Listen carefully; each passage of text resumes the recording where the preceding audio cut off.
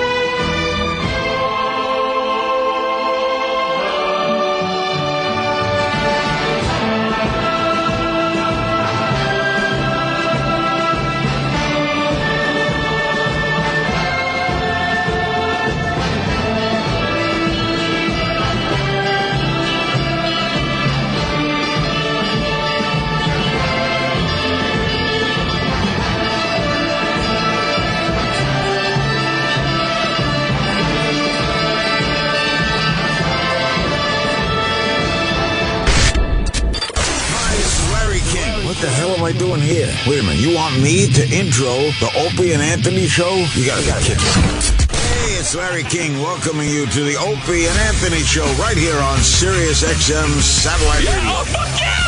The place is insane! You guys like to cuss on air, right? Yeah, a lot. Yeah. It's a weird show. Yes, interesting interviews and, of course, your phone calls as well. It's not the most talked about, not the most written about, and certainly not the most listened to show in the history of radio, but I'm still proud to intro it. The show is so disorganized. Holy shit. It's so fucking bizarre. Everybody's not politically correct. Opie and Anthony were saying that. Well, then turn off goddamn Opie and Anthony, you dumbass. We're experts and we already know this is going to be great radio, so shut the fuck up. Where else are you going to be able to say that and get paid for it? Now, ladies and gentlemen, it is with great pride that I presented this, by the way, one of the highlights of my career, the Opie and Anthony show. By the way, who's Jim Norton? By the way, The guy that's off today. yeah, Jimmy's off. Well, he's working, but I guess in another venture. He's doing some Tonight Show thing, I He's think? doing some Jay Leno stuff for Fashion Week. Some Leno. He's hanging out with the models. Yes. Wow. He has an early call time, as they say in the business. Oh. So he's filming for Jay Leno. Did he have to go anywhere? No. Yeah, because it's like in New York, right? Yeah, he's a couple blocks away from here. That's fantastic. That's good for him. I would love that gig. Oh, good for him. I'm going to go to my other gig now for a little while. He's all snoozy right now with drool coming out of his mouth. Sure. All curled up on his pillow. I guess we should start by saying the news is doing exactly what we said they would do. Fuck, and a couple of respects. But no surprises here. Obviously we're not seers. I guess we point out the obvious to people so they could look at it and puke like we do. Yeah. It's so calculated, but basically they're showing ground zero, and it's very dark down there, and the plinkety plink plink plink of the piano, like we were talking about. Somber is the word. Somber. And now the TV hosts, I'm talking like they are. Yeah. They're starting to lower their voices as we get closer to the 10th anniversary of 9/11. Yes. And they're not going in full dark yet, Anthony, but their clothes are getting darker as the days go by. They are getting darker. By Sunday, forget about it. They're in very dark gray today. Yesterday, it was a very dark blue. Today, it's a very dark gray. And by Sunday, it will look like a fucking funeral. We're here at Ground Zero. As you see, the Freedom Tower is lit up in red, white, and blue. No, as you see, the Freedom Tower, which should have been built many years ago, still has cranes and scaffolding all over the place. But they cleaned it up to make it look like it's just about done. The commemoration this Sunday of the people, men, women, that gave their lives on that day 10 years ago. Yeah, it was 10 years ago today. On a day just like today. Yes. Matter of fact, it's very similar with the blue skies. Everyone remembers that beautiful, beautiful day with the blue skies. And at 8:46, there'll be a moment of silence.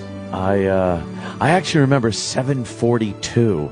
I took a great dump and thought the day was going to be fantastic. But little did I know that our worlds would change forever. Forever and ever and ever and ever. Forever. So we got that going on. All the TV stations are in full 10-year anniversary mode. Oh, yeah. Our own E-Rock wanted me and Ant to go into 9/11 mode. What the fuck? And I've been fighting it at every turn. He writes me yesterday. He's like, so are we doing the Sean Hannity thing? And I'm like, what's the Sean Hannity thing? What's that? He wants Sean Hannity on ISDN so we could talk about our what happened 10 years ago. I'm not beating you up, by the way, E-Rock. I really am later. I'm really not. It's more the principle of the whole thing that we just don't want to go there. Yeah. And I think it's the right move, to be honest with you. It's absolutely the way we feel here. Why should we also pile on the fucking the pile of people that are doing this shit? I'll tell you one thing. I don't own any dark clothes. So that's true, too. I would be in trouble here. I'd look very in my 5'11" gear. I don't know. It's not appropriate. Yeah. So E-Rock had a good idea, but we just don't want to go with it. We don't want to have the Sean Hannity on talking about what happened 10 years ago. I've never heard our 9/11 show. I don't want to. I'm not gonna listen to it anytime soon. I know that. It was one of those days. Let it just be there. Let it be there. Exactly. Yeah, it's there. So what? We're gonna replay the show at least this Sunday at 12 o'clock to 6 p.m. Why not at 8:46? Right. What? Why not? I guess they're replaying something else at that time. What is it? I think Ron and Fez are on. Ron and Fez are Ron on and at Fez that are. time. Because they are doing everything properly, right? Well, those fucking brown nosers. What are they doing? It's us and Ron and Fez together. So what? Together again? On Sunday at 12 will be the September 11th, 2001 show of the Opie and Anthony show. Yeah. Then the Ron and Fez show. Yeah. And then Ron and Fez did a round table with their original staff from NEW. Oh. Wow, they're doing it properly. Well, they actually are. Opie, let me explain something. Yeah, go ahead. It's just very, very difficult to sit here and do it. Too somber. Feels like I can't hear you. But it's 10 years ago, as we sat here on September 11th, not knowing that the world would change forever. E-Rock, are you bummed we're not all in like Ron and Fez? I know. Yeah. E-Rock is as a radio guy, you're kind of bummed, aren't you? E-Rock is ready to start producing. You can be it honest. actually saves me a ton of work. Oh, okay. We call that an E-Rock of work. Because what you want, in and outs and stuff for our 10-year anniversary show? It was just. I was thinking maybe you guys just do a little setup before that show starts. For what? I don't know what the setup would be. Yeah. What would the setup be? We'd have to sound. We can't be like, "Hey, it's Opie and Anthony," like when we usually do those things. Right. How you doing?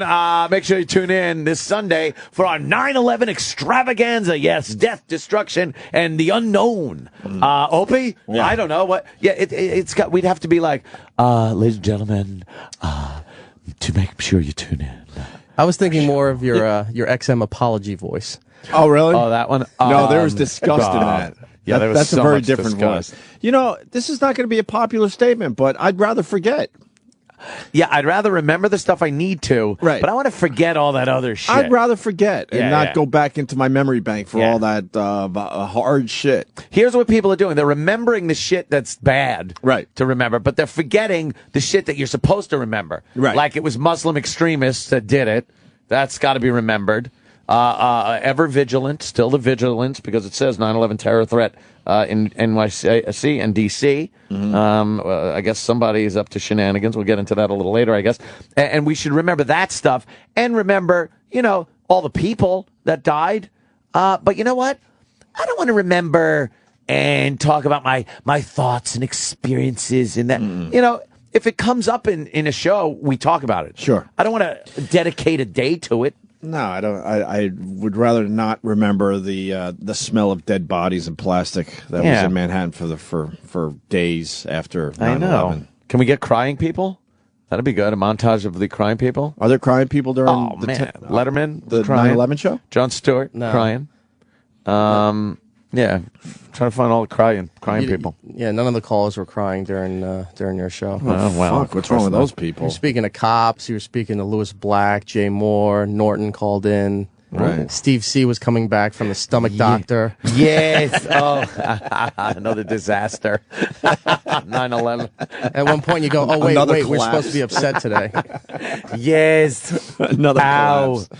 I don't know. I tune into the show if you want this Sunday.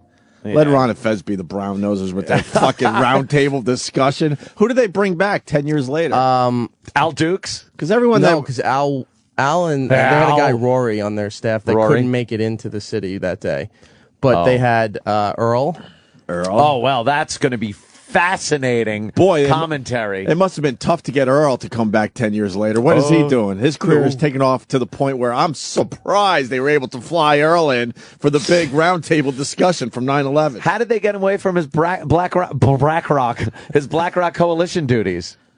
Because that's probably in full swing now, 10 years later. It has to be. I lost touch with Earl a long time ago, but he's got to be a massive record executive out there in L.A., right? Yeah.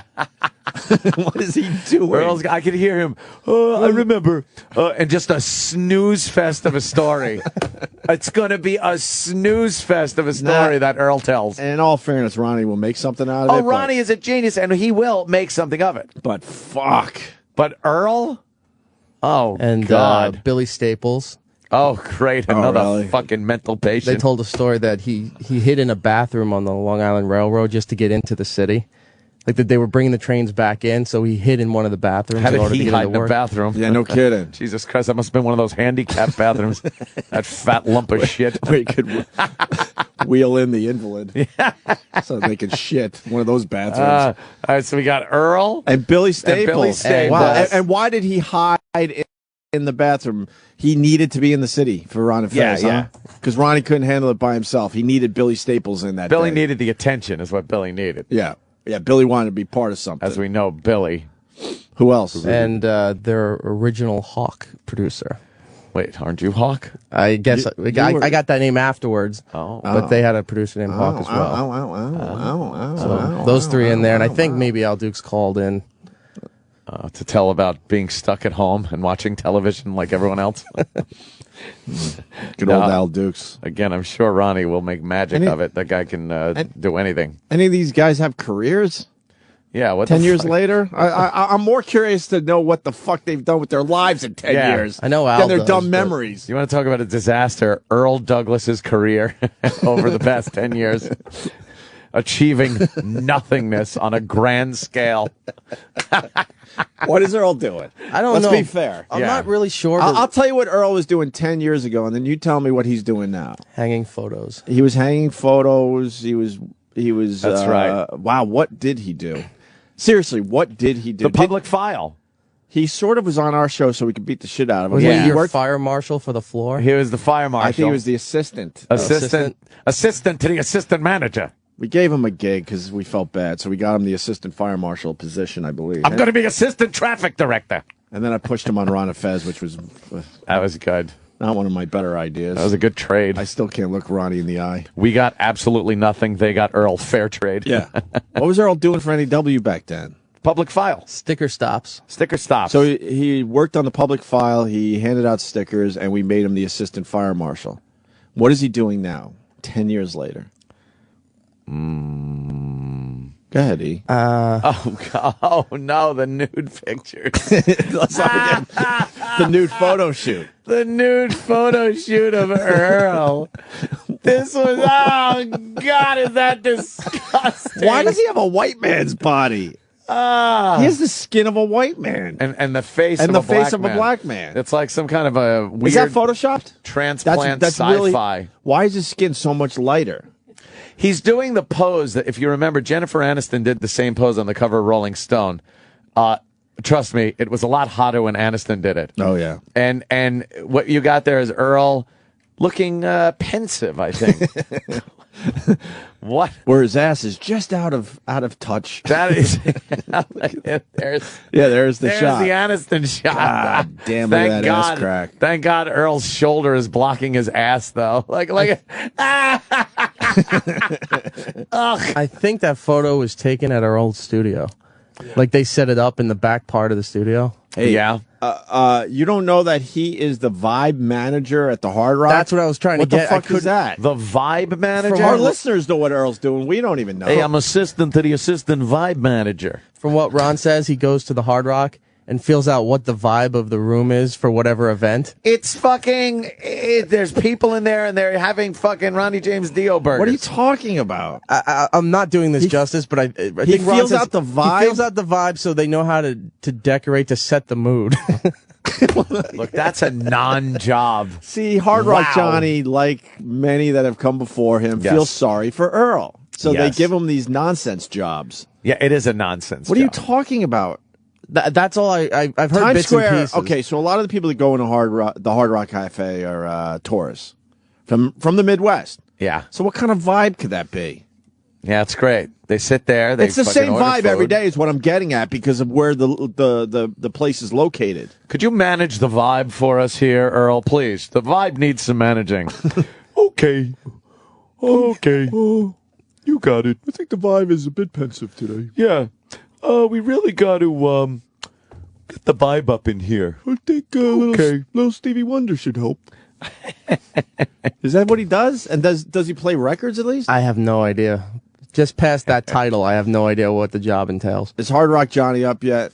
He's got a call. I need to know what Earl does as the vibe Have manager. to know. Because what that it would be, in the literal sense, would be to walk into a place and look around. Yeah. There's nothing then that you could does he then help the vibe in some way? Or does he just tell someone what the vibe is and then they then go and, delegate the responsibility of maybe changing the vibe through decoration, music, lighting, whatever. Yeah. What does the vibe manager do? Yeah, that's what Earl's doing. He's hanging guitars and Elvis jumpsuits. Oh, boy, that could it's taking him days. Days. That could take weeks. It's not easy to make a guitar look, balanced on a wall. I have never. Is Earl up? We tried calling. Stop. Why would Just stop. black man Why be up would he this be early, up? right, Aunt? Of course. Yeah. Well, I have never known a man that has done less in his life, yet has had people hire him for nothing jobs than over Earl again. Douglas. What did he do for Scott Muni? Scott used to come in and do his own show. We got a hotline call coming in. Hotline. Just waiting. Who is this, Earl? Hard Rock? Oh, nice. Hey, Hard Rock. Hard Rock, it's been a while, sir. How are you? I'm good. How are you, boys? We're trying to good, figure sir. out what Earl does for you. Earl, basically, so we have these guys at a bunch of different Hard Rocks around, and he doesn't know. Sorry, parked in my car. He's like our program director, so he kind of programs the music. It was, he kind of wait. kind of feel the vibe. Wait. You're the Hard Rock Cafe. You don't need anyone programming your music. You play Nirvana, Hendrix, a little Zeppelin, a little Joplin. You're good. I've been to the Hard Rock. There's video screens up. It's very cool. You sit there. You fucking, you eat your food. You have your fucking Oreo Speedwagon fries. Yeah, whatever it is. And then like you look at the videos and you see, look, it's Aha, Take on Me. Right. And all the rubes and tourists are eating their food. What has Earl got a program? He just feels out the room a little bit. I think kind of looks. I'm loving this. What there is for maybe make it a little bit better for people. Wow, Johnny, you want to help everyone. You don't you? are a fucking a saint. Yeah, you are a saint on earth. A saint on earth. He does a great job for us, and we're very happy to have him. But it doesn't change because you got the same people coming in every day. He does a great job, and we're happy to have him. You know what Earl does? Remember the movie Bill? Yeah. Wild Bill's Coffee Shop? Yeah. And it was a coffee shop. It was a fucking place. They had a cafeteria thing. Sure. And Wild Bill made the coffee. Bill did more in that movie as a retarded gentleman than Earl does as the vibe manager. Mm-hmm. Is there an assistant vibe manager for Earl? No, he is the vibe manager. Does he have an office? No.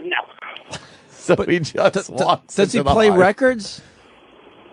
He actually has control of the video system at times and music. Oh my! So God. he looks around and let me get this straight. So now a bus pulls up to the Hard Rock, New York, which is in beautiful Times Square, and a bus pulls up, and let's say people get off and they're in their maybe 50s, right? Yep. And they come in. Earl looks and goes, "Look, we can't be playing fucking." Some shit. Dire Straits. Right. Oh, maybe. No, actually, you could. 50s, shit. We can't How be old are we playing now? any Fuck. new shit. Right, okay. We don't want to be playing any new music. Right. Earl feels the vibe out and goes, we got to be playing some classic rock on these screens. Exactly. Oh, right. Then who actually presses the button? Would he throw in a little 80s new wave for those people? True. That is his prerogative, and we're hoping that that's what he does. Okay, now, let's see. What would he program for a flash mob running into the Hard Rock to steal memorabilia? Do you guys have enough hip-hop for that? We might have a few things that hopefully we don't have to get there, but yeah. Oh, hopefully, of course. Mm-hmm. Oh, my dear sweet Jesus Christ on a cross. Now we got to talk to Earl. I have to talk to Earl about his job. Well, Johnny, you're just a saint, as Ant You has are. pointed out. You are giving, my friend. You are the one that's giving. You really are. He does a great job, and we're happy to have him. I love that line. What's your memory of 10 years ago? Oh, yes. Hard Rock Johnny. As, Yes. What's What's your closer and closer to the 10-year anniversary of 9/11? Hard Rock Johnny, were you in the 57th Street location at the time? Yes, I was. Yes, you were. And were you there that morning? I certainly was. You were on 57th, between 7th and Broadway, mere miles from the actual event. What are your recollections, sir? A lot of traffic. Yes, a lot of traffic. There was a lot of traffic. Oh, it was a bitch. Yeah, hard to get home. That's yes. Yeah, the vibe was yes, the vibe. Well, we got to talk to Earl about the vibe. Yeah. We've been able to change the music that day to make it a little bit better. What's his title? Mine or his? Earl's title. Yeah, we know you're the guy over there. He's the vibe manager. That is. And that sounds like a completely made up. Could you put vibe manager in Google and see if anyone else is a vibe manager and what it means? And how many hours? It says meet the vibe manager at Hard Rock San Diego. Now he's there. Look at this guy. Wow. Now he looks like he's a young, hip dude, hip man. guy. He's giving the rock fucking horns with his fingers. There's your vibe manager from where?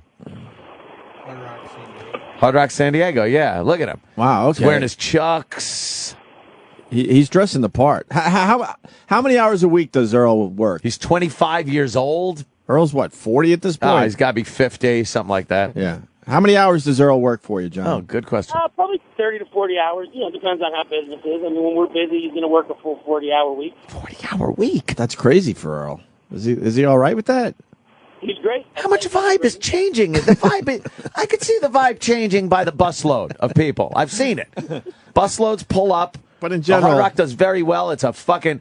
By the way, the Manhattan Hard Rock is a great Hard Rock. Yes, and because it's so big, you don't feel cramped in there. They got a giant store in the front for buying stuff. Mm-hmm. But the vibe doesn't change on a minute to minute basis. He could walk in there, look around, and go, "All right, play this today." And then he's back in bed. Oh, can I have the job, Hard Rock Johnny? Oh, because I would walk in as the vibe manager and go, vibe looks good today. I'll see you tomorrow. Right.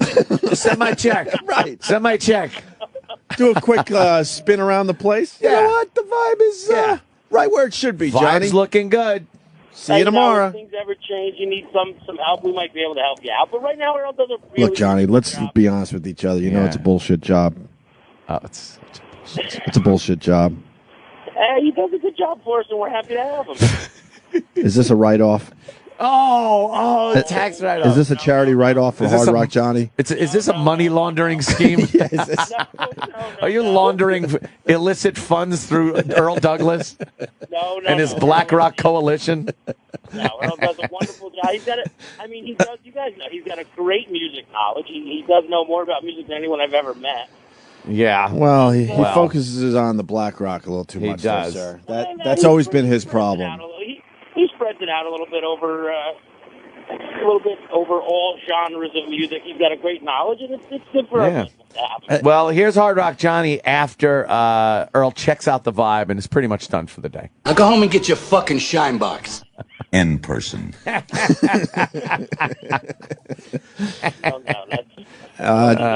Johnny, is it true you're doing something with your stomach too? Yeah. Word gets around, huh? Oh boy, you must have been on Ron and Fez talking about it. Yeah. All right, what getting the stapling there? Something like that. It's called a sleeve. They're going to cut 85% of my stomach out. Holy shit!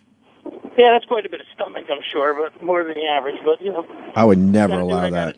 Why would you do that? That's a lot of stomach to cut out. That scares the shit out of me. And what's the prognosis for something like that? What's the weight loss and the timing on that? 100 to 150 pounds in a year. Holy shit! Wow, how much do you weigh, if you don't mind me asking? Let's say it's not in the threes. Let's say I'm almost around the 400 mark. Wow. You're almost 400 pounds? Holy Jesus. Yeah. You carry your weight well, sir. Yeah, I'm still a fat bastard, though, so it needs to get done. Holy shit, I would have never guessed that.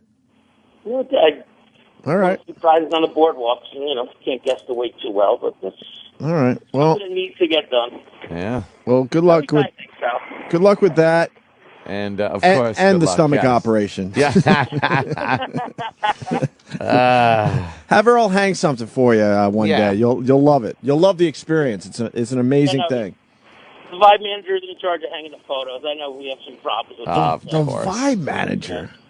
The vibe manager. That's fantastic. All right. At least he's someone else's responsibility. Yeah. Thank you, Hard Rock. We're happy to have him. All right. We'll be by soon for a burger or something. All right, boy. All right. There goes Johnny from the Hard Rock Cafe in Times Square.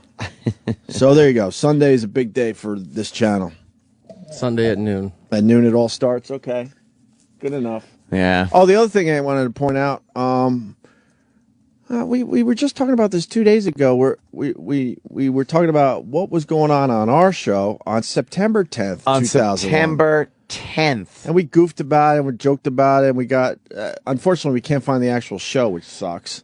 Yeah, but we got a little taste through the internet and stuff like that. And then we turned on MSNBC, and they did a whole what was happening on 9/10/2001 on NBC. Yeah, and they ran a bunch of clips of what was happening, and apparently they were talking about the economy and sharks. Remember, there were a lot of shark attacks. Yeah. Another shark attack in Florida. Yeah. And they were just going one after the other with clips of 10 years ago. And we're not as bad as Hoo-Hoo, but I'll tell you this much. It makes us a little suspicious.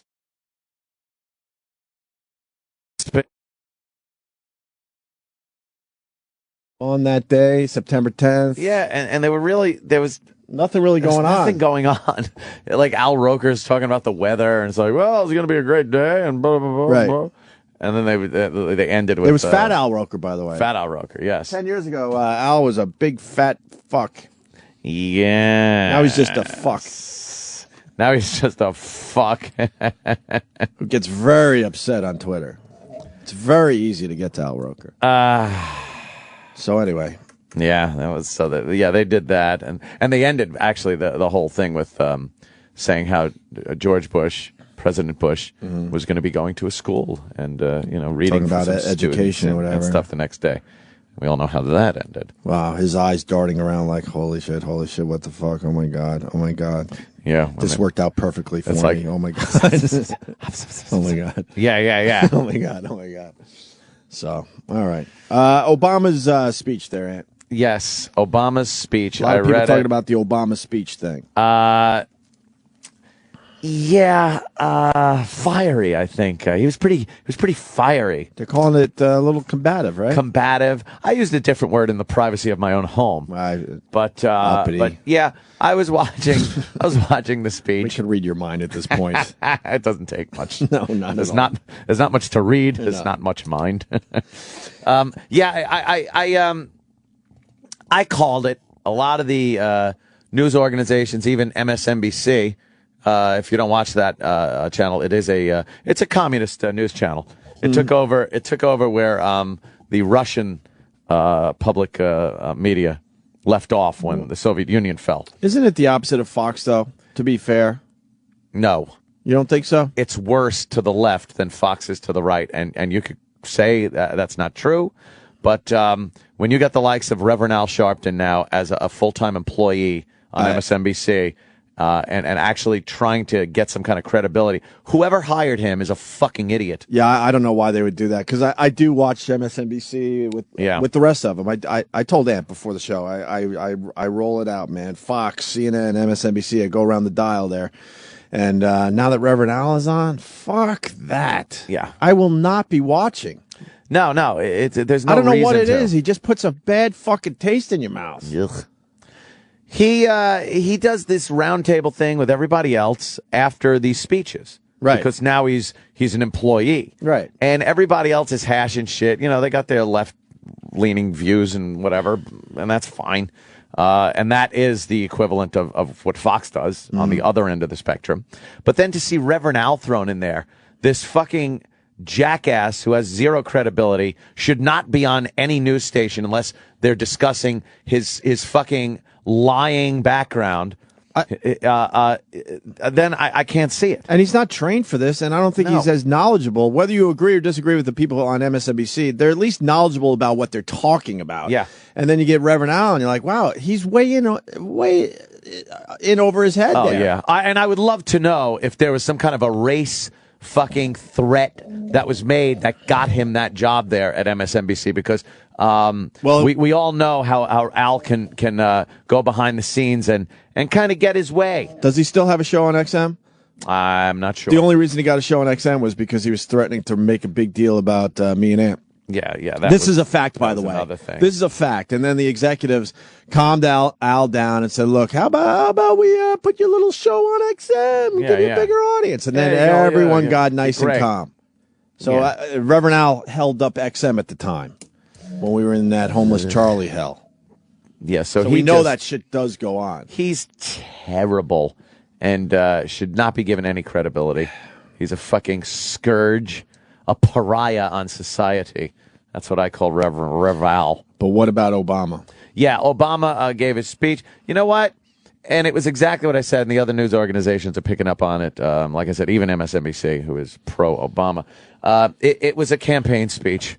It was a campaign speech full of, I don't know, ideas, promises, but with no real way to do it and no way to pay what I believe is $450 billion. Wow. That the price tag on this thing. It's a bill that he said has to be signed right now. This should be signed right now, this jobs bill. And it's like, really? By the time they get it to sign it, it's just going to be bogged down with more shit And from both sides, believe me. They're going to add stuff to it. And it's like, I'm not signing that because there's all of a sudden some fucking thing that says we're going to plant nuclear waste in fucking Oregon. I'll be like, why is that on the jobs bill? Well, we threw it in there. Well, fuck you. I don't understand that. I don't understand how they add on all that shit that has nothing to do with the main bill, main part of the bill, I should say. Fucking pork barrel. It's just. Do you know the history of that? I don't know how that happened. Like I don't know how. Way back in the day, they would have a bill. It's like, okay, more jobs for America. Let's say it's fucking 1820. Uh-huh. And then someone got the bright idea, well, we could sneak some other shit into this bill. Yeah, it's like, all right, let me sign that. And then they slip in the bill, and instead of signing it, he writes some more shit under it and then signs it. Right. It's like, wait a minute, you slipped something in there, didn't you? So then another guy grabs and go, well, if you're going to do that, I'm going to do this. Then I'm putting this on there. Hear you. Mm-hmm. I bet that's how it happened. Doesn't make sense to me. No, and that's why nothing gets done, by the way, because a lot of people can agree on one thing. That's easy to do. Even that's tough to do. Yeah, but if you think about it's very tough. But it is possible. It's easier than trying to agree on fucking 500 things shoved in your face, most of which they don't even understand or read. Mm-hmm. It's just fucking ridiculous. Mm-hmm. Hate it. So he got up there, he talked about the job, talked again about how we'll use the rebuilding of the infrastructure of this country, highways, bridges, and whatnot, to create jobs. And it's like that, I guess it worked in the 30s and shit like that. They were able to start building some highways and stuff.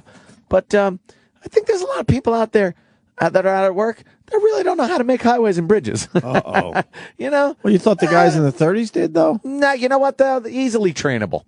And there wasn't really a lot of high-tech computer jobs back then. There were a lot of working Joes out of work back in the oldie days. We call them the lunch Depression. pail guys. The lunch pail guys. Like the lunch pail guys. Everyone knew how to fix their car. They had a set of tools. And when they came up with this, let's build the infrastructure of the United States and build dams and huge bridges and stuff, they were able to get a fuckload of people from various backgrounds to get on board and build these things.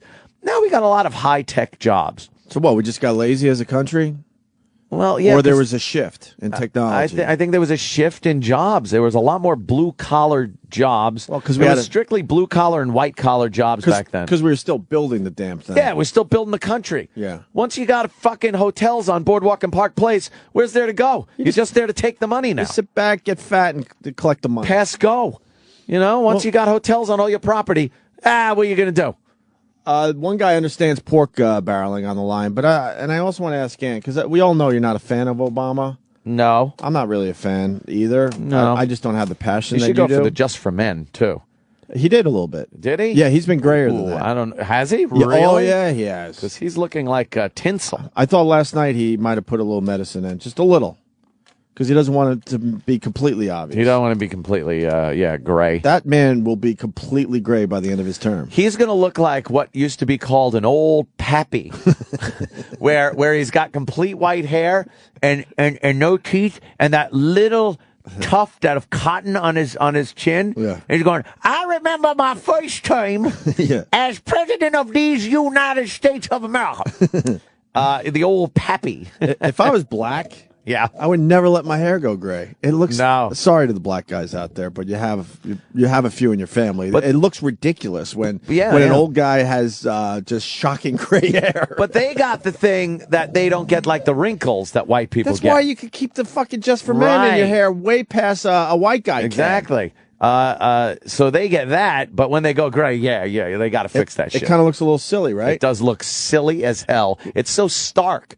The contrast between the dark skin and the shocking white hair, it looks very odd. Let's learn about pork barreling. Oklahoma, what's up, buddy? Oklahoma, where the... I don't know the rest. What? I said, what's going on, guys? Hey, man. What's your name, brother? Yeah, it's Bill. All right, Bill. Give us the pork barreling very quickly. Yeah, go ahead. All right. When Obama first came into office, one of his platforms was ending pork barrel spending when all these senators were adding all this shit to bills. Yeah. And nothing has ever been done about it. I find it funny that he's just now addressing it at the end of his damn term. Yeah. It's not the end of his term. He still has well over a year. I know, but I mean, we're 3/4 of the way through his term, and he's just now addressing it. Now addressing the fact that he doesn't want this bill, his jobs bill, bogged down with earmarks and pork barrel But crap. Bill's not explaining what the whole pork barreling is about and where it came from. Where I don't understand why you're just allowed to add something to a bill. I didn't learn that in fucking school. See, the big problem of it is a lot of senators, bill makers, are all in bed with businesses. We know that. That's a big problem, and it's an I scratch your back, you scratch my back fucking thing, and that's how big government businesses get their contracts, and it's like, hey, you add this to a bill, and we'll allow you to keep doing business, and that's where a lot of our fucking debt comes from. All right. Thank you, Bill. Yeah, I just don't fucking know. Like historically, who came up with it? Who thought it was a good idea? Yeah, exactly. Yeah, because I mean, I'm sure at the time it was a good idea. Yeah, or seemed like a good idea. I don't know. Everything always starts out like it seems like a good idea. To me, it just never sounded like a good idea. Yeah, it seems sneaky, and it would always seem sneaky to me. Like if it's so, why not discuss it with everybody? Don't just slip this bullshit into a 5,000-page bill. And that needs to be signed the next day, right? And think people are going to read this thing. A lot of shit gets slipped through like that, and it's horse shit. I say it's impossible to read all that stuff, which scares the shit out of me too. So these guys are just how do they know exactly what's in these things? Sometimes they don't, and a lot of times, dude, fucking interns are reading this shit, and pages are reading the pages, and actually reporting back to the politician and giving him the edited down version, the bullet points. Mm-hmm. So you got, the likes of a fucking intern David type of guy sitting there. Well, there was a time when the interns ran our program, so we could honestly understand that. I heard one intern, actually a senator, kicked him in the balls. And this is a story. No, this is a story from Washington. Oh, okay. It's straight out of D.C. Oh, you scared me for a second. Oh, what happened? Well, that senator had to actually take some time off. Really? Yep. Unpaid. Unpaid? Yep. For That's kicking crazy. his own intern in the balls. Why would he kick an intern in the balls if he has such a great position down there in D.C.? If you ask me, it was totally accidental. I think the chairs were too close. I don't know what happened. No, it's not that senator. People sure do pick up on a story. They put pieces together like a puzzle on this show. Oh, really? Because that wasn't obvious? I know. Oh, please. Right. Yeah, hi, Senator. Hello, Senator. It's amazing. We got politicians in here today. A senator just waved to me through a window. That's a weird timing thing. It's great. Jobs Obama creates will be taken by the illegals. Jobs will go to the unions, not the regular people. Well, this is true. The unions, by the way, completely back Obama. It's amazing. They love the Obama. Just love him. And there's some shenanigans going on there, I think. Yeah, I know union guys. They do like him. They like him. They really do like him. Yeah. Enticing senators. That's where the pork barreling. They enticed me to pork barrel. All right, we're gonna try this one more time, man. Maybe we'll get an answer from Steve in Texas. Steve. Yes. How's it going this morning? I'm a pork barrel. Do you got fires down there or something? I was reading somewhere. As a matter of fact, I'm going probably right past a bunch of them. Yeah, we've been having a bunch of fires. It hasn't rained in forever down here, so I got some yahoo from Oklahoma chunk out a cigarette, and all of a sudden, half the damn state's on fire. Is that they're saying it was a cigarette? How do they know that? I have no idea. I think it's stupid because I toss shit out the window all the time trying to start them, and I never see nothing. I swear to God, I feel like setting a fire and burning down a business has to be the easiest thing you could do, but they catch the guy every fucking time. How? They do. It's amazing. Well, it's Texas, so there's always somebody watching you, I mean, there's a bunch of old folks that ain't got nothing else better to do, and they just, hey, that guy did it. But I love, they go through the remains of a house or something. There's absolutely nothing left. It's leveled, and everything is just soot. And they're like, oh, There it is. A candle was lit on the second floor. Second floor? There's no second floor to look at. Know that. Yeah, it's totally gone. Right. Oh, this obviously started in the attic. Well, the attic is now on the ground, so how is that obvious? I think they just make that shit up. I think it's one of those where, it's to justify someone getting paid what they do. You know how that is.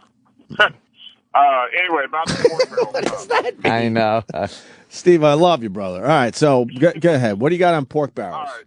Basically, where the term comes from, and of course I learned it in college, so it's probably complete bullshit. But basically what it is back before refrigeration, when they used to ship pork and stuff, they used to just get a barrel, cut up the pork or, the pig, it's just a mishmash of different parts. Stop it. We got any pork back there? Okay, Ronnie. Fresh out. It's one of those things where, you may have like 3 heads in one barrel and, 15 hooves in the other. That's where it comes from. It's just a mishmash of different, pieces of meat. And that's, as far as the bills, it's just a mishmash of a bunch of different shit thrown together. So some asshole in, Iowa gets a walking park when the bill is all about foreign trade. See, now I'm reading something different here. There's a claim that the phrase originated in a pre-Civil War practice of giving slaves a barrel of salt pork as a reward and requiring them to compete amongst themselves to get their share of the handout. I love how they politely say to compete. Compete. Yeah, what are they doing? What are they actually doing? Fucking the discus throw? Right. What are they doing? Discus? I think it was a 50-yard dash. Was used. Hurdles? I love how they try to kind of clean everything up. There was no competing going on. Pre-Civil War practice. They were fighting for their lives. It was a fight to the death. It was basically... Yeah, they were basically gladiators. But here's an interesting fact if you want to talk about the slaves and everything. We'll love this. Yes, sir. Back, in that same era, even before that, lobster was actually considered like a junk fish. It was just shit that they catch. They used to give it to all the slaves to feed them, and then one day a white person sat there, put some butter on it, and said, "Fuck, this is good." And since then, of course, they can't afford it. I think I read that once on some website. I can't remember the name of it, but I think I read that. I'm not sure if that's at all true. You know what, though? No surprise there, because if you look at a lobster, you think to yourself, "There's no way this could taste fucking good." It's a monster. And how the fuck do we get inside of this damn thing to see what it got? It's a tiny little armor-plated monster that is. It's delicious. Before someone cracked that open, too, I guess you would have to assume, if you were living back then, that it had to be filled with bones under the armor. Yeah. Or the shell, whatever the hell you want to call it. Uncooked, it does not look very appetizing. Nope. So when you just crack it open and go, "What's in there?" and go, "Oh, that doesn't look tasty at all." But once you cook it, it turns a nice red color, and it's so tasty with butter and lemon. You ever think about how things became tasty? Like, there was a time where some asshole had to try everything that they see around them. Right. They tried everything. And some shit tasted good, and some shit tasted horrible. Right. So stuff you can't even imagine anyone would ever try, they tried it. Yeah. Yep. Just pulling leaves off trees, going, no. And then eventually somebody put together a bunch of tasty leaves and called it a salad. You know what, though? Going with your tasty leaf thing, because we got a little chemistry going on right now. Yeah. Some guy had to fucking try poison ivy. Oh, that must not have worked well. If you're trying leaves, you had to try poison ivy. Poison ivy salad. Right. Oh, I bet that was just too bitter. I bet it didn't get too far. And then your mouth swelled. Oh, man. Your throat closes and you died. Right. That's what I'm getting at, man. I mean, there are people that sacrifice their own lives to figure out what tasted good and what we should stay away from. Boy, a lot of people must have died to give us the food we eat today.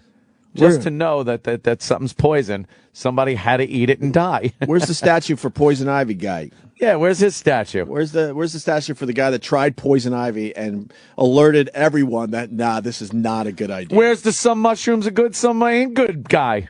Statue. There's a few. There's probably a few. The guy eats a mushroom and he drops dead, and they go, you know what? We need to commemorate that. Yeah, I still don't trust mushrooms. I fried up some portobello the other night with my steak, and I still look at those mushrooms like, what the fuck? How do I know for sure? Do you always feel like that when you eat a mushroom? Yeah. You're like, how do I know? That's anything not that one looks of them. that weird. I think mushrooms are great. absolutely from outer space. By the way, Mushrooms are fucking great. they're from outer space. Though. Fungi. It's a fungus you're eating. It's disgusting. I got fungus under my right ball bag. No, you don't. Yeah, I think so. How did you get fungus? I do a lot of biking, and it's a little fucking. Have you been to the doctor about that? Oh no! It's a little jock itch problem. But I wonder if it would be tasty if I let it go. Oh God! You don't get an itchy ball bag every once in a while? Like they're showing testicle fungus forums. Oh really? You don't get an itchy ball bag every once in a while from all the working out you do? Well, I shower right after I work out. No, I don't shower sometimes. No, I have to. It's just a sweat fest. Got too much going on. Disgusting. I'm too nasty. So I don't know if we learned anything from Obama's thing. No, I guess he was trying to get some jobs. He hasn't said how many jobs this will create. He hasn't said where they're actually coming from. He talked about some tax cuts for businesses that are hiring people and payroll tax cuts. But then he talked about taxing the wealthy again, and that category are people that own businesses. So I sat there going, wait a minute. He's talking about cutting taxes for companies and then taxing the wealthy, but his idea of wealthy are people that own businesses. See, so you're really not giving anyone a tax break. I'm starting to get the idea that we just can't figure this out. No, we can't. And I think when Obama's gone and the next guy comes in, I hope he has a better. Yeah, well, Obama better had ideas. I don't know. Obama had 2 years with a complete Democratic backing. He pretty much anything he wanted to put through, he could get through, and really didn't get anything accomplished except for the health care thing, which no one really wants. It's in courts right now where people states are trying to say they don't have to adhere to it. So that's what I call a boondoggle. Oh yeah. Oh yeah, boondoggle. But I don't know. Nothing's getting that. If we kind of get. What scares me though, Ant? Just to jump in, Yeah. I'm sorry. No, what? Obama has 14 months left to live? That's terrible. What has he got? and the Republicans want him to just kind of hang out there and die. Basically, they want him to be a lame duck president for the rest of his first term. So the country itself has to wait 14 months before maybe we get things done. That's what scares the shit out of me, man. See, when you have a two-party system, you can't have a president and the competition of the president making the president look good, because that's just going to get him voted into office. The Republicans don't want that, so they're going to fight him at every turn, regardless if it's good for the country or not. Right. I don't think it would be anyway, because I don't like his ideas. They're a little too fucking lefty for me. You know what? But I like your thought process. But that's exactly what it is. I understand you don't like Obama, but I like looking at the system as a whole. It scares the shit out of me. Nothing will get done. Like last night, Obama's saying this shit, right? And you got half the room basically standing and applauding, and the other half going, "Go fuck yourself." Yeah. And I'm thinking, this is America, and I hate that. Can we all either sit there and say, "Go fuck yourself," or everyone stand up and say, "Rah rah rah"? Yeah, yeah. And I know that's like fucking some dumb dream that'll never happen, but it scares the fuck out of me. I think everyone was applauding when JFK said, "In this decade, we will send a man to the moon and do those other things." Sure. I don't know what those other things were. I love when he said that. Those other things. When did it get this bad, though? I know you always had this to a point, but now it's like, if you're a fucking Republican and I see you standing up, there's going to be hell to pay. Yeah, yeah. I don't know how it got this bad. And I told you, Boehner was in a tough spot last night because he was on TV the entire fucking time. He couldn't look like an asshole, but he couldn't clap either. He had to play it right. He had to play it perfectly last night. And he's sitting next to Obama's lapdog, Biden, right? Who was just applauding everything, nodding his head. Yeah, he's like, applauding. "Oh yeah, boy, yeah, harumph, harumph." I tweeted last night because it felt to me he was holding in a fart the entire fucking speech. Look at his face. Yeah, he looks like oh fuck. And Boehner's just Boehner's just looking at the back of Obama, going, I really want a straight-haired, guy there with a white neck. That's what he's thinking. I'm sure. But I think what Boehner does, I think you're onto something there, too. I think if you're in Boehner's position where you're like, okay, I can't show emotion either way, and I got to look kind of like... Fleshlight? Stoic. Fleshlight? Exactly. Underneath the... Exactly. Yeah. I bet you he's just staring at the back of Obama's head and just... looking at counting skin tags on the back of Obama's neck. Anything but listen. Anything but listen. Yeah. That's the only way you get through that. And look how he did. Yeah. And the other thing about Boehner, a little observation, he's now darker than Obama. You notice that? He loves his tan. He is darker. Is it a spray-on tan, or you think he Well, his skin, he kind of has a natural sun kind of weathered look to him. But you think he lays out during lunch? I think he spends a lot of time out of doors. During lunch, though? Out of doors during lunch, yeah. Yeah, because he takes his lunch outside. You can't keep that tan going just by doing it on the weekends. No. We see a lot of the Bruds, they go to Central Park for their lunch. They lay out. And they lay out for an hour or so just to, keep their tan up. I don't know, I wasn't impressed, but although it would take a lot to impress me, considering it's Obama, I'll be honest with you, I'm not a fan. But there really wasn't. Again, it came across as a campaign speech. He was fiery. I think he needed to have a fiery speech because people remember that Democratic National Convention keynote speech where he really made a name for himself. It was a fiery, passionate speech, and I think he's trying to get back to that. But again, that's more like campaigning than it is having a viable jobs program. Right now, we're sitting here the day after he gives his job speech, not knowing where these jobs are coming from, how many jobs they're going to be, how long this is going to take. People aren't going like, wow, thank God. You know what? He spelt out this plan, and I really think it's going to affect me, and I'm going to get a job. Are we going to know more later, like next week? I don't fucking even know. And that's the problem with Obama. The I don't know factor. That's what affects Wall Street and the entire economy and the world economy is this hedge your bet. I don't know what's going on. Companies don't want to hire because they're not sure what the fuck next month's going to bring. There's no definite plan for a company to say, here's what our forecast is looking like for next month, the next quarter, the next year, so we can hire this many people and we'll be okay. They don't fucking know. Because this guy has got no fucking answers or leadership qualities. Right. Sorry, I know I'm going to catch shit. Fuck you. I'm a Republican. I don't like the guy. Right. Whatever. But that's how I see it as me. And that's fair enough. But let me try to throw some other shit at you. Sure. Romney Perry. Yeah. So they move in a year, 14 months, whatever, right? Right. A little more. So you think they could make drastic changes? I hope so, and they better, or they'll be out in 4 years. Like, I just need... But you say, I hope so. So that means you're like a little leery of the whole system at this point. You know what it is? It's so early on in the campaign that I haven't really heard what their answers are. I believe you feel like the economy. They could do a better job than Obama. Yeah, I think so, especially with a Republican But are they going to be able to make drastic majority. changes that obviously Obama has not been able to do? If they also get the Republican majority, yes, they'll be able to make changes. What those changes will be, I don't know. It's too early to say. I'm not one of these Republicans that are just saying they're going to get jobs back and they're going to do this. Right. I don't know. Right. I haven't heard enough yet. Right. I'm still researching these guys and listening to what they have to say.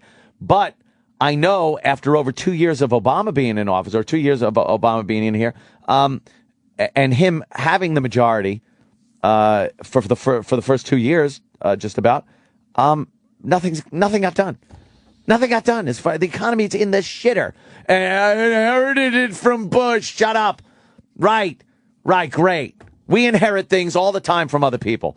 When you get hired for a job, you inherited it from someone that probably fucked up, and that's why he's not there anymore. Do you go to your boss and then blame the last guy when you don't get your fucking job done? No, because then you'll be the fuck out, and a new guy's going to be in there. You know what? Fix the shit. I inherited this stumpy thumb. You see? But I've made the best of it. And you did. I really have made the best of this thing. That. Yeah. I barely noticed that I have this stumpy thumb anymore. See? Until the listeners bring it up. But. No, it's very cruel of them. They say cruel, horrible things. And God decided not even to balance it out. He gave me one normal one and one That is weird. You know, an unsymmetrical human body is very odd. It should be as symmetrical as possible. Look, and I grow the nail on this one a little longer to give the illusion that it might look like this one. Just get some silly putty. Just pop it on the end. But I had heard some shit too. Yeah. But I made the best of it. You got to make the best More of it. importantly, Ant, who was the first fucker, according to Ed in Oklahoma, that licked the frog? Oh, to get stoned? I think our poison ivy bit has legs. I really do. There are things that people had to do out there to realize we got to stay away from this shit. And the poison ivy is a good example because, like you said, we were trying out leaves to make a nice salad. Yeah. And someone had to fucking eat some leaves that are poisonous, like poison ivy and others. There are extremely poisonous frogs out there that probably killed people that even touched them in the wrong way and then maybe licked their fingers or it got into their skin somehow. Yeah. But I bet they saw something. I bet they saw a frog, somebody, and saw another creature like try to eat the frog and then backed off. And then they saw the creature go like, whoa, get all fucked up. Yeah. And said, maybe I'll get fucked up if I kind of, put that frog in my mouth. Mm-hmm. And that's what happened, and that's how they got stoned. And I just said it through a microphone, so it now has to be it's real. true. What was that guy's name? Ted Froglicker. I didn't even heard a rotten ball bag, Spectro, you asshole. Rotten ball bag. I was on vacation, and I chose not to shower as much. Oh. Because the pool and the that'll ocean do it. seem to keep everything clean. Now, you wear boxers? Boxer briefs, sir. Oh, okay. See, that's really sealing in the... that's sealing in the crispness. Sealing in the goodness. Sealing in the freshness. Sealing in the goodness. Yeah. There's a lot of goodness down there. You probably want something that breathes a little more. Yeah, I guess. Whatever. Let your balls breathe. I got to get some jock itch spray. I'll be fine by Monday. Jock itch. You want to take a break? Yeah, I want to eat. So lobsters sucked at first, and then we decided they were good. And took them away from the Negro slave, apparently. The Negro slave. Back in the World War, back during the Civil War days. So you think the slaves had a good laugh? Not many laughs Like, back damn, then. this is good. But they're like These assholes are giving us this shit? Yeah, they're in the fucking sheds and the barns. Yeah. Late at night as the slave owner just throws a whole bunch of lobster down. Lobsters. Here's your shit food lobster. And they're like, all right, master, thank you. Oh. But there was a time they were like, holy shit, they have no idea how delicious this is. And then there had to be a lookout guy to make sure the white guy doesn't come by to see how delicious it was. The white guy, like the plantation owner, walks by and he just feels like, God damn, this is good shit. Well, oh, man. You know that's how it turned around. Some idiot slave fucked up. It's like, that lobster's good shit. And expressed how good his damn lobster was. When the rest of them were like, oh, man, lobster food. The plantation guy's like, what are you doing to it? Yeah. It's like, oh, we fucking take it, we steam it, and then we throw in some of this, southern fucking... hot stuff and spices and then we take some lard, some of that lard they'd give them for some shit, and then we melt it down and separate it and then dip the lobster. What? Wow, let me try that. Yeah, that's all it took. No more lobster for the slaves. And then they made him the house, and he's the guy that cooked the lobster, and they were like, this is fabulous. Right. So he got a good gig out of it. And the rest of those slaves had to suffer. Oh, was he getting stink eye from everyone else, in the shed? What do you think they replaced the lobster with? Oh, fuck. When they took the lobster away from the slaves. But like pig's feet and shit. Just fucking that lousy, shitty pig's feet. Pig knuckles. They just chopped off pig's feet and gave them that. Ankles. Yeah. Not even the feet. Here's an Wrap. ankle. Now make this taste good.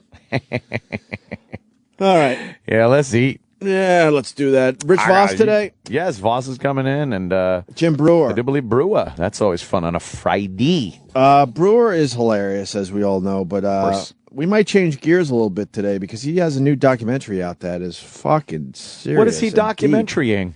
He decided to take his, at the time, 83, 84-year-old father on the road. Oh, right. Who's got some issues. Oh, because he's older. Yeah. And 30 days with his father on the road. Yeah. I saw the documentary yesterday. It is fucking good, man. It is really good. Crazy, huh? And there are laughs in there, by the way, but it's also very fucking deep. Yeah, because it's very deep. It's a horrible thing that his father's going through. And is there a trailer for this damn thing?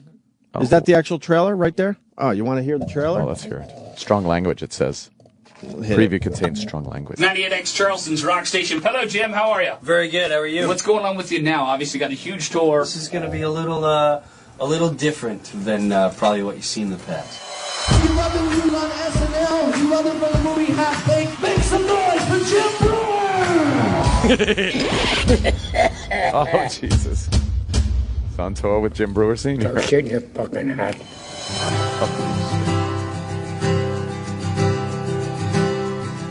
I do have a diaper for the elderly man that hasn't gone to the toilet yet. You can't do what on the bus? No, really, don't stop for a wheelchair. It's all good. No, really, rush to work. The first time I really had to take care of my father was 2 years ago. He just kind of gave up, so I decided, you know what, let me give this a shot. Keep your hands warm. Do I want to wash another man's yo-yo? No.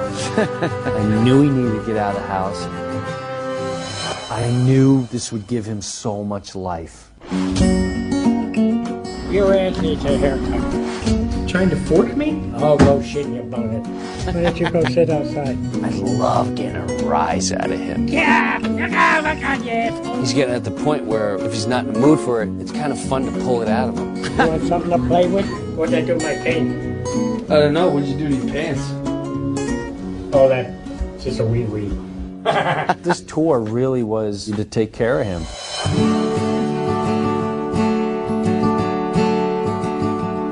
You know, he's not going to be here much longer. My dad will not say, hey, Jim, I love you. But I know he loves me. He knows it's there. I know it's there. So do we have to describe the whole thing? Or do we use what has worked forever? Laughing.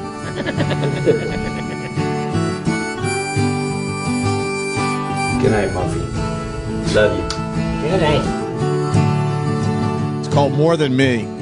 Wow. Yeah, it's pretty. That's very sad. There's a lot of laughs in there, though. It's some dark comedy shit, man.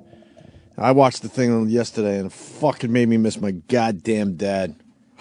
Someone's going, what a bummer. Play something funny now, please. Oh, we got something funny. Because that's I promise you we do. That is a bummer, man. Wow. It's brutal. I mean, it's brilliant. And I'm sure it's put together like amazing. Jim is hysterically funny, and he'll bring the humor out in it. But just watching that is like, oh my God. Brewer is a really just solid, nice guy in the end. Oh yeah, he's just a really nice guy. I don't know if the trailer does it justice because I wasn't bummed out.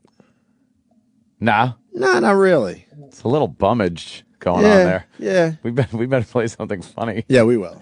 But Brewer's coming in to talk about More Than Me. That's cool. I think it's going to do very, very well. I believe this will, be in some festivals. Fuck yeah, man! It's a great idea. It's a great concept. Yeah, and he absolutely pulled it off. It's great. So good for him. All right, Brewer coming in at 8 o'clock to discuss that and other things. I think he has a Pizza Man update. Oh, great. That fucking guy. I think he has a Pizza Man update. I love that. And like you said, Ant, we need something funny. Yeah. Well, we're all working for the weekend, aren't we? Oh, thank God, yes. And I it love is Friday, this. isn't it? It's Friday, man. Friday. Before that famous Friday song, there was another Friday song that a lot of radio guys enjoyed playing. Hell yeah. And that would be Working for the Weekend. We got a live version. We sure do. You want to play that now as we go to break? Oh, please. Hit it. I like to sing, man. I'll sing a little bit. Everyone's watching to see what you will do. Everyone's looking at you. Oh, everyone's wondering, will you come out tonight? Everyone's trying to get it right. Oh, everyone's working for the weekend. weekend. Yeah, everyone's working on the weekend. Everybody's working for the weekend. Everybody's working for the weekend. You want a piece of my heart? I was born and raised in New York City, in a housing project way up in the hood. I dressed in dark clothing, so folks started calling me Black Earl. Oh, and they used to laugh about it, cause deep down they knew they called me that, cause I was as black as soot. I've always been a lazy man, a couch potato with a clicker in my hand. See, motivation I never had, hid in the shadows when the boss got mad. For 20 years I never got a raise. I'm 33 and I never been late. I look busy but I'm not, I'm just walking around. I pick up some papers and I put them back down. One day I'm gonna stop paying my rent, live in a refrigerator box, never get out of bed. I'm Black Earl, a genuine lazy bum. I'll always make it through hard times at any W.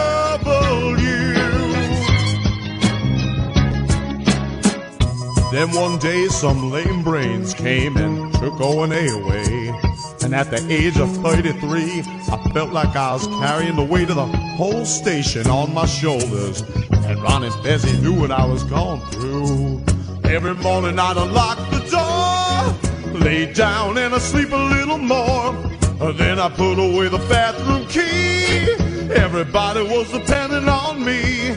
I eat a chicken wing with lemonade. Lord, give me strength to make another day.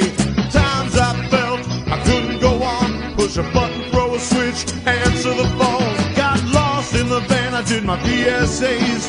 10 minutes work, gonna take me all day. I'm Black Earl, a genuine lazy bum. I'll always make it through hard times at any W. I could hear Stotzo say, Black Earl, you're a genuine lazy bum. You'll always make it through hard times at any W. Ken and Jeremy say, Black Earl, you're a genuine lazy bum. You'll always make it through hard times at any. This is The Virus, SiriusXM. And now, the Opie and Anthony Show. Wow. Black Earl, the vibe manager over at the Hard Rock, New York City. That's what we learned today. I wonder how many people understand that song. I know, right? Because we get new listeners all the time. Yeah. That was a... And losing listeners all the time. I'll acknowledge that, too, sure. Oldie but goodie, that one. You only lose him because of money, not because of talent. Is that it? Thank you, sir. Wow, Rich Vos. Thank you so much for that. Thank you. Rich with a compliment right off the bat. I feel like I'm a new man. It's nothing but compliments because Is it the fire? Well, the meanness has done nothing. Ever since Tough Crowd, all the meanness has just, and the meanness around you guys and the meanness around my friends, it doesn't work anymore. You think it's coming back at you a little with the fire and everything? I think with the fire, with gigs, with my belly, my golf game, I think everything is falling apart. You don't want to show off your abs today? I could still flex I still have nice abs if I flex, but if I just sit down and let go like a normal person and quit fucking holding it in for 23 hours in a day, so my back hurts and I'm cramped all over and I can't shit because I've been sucking my fucking horrible gut in. That's why I don't want to take a fucking picture with these horrible fans. You know, your face is all fucked up because I'm fucking all tensed up, okay? Why is your face all fucked up? Because he's tense. Like that, you're fucking tensing he's always up. Flexing. It's like you're shitting. Well, let's back up a little bit because everyone needs the update. Last we heard you lost everything in a fire. Yes. And I told you in the hall the main thing I lost was my hope. Yes. Hope was in that condo. Hope was in the condo. He lost that. Because I asked him, well, welcome to the club. We've fucking lost it ever since. Yeah, don't go home with here. hope. See, I asked Rich. I'm like, what's the most valuable thing you lost? And he goes, my hope. I thought it was going to be some kind of antique chair or something. No, I lost my hope. It was in there. It's fucking this fire, by the way, for the people that don't know, Rich Vos's condo went up in flames.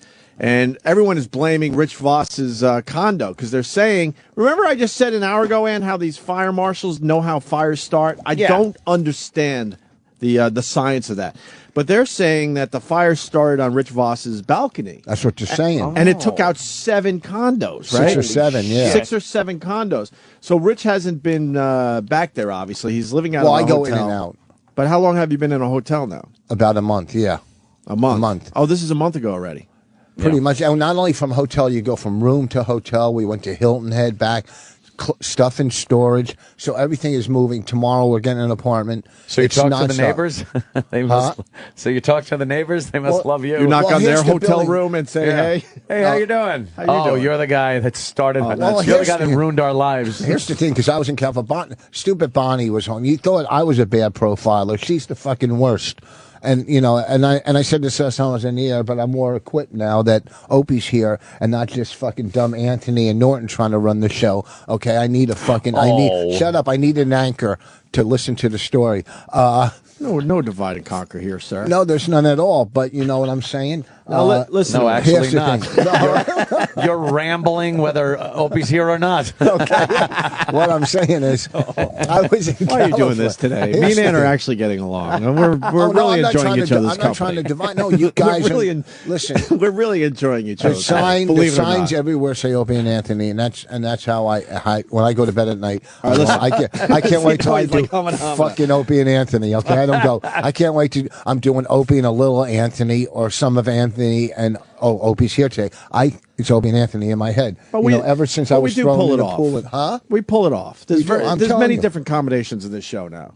I'm telling you, and I'm very comfortable with Sam sitting next to me now instead of what do you call it, Danny? Yeah, instead of what's wrong with Danny? Nothing. There's nothing wrong with Anthony's tumor. Jeez. What are you doing? Wow. Did you decide to come in here and burn this place down too? No, shut up. You can't burn a fucking. It's already been burnt many years ago. Okay. Oh my God. You have no bridges. Fucking walkover. What happened to the negativity you were trying to get rid of? It doesn't last. The meanness. Did you start by saying I don't want to be mean anymore? I don't. But it's just you're taking more shots today than you've had in years. The fucking vibe in this fucking horrible condemned fucking radio. Rich. So Bonnie, is that actually the condo right there? Yeah. With the fire department there? Yeah. Wow. Which one was yours? The one that's completely burning. engulfed in flames. No, the whole thing is burning. A black eye running out of. No, point to the one that was yours. Because I really don't know. Because there's a lot of fucking smoke and fire at this point. The main right there. Oh, right there. Huh? That's the BMW under there. Okay, here. Wow. Holy shit. Holy shit. So I got to help you out a little bit. I got to direct you slightly. Okay. So Bonnie smelled smoke for an hour and did nothing about it? What happened? Okay, we both are kind of to blame. She calls me. I'm in fucking... that clip's going to be used during the litigation part of this fucking thing. Sacramento. I'm in Sacramento. Outside, Rancho Cordova. And she calls and says, I smell smoke. So I'm thinking... Well, go on the internet. Maybe there's a fire in our town. You know, maybe she smoked it in the air. Go on the internet. How about go outside? Well, that was the next thing. Fucking listen. Your advice was to go on the internet because you're smelling smoke. Because you never think it's your house on fire. You think there's a fire in the town. I live in a building now, but if I smell smoke, I'm getting out of my building. I'm going to take a little walk around. Yes. Okay. Exactly. Why don't you take a little if you walk around? You're going to fall 400 stories. Okay, Jesus. Because I said I was leaving the building, so that didn't make sense. Well, no. Our building's different. Okay, she called me and said, I'm 30 seconds from completely attacking, by the way. What, to me? Yeah. I'm not attacking. I'm back to normal. We're not going to allow your meanness, sir. Okay, I'm not mean. Okay, listen, this is nice, good morning party radio. It's Party Friday, isn't it? No, but okay, so you told her to go on the internet. I don't get that. If you're smelling smoke, that means the fire's close. You don't have to be on the internet to figure out where the fire is. No, she didn't say I smell smoke in the building. She said I smell smoke outside or Right, okay. So I thought, throughout the city, there's a big fire where you could. That's a normal. Okay, so she goes on the balcony, and where the fire is burning, by the way. And supposedly sells smoke, and other people in the townhouse smell smoke, but no one sees smoke, but they smell it. So the next call I get from her is, the house is burning. A panic. Not like it was burning before, because she was very calm. But now it's a panic. The fucking house is burning. Now I'm 3,000 miles away, so I go, you get the car out. Well, my golf clubs first. Well, the kid, the golf clubs, the car. Okay, I had one set on the road with me, because I have two sets. I travel with one, and I play with one at home. So I said to her, did you get, and she's outside now panicking. Now I'm panicking because I'm 3,000 miles away, and I just think everything I own is going up in fucking flames. Everything. The car is right under it, so I think, oh shit, this is a new fucking BMW, 328xi. 2008, 25,000. See, it's not brand new, because thank you. He said 2008. When he said that. And he didn't buy it in 2008. But, okay, so it's almost brand new car. So that's fair enough. So slightly used. So now I'm panicking. Yeah. Okay. Now I have to do one. I'm on the phone with Continental to fly home. I'm calling the club and saying, well, I'll do the first show, but you got to get somebody to do the second, because I'm getting the fuck out of Dodge. All right, now I'm going to slow you down again. How the fuck, as a comedian, we're going to get serious for a moment, then we'll get silly again. How do you fucking go on stage and do a show knowing your house is burning and that you're going to be leaving soon to rush home? Well, I packed my stuff. I threw it in the car. I ran into the car. And here's the problem. Not only that, knowing I can't sell DVDs after the show. Okay? Oh, right, that's merch. the major thing. I don't, I can't sit here and go, here. So I'm on stage. I don't know how you do that. And I'm in because I'm a pro and I'm one of the best comics in the country, and we'll get to that in a second. With these fucking clubs, this scumbag in Pennsylvania. We'll get to that. I'm doing the show. Negative. I'm doing the show, okay? And I'm on stage, and the whole time I'm thinking my house is burning, and I'm having a good set. I'm not, I'm not killing, I'm not dying. I'm having a good set. And there's some 45-year-old drunken fucking asshole, just a Yahoo drunken audience. I go, really, sir? Really? This is how you're 40-something years. This is how you act. You don't know what's going on in my life. But do you tell the crowd that there was a fire? Towards the end of my show, I did like 5 minutes on the fire. They probably thought you were bullshitting, right? You could tell I wasn't lying. Okay. Why, you were crying? Huh? In my car earlier, as I was driving in, I just started freaking out. A little, not crying, just enough tears. Kind of like the tears you get when you hear someone's doing something on TV, that type of tears, and it's not you. Kind of like the tears you get when you hear other people in the building are getting a raise. Tears of really, when will it stop tears? So this is going to lead to a benefit. We're going to have to do a benefit for Rich Vos. A fire benefit. No. Rich Vos lost everything. Please help him. Yeah, as your radio listeners' parents drop him off at the benefit and give him a $5 check for me. Here, give this to them, and I'll pick you up at 11. What are you trying to say about our listeners? You need our listeners. I need them. They stink? Wow. Because they're nothing but instigators and troublemakers. You can't say that about our listeners. Only we can say that about our listeners. Fucking that one guy on the message board, BIV. I hate him. I hate one guy. I don't even know him. But if I could kick his ass, I would. I don't know how big he is, so I'm just saying if I could. I wouldn't worry about it. So anyhow, so I do the show and I get on the fucking red. But now I'm in fucking West. I'm not going to get home till tomorrow afternoon. The good thing is I got bumped up on both legs to first class. I got bumped up. That's the good thing, because that's good. After your house is on fire, you want to be able to relax. You're like, this is what it takes to get in first class.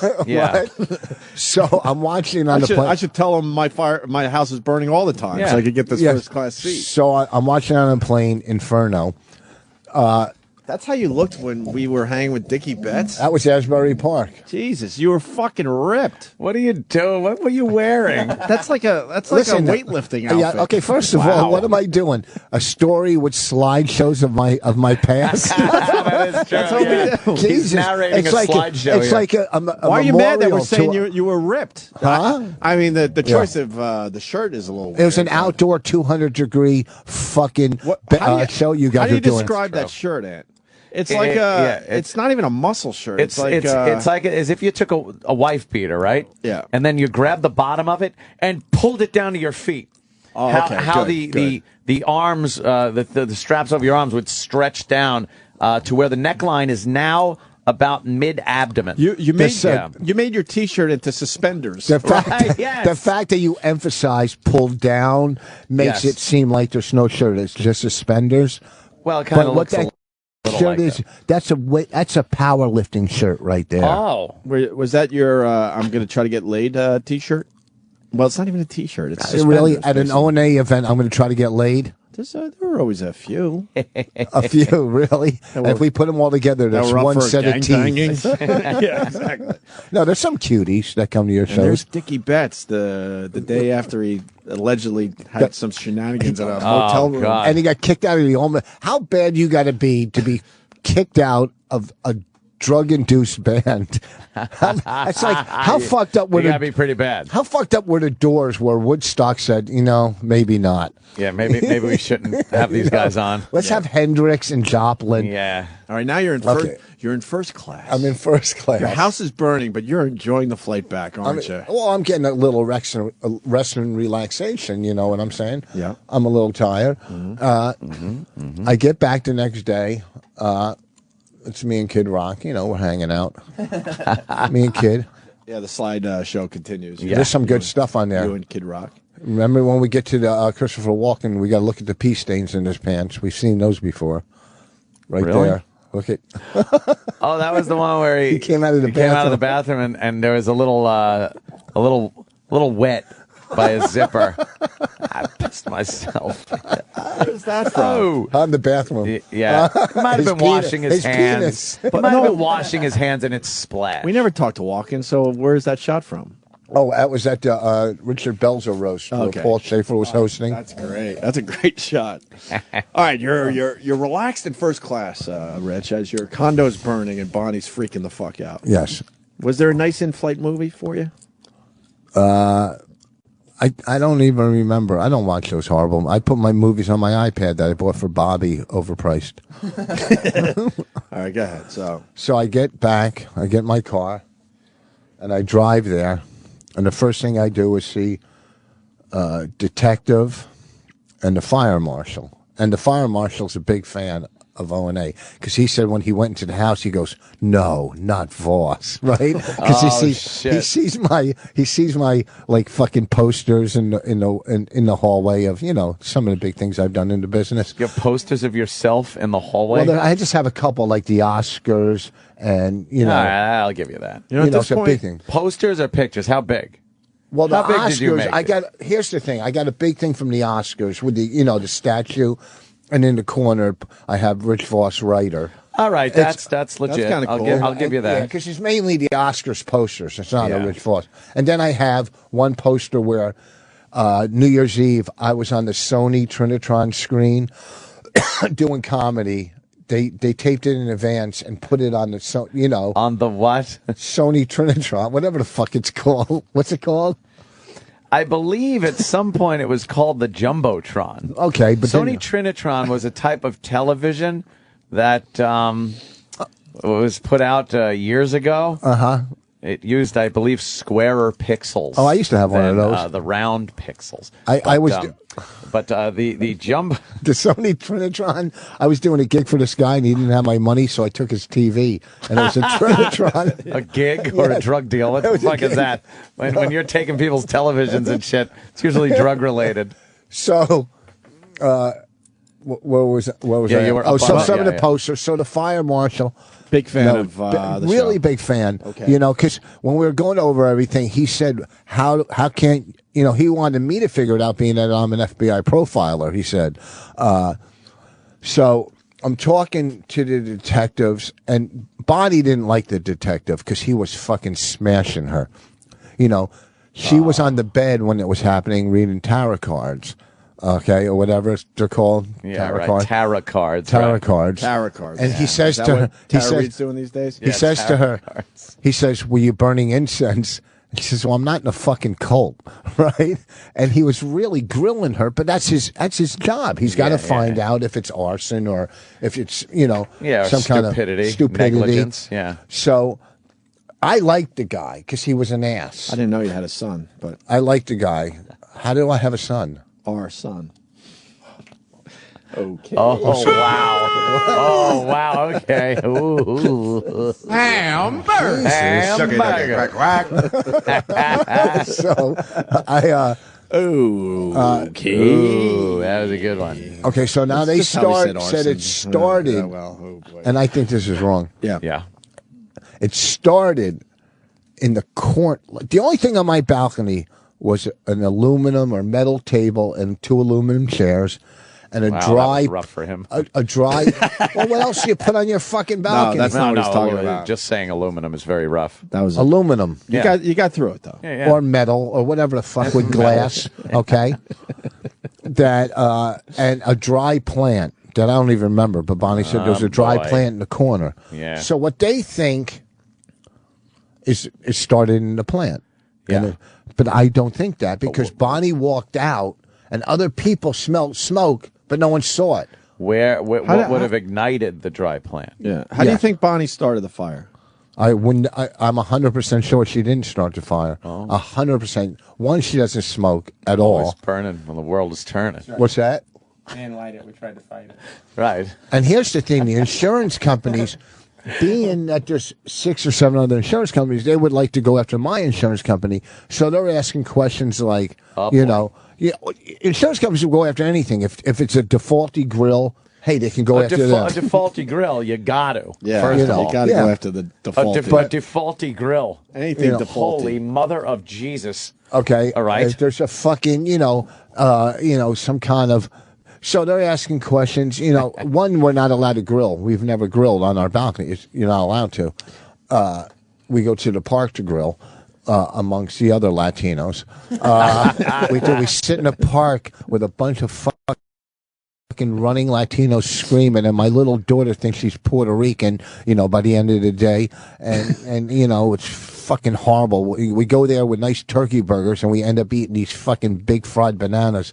It's fucking horrible. So we go to the park to grill. So why do you do it? Why do we do it? Because we want to grill every now and then, and we want to take the kid to the park and have a day grilling. Grill, yeah. You can't grill, you can't grill there. It's a $500 fine if you get caught. Wow. So you're grilling anyway. What's that? So you're grilling anyway? Never once. Because Never a fire once. could start, like it did. And I'm confused. Where are you grilling? In the park. And that's where you get the fine? Where do you get the $500 fine? If you grill. At the park? No, on the balcony, or on the property, or even in the garage, the carport. Anywhere in the grill in the carport. It's opened. Yeah, that's a carport, not a garage. All right. Well, you said garage first. Sorry, I didn't say the garage. Oh, you did. Yeah, I did. You said the garage, and then you said carport. Okay, the carport. All right. So, you want to hear from a woman whose daughter lost her condo because of your carelessness? What? Say again. We got someone that also lost a condo. One of your neighbors. Are they calling in? Yeah. I'm sorry I'm interrupting you, but I don't want this person to go anywhere. Yeah. Okay. I don't want to lose them. Her name's Kate, and she's in Jersey, and she has a lot to say. All right, let's speak to Kate. Kate, what's up? Oh, actually, it was a woman I worked Wait, hold on. I can't hear her. Hold on. Tell her to hold on. All right, hold on.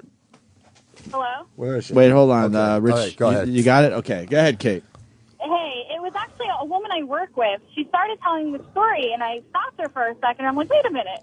Where does your daughter live? And she's like, Hillsborough. Now, you think my response would have been like, oh, I read about this in the paper. But instead, my response was, oh, I heard about this on Opie and Anthony because one of the comedians that I listened to, this was his house. Yeah. And she was freaking scumbagging you. Like, oh, it started. They're all playing Wait, hold on. I'll get to this point, though. She's got a good point. Go ahead. Kate. Continue. So she's like, oh, they're smokers. And I'm like, well, obviously you don't listen to the show because he's been on Nicorette for like 5 years. 5 years. Yeah. Jesus. And I guess she must have said to the daughter, like, unless Nicorette can start a fire, like, it couldn't have been cigarettes. Well, she did not have nice words to say, but wow, you're being scumbagged out there. Well, they're bad-mouthing you. I think she was mad that I was sort of defensive. Like God did. Well, here's I can see her, and that's what I'm sorry. See, and they're not, they say it started there, but it could have started in the wall somewhere and just shot out there. Yeah. Okay. If I was a fire marshal, I'd be very suspicious of the Vosses. I would. Because first of all, you fucking idiot, they listen to the show. Sorry, but I don't, Okay, you're going to be suspicious of me? I'm 3,000 miles away. Well, then nice alibi. Bonnie's got something going on. Maybe desperate times means desperate actions. Yeah, a lot of times the insurance money. A lot of times when people start fires in their buildings, they do it outside. They don't do it on the inside. They go, you know what? Let's do it outside where the fucking whole world can see me. You fucking idiot. That's why you're not a profiler and I am. Fair enough, but how are they saying that this thing started on your balcony, but all you have is the aluminum table and chairs and a dry plant? Well, how does the dry plant go up? Well, maybe if you listen, you need fuel, an oxygen source, and ignition. Okay, and you have the fuel, which is the dry rest? plant. You have the oxygen source, which is, of course, the atmosphere, and you need ignition. What was it? How do we know when people cut through? Okay, if you look around this whole building, there's balconies everywhere. Okay. Sounds wonderful. What floor are you on?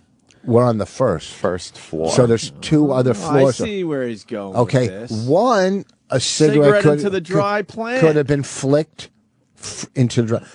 The fire marshal would have found the cigarette butt. They would have found it if it didn't burn away along with it. I mean, it burnt pretty much most of the wall. I think a cigarette butt could be burnt. I don't know. I've never burnt a cigarette butt. I don't smoke them that far down when I smoked them. A kid walking by could have flicked a cigarette up, and it landed between the cracks of the fucking balcony through the wooden crack and smoldered in there without smoking, and boom, took off. 3. It could have started somewhere in the wall, which they might find out when they gut the place. 4, now this is a wild one. 4, I could see him on the stand just losing it. 4, I think you fall under questioning. 4. I've never seen Vos go to 4. This could be scary. 4. The aluminum metal chairs, which can act as a magnifying glass from the power of the sun, reflect into the plant, boom, fire. That's all I'm saying. And you know a little bit about science. I need that on Mythbusters. And here's another one. Yeah. There was a mercury storm that day. A meteorite storm, not a mercury, a meteorite storm. Yes. A meteorite. You're saying a meteorite perhaps might have hit your head. That's what one of the detectives said, and I looked at him, I go, you can't be fucking for real. Yeah. So that's far-fetched, the whole meteor thing. Yeah. But that's in case of emergency and we have to go to it. Now, the glass on the table. And the metal. Well, the metal wouldn't do anything, but the glass acting like a magnifying glass. A reflecting glass. It wasn't plain glass. It was the kind of glass where there was like aluminum under the glass where it's like a mirror? It's like a mirror type glass. So mirror glass, so that where would it be reflecting onto? The dry plant. The dry plant. Is it concave or convex, or is there any way the light would bend and amplify itself? No, I think it was IKEA.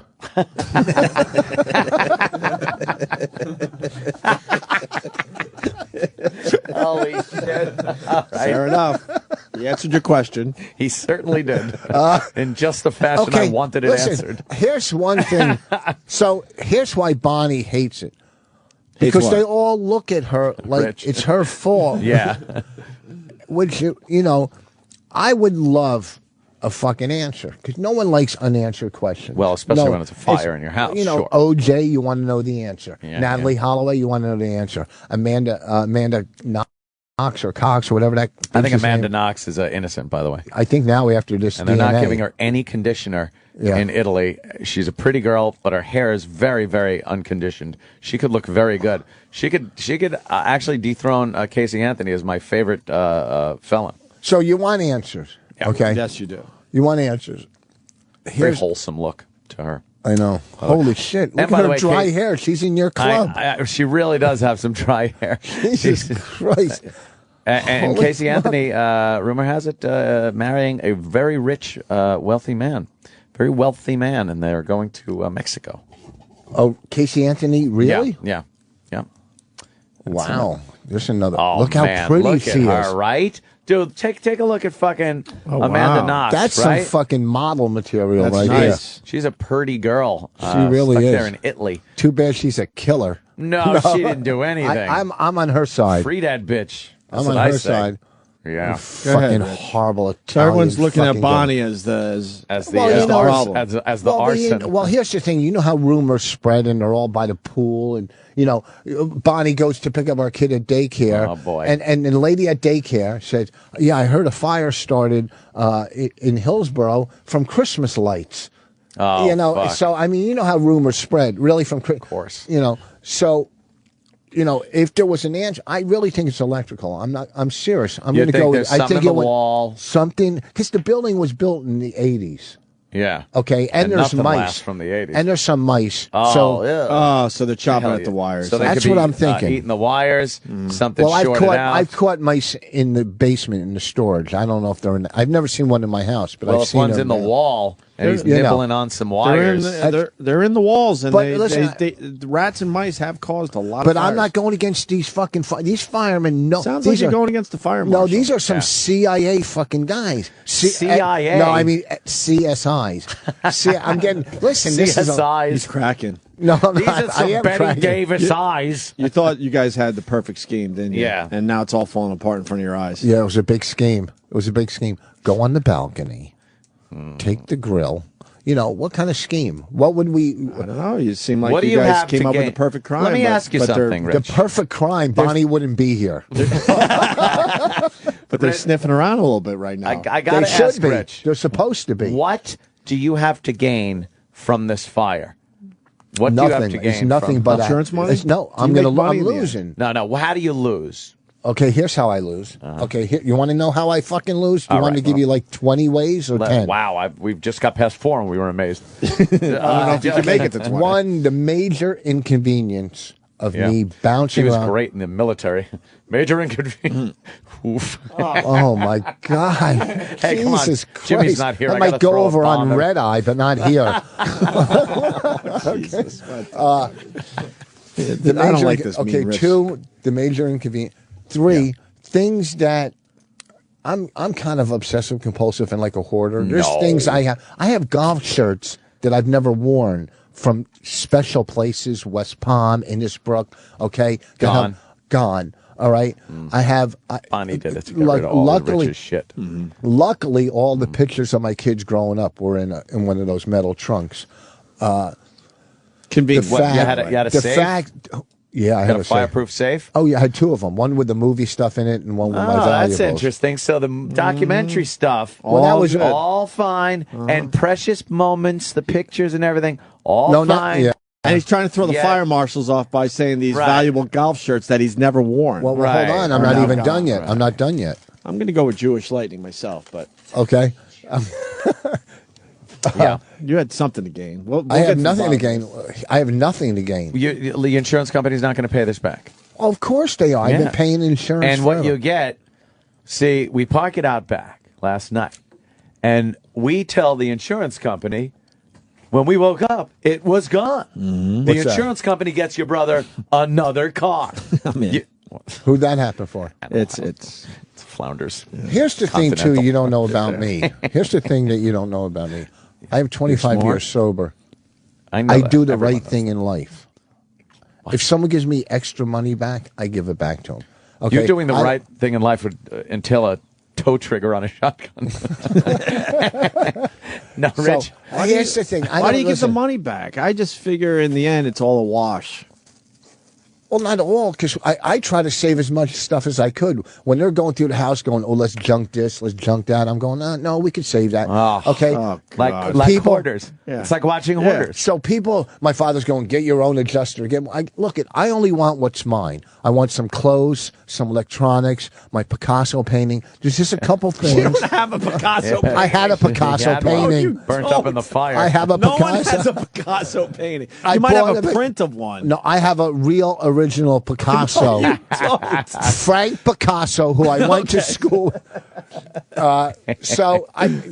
It's nothing to gain. This is probably the worst experience of my life. When I was in the hospital with a fucking breakdown, wasn't as bad as this. Yeah. Because Wow, you were?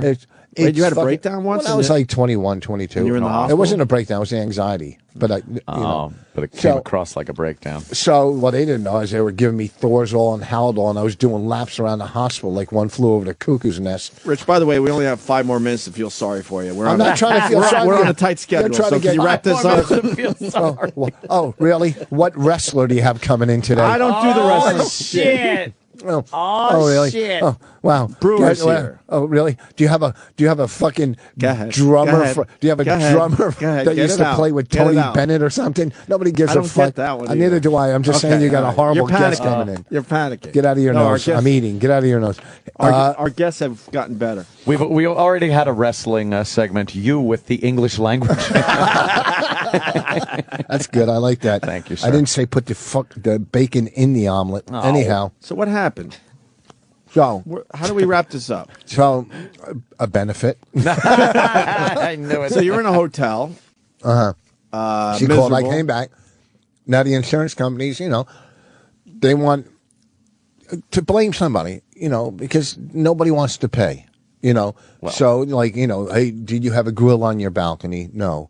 Do you make coffee on your balcony? Who doesn't? No. Oh, so they're trying to put the blame on you, so they don't have to pay out. Or put the blame on an appliance, a defaulty appliance.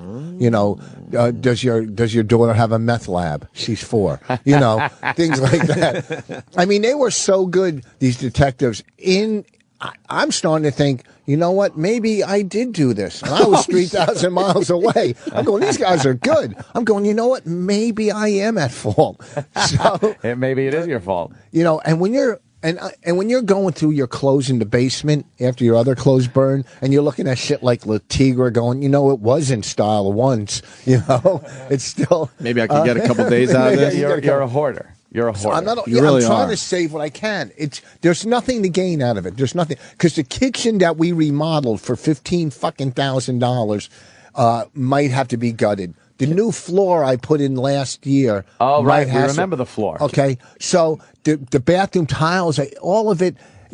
Nobody wants to go through that kind of remodeling and that kind of bullshit again. Well, all right. I'm not trying to sell my house because no one's trying to sell in this market. Sean is saying if it was a meteor, it's considered an act of God. Yes, I don't think it's and insurance won't cover that. Oh, they would cover that. They cover it. Can we make a Cribs video? Walk through your burnt out condo and make a video? I don't know if it's legal. Yeah, I don't give a fuck. Why would it be illegal? Yeah. Why would it not be legal? I don't know. It's your place still, isn't it? And they fucking came to my house, one of the insurance companies, without calling me, and just ripped the locks out and went in to look. They just fucking kicked the locks out. It's a crime scene. It's not a crime scene. This radio fucking studio's a crime scene. Yeah, we get it. We suck. You've said it many times. No, you don't suck. You don't. What happened to I'm not going to be money mean on a anymore. weekly basis? No, you don't suck. I'm telling you, there's potential here. I'm telling you, you're no Bob Wolf. What? Bob has been showing you sympathy? Is that what's going on here? Fucked my friend Levy. What happened? Levy was working for him? He went up there for months. He's working. He thinks he's going to be the new guy. He's almost relocating, and they go to do the contract. They go, nah, we don't need you. And he was there for like fucking 2 months. Bullshit. Levy would be great. He was great on the show. Anyhow. So you're living out of a hotel. You're not going to be in your condo anytime soon. We're getting an apartment. You're getting an apartment. They're going to... and Bonnie hates it. That's another thing. She doesn't want to live in the apartment. She hates it. It's not the nicest place in the world. Yeah, but it smells like a curry festival. A what? A curry festival. Oh, a curdy. Curdy or I curvy. said curry. I said curry. Don't try to make mistakes when there's no No, mistake. you either said curdy or curvy. Or curvy or something. Yeah, but it's so inconsequential now. Yeah. I don't know. At least everyone is healthy and alive there, Rich. Oh, enough with the fucking stock answers. Everybody got out okay. Possessions can always be replaced. I love that one, right? That's right. You know what a pain in the ass it is? Living life on life's terms. Oh, you heard that one too? Yeah, one day at a time. Go fuck yourselves. My fucking house, there's mold all over my fucking furniture now. Because of the water, right? Yeah. No, because it's old. Yeah. Well, it could be because it's old. No. You have a lot of would antiques. think, like I said before, you would think after all these years of fucking Bonnie's dry pussy, we would have started a fire. Nothing. She's got a nice pussy. I don't know. And, okay, so now I'm dealing with that. Do we need to hear that? In my head, you're just dealing with... Last night I was going to bed. Could you summarize? Because we really are on a tight schedule. What I'm summarizing is it's a major inconvenience. I don't wish this on anybody. The Hillsborough Volunteer Fire Department are fucking great. They really... How are they great? Yeah, because they couldn't... You have to cut your condo. The whole building could have burned to the ground. These guys were there and fucking put out a fucking... No offense to the volunteer fire department, but it can't be great if you're thinking about the fact that they have to gut your apartment and you're not going to be back there anytime soon. Yeah. They got to gut it because of water damage and fucking mold and smoke. It could have been fucking burnt to the ground if these guys weren't fucking on top of things. All right, fair enough. True. You know? Fair enough. And they're volunteers. Like I said before, they didn't have to go. No, it's not. That's not how that works. He doesn't understand a volunteer fire department, which is hilarious to me. What do you mean they didn't have to go? They're volunteers. If someone asks me to volunteer at a club and do a show, I can go, you know what? I'm not doing it. So they can do that with fires? They're volunteers. They're not on payroll. You can't get fired from something you're not getting paid from. They're volunteers. You know what? They volunteered to come put out my fire, and I thank you for volunteering to do that. Okay? Now, anybody in the building that thinks we did it, like the guy next to me. Yeah. And above me, they're all suspicious and mad at you, right? No, because they know we don't. Everyone knows people are making fun that you remodeled your kitchen for $15,000. Tech punch him. Why? How much does it cost? He goes, what did he replace the fridge? No, I have a small kitchen. 15,000. 15,000. I have a small kitchen. We put cabinets in, a new refrigerator, stove. I could see that. It's a small kitchen. Yeah, go fuck your trailer trash park bullshit. 15 grand is enough. Wow. Your trailer trash park bullshit. Yeah, I'm sick of these fucking guys that try to question the Rich Vos. I don't question the Rich did we Vos. summarize and do the story justice? Yeah, there's no answer, and there will be an answer, I think, when they gut the place. We're going to see a fucking wire, and everybody's going to go, oh. And it might even be in somebody else's fucking apartment, and then I have to apologize to Bonnie. Because you already when do you feel like her. When do you think you and Bonnie are going to be arrested for this? Yeah, when is the warrant being served? Probably a week before the movie comes out. This is a very publicity. This is a very different Vos. You're panicking. I'm not panicking. No, I couldn't be any calmer or funnier. Okay, you're being funny. If I was panicking, you would see this food all over the fucking table here. Oh, we will. Spitting out of my mouth. We will, no matter what. There's no panic. You're a sloppy Everybody would take a lie detector test. Be great. It's no big deal. Oh, no. Me, I was in California. You're in the clear. You have an alibi. But that would be suspicious to a fire marshal and a detective. So really, that stand-up comic that travels was working a weekend? Maybe if he saw my act, it would be suspicious. I'm sure someone has said, conveniently, you have an alibi. Exactly. You were on the other side of the country. Correctamundo. You know, when Martin Luther King was shot, I had an alibi that weekend. How come not thrown into that mix? Oh, racist. Huh? What? You know what? Get Danny back. He didn't talk as much. Oh, man. What's Bonnie's alibi? Yeah, what is her tarot alibi? Cards. Tarot cards. I love She was reading tarot cards. Not one card said, hey, dummy, your fucking house is... Isn't there a danger card? Yeah. How do you say that? Because now I don't know. It's tarot, like tarot cards. It is, right? With yeah. Okay. It's spelled with a T at the end. Because now I'm not... All right. Tarot Isn't it cards? like Yeah, it's tarot? T-A-R-O-T. I know that, but I don't know how to... After hearing him pronounce it, I don't know how it's pronounced properly. And she was eating popcorn. Oh, and shit. And here's the other thing. No one is going to start their house on fire with their 4-year-old there. They would go take their 4-year-old to a babysitter. That would be so suspicious. Yeah. Yeah, I took it to a babysitter, but I'm home. Yeah. That's while my house goes on fire. That's exactly why you do start the fire when you have the 4-year-old in the house, knowing you could get out in time and you throw everyone off the path. Right. Off the scent, I should say. Oh, really? Yes. You start your house on fire. You got the 4-year-old, and people are like, of course he didn't set the house on fire. He wouldn't do that with a 4-year-old. I think the 4-year-old's not happy with her parents. Or maybe she was playing with matches. There's no matches in the house. You know what? I'll tell you another thing. What? As a kid, I used to shove like tweezers in the fucking electrical outlets.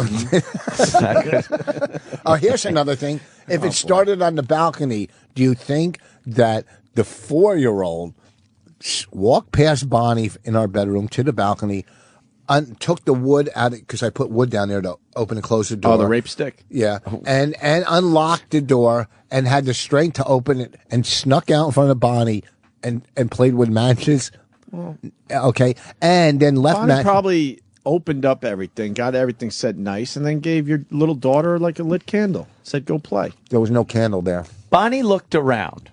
She's been thinking about this for a while. Here's what I think. Okay, here's Bonnie we've heard enough, right, Ant? And be honest with me. What? Whose idea were the iron lock boxes for the fire stuff? I know you. It's probably Bonnie's idea to say, let's get our movie put in somewhere. No, stop. I bought the fucking fire them. Yeah. Whose idea was it? Me. Did Bonnie say, no, Rich? He's not smart enough. This fucking dumb bitch couldn't get to Walmart yesterday after 7 years, this dumb fucking bitch. Okay, she's brilliant when it comes to, she has no common sense. Okay, that's okay. All right. I bought Question answered. But the thing is, okay, they were bought. And how long ago did you buy them? Over a year ago. Okay, when we started the movie. Okay, that might have been when the wheels started rolling. 2 years ago. She's thinking the valuable stuff is put away. She goes, I hate everything else in this fucking house. Rich will not get rid of it. You know what? She's told you stuff over the years that she wanted to get rid of, right? Yes. And you wouldn't. Well, so she decided, I'm going to burn this it down when I'm in down. bed because I'm one of the things she wants to get rid of. I can't wait to see this on Law and Order. I know. This is going to be great. Ripped from the headlines. Right. Okay, I say you're very suspicious still, unfortunately. Yeah, there's some kind of suspicion. And I think your neighbors are suspicious of the bosses. Well, they should be. I think the detective a bit suspicious. But I'll tell you what, when they find out the truth, the neighbors are gonna fucking come up. First of all, I don't even talk to my neighbors. Go fuck yourselves. Yeah, right. You know, I'll tell you what, the neighbors in the other buildings that aren't connected, very nice. Well, yeah, you didn't burn their fucking houses down. Yeah, and no one asked you. Who cares if they're very nice? Didn't burn their houses The down. one guy who lives upstairs from me doesn't even know there's fire. He was just going out for the night, and he's walking down to his car, and he sees the building on fire. So he, rushes in to my house to make sure that everybody's okay. What a guy! Yeah. Was Bonnie able to save anything from the house except the baby? She grabbed her pocketbook and her phone. Oh, there you go. The Louis Vuitton. All right. Oh, the Louis Vuitton. What about your Louis Vuitton? Oh, you had it with you? No, that fucking thing is so smoke damaged. His man pocketbook. Not the one I keep my computer in, the one I travel with for clothes. But that justifies everything. Oh, it certainly does. Now we're all in. Now we're so happy this happened. we couldn't be happier that you lost that goddamn man purse in the that fire. thing stinks literally now, right? No, but not the computer bag. I have a carry bag. Yeah, right. But I'm trying to get it clean. I'm not trying to get money. I said, do what you can to clean this. Fuck that. I would take advantage Toss of it. everything and insurance fucking companies get a take check. advantage of you. Fuck Toss what's everything, that? get a check. Yeah. No, that's the problem. I would take in this advantage. country. Not me. Oh, you're going to save the country by fucking saving a stinky Louis Vuitton bag? You're going to be the one guy that does the right thing, and then in the end, they don't give a fuck about you? Get the It's fuck out of legit, here. too. It's legit fire damage. It's not a fraud thing as far as we know right now. I'm suspicious. Are you on the side of maybe? Yeah, something's going on. Yeah. Something's going on. I think Bonnie, I think we've heard the desperation desperation in both their voices the past couple of years. I think Let's Rich go is in the back to the clear. tapes. I think Rich is in the clear. I think Bonnie started this to get rid of a lot of Rich's stuff and then fessed up to Rich. So now they both know and they're trying to hide it. You kind of know Bonnie from being in here. Yeah. So do you think if she wanted to get rid of maybe my golf clothes, just think, do you think maybe she would have just took him in her hand, walked that back, and thrown him in the dumpster? No, everything. Your that would couch, cause that problems. giant couch. Yeah, that would cause problems the in your antique relationship. furniture that isn't really antique. It's just old. All that shit. She wants a nice new place. No, she started that fire. She's not smart enough. Here we go. There's the music. Listen, I'll tell you. Can we get a couple detectives in here and they can talk to you and Bonnie? Anytime. Yeah. How much fun would that be? Can we do that legally? If it's detectives that have no... Can you wait till after we get our insurance check and then we'll do it? Yeah, maybe you should get the money first. Imagine that we have him on the show and totally fuck him out of his insurance settlement. That would you guys have fucked me out of everything else. Broken fucking arm. You know, Rich, that's hurtful. We've been nothing but really good pals over the years. Oh, yeah, really? Yeah. Yes, we have. Boy, they're flocking in, the O&A fucking fans. We'll see how many come to Boston next week. When stupid Bobby Kelly or Patrice or Billy's in Boston, they pack the theater. Well, they're from I'm in a 100 fucking seat room next week. They're from Boston. They got that whole fucking okay, that's a good point. That's a good point. You do well in Jersey, right? Huh? Yeah, you do I do well at the in Stress Factory. Yeah. So I was doing well in Philly, but they cut my money. Bastards. Where are you going to be tomorrow night? Because we got to move on. Tomorrow night's the Berkeley Carteret in Asbury Park. Bonnie and I will be working together. We're on the fire tour. Nice. Tomorrow night at the Berkeley Carteret. It's supposed to be really cool down there. I don't know. You know, Rich is a very funny comic, and now that he has this fire thing, I would absolutely go out and see him. Yeah. You got to be adding some of this fire shit. I added some stuff. I did it all on the radio today. All right, then rework it tomorrow night. And then Boston next weekend, where? Motley's. Motley's in Boston. I don't know where Friday Motley's and Saturday. It's in Faneuil. Oh, it is? Faneuil Hall. It's the new comedy club in Faneuil Hall? Small place. It's a cool fucking club. Is it the same room as the old days? No, this is like a 100-seat room. It's my favorite type of room where you sit on a fucking stool and you're a genius. And you just chill.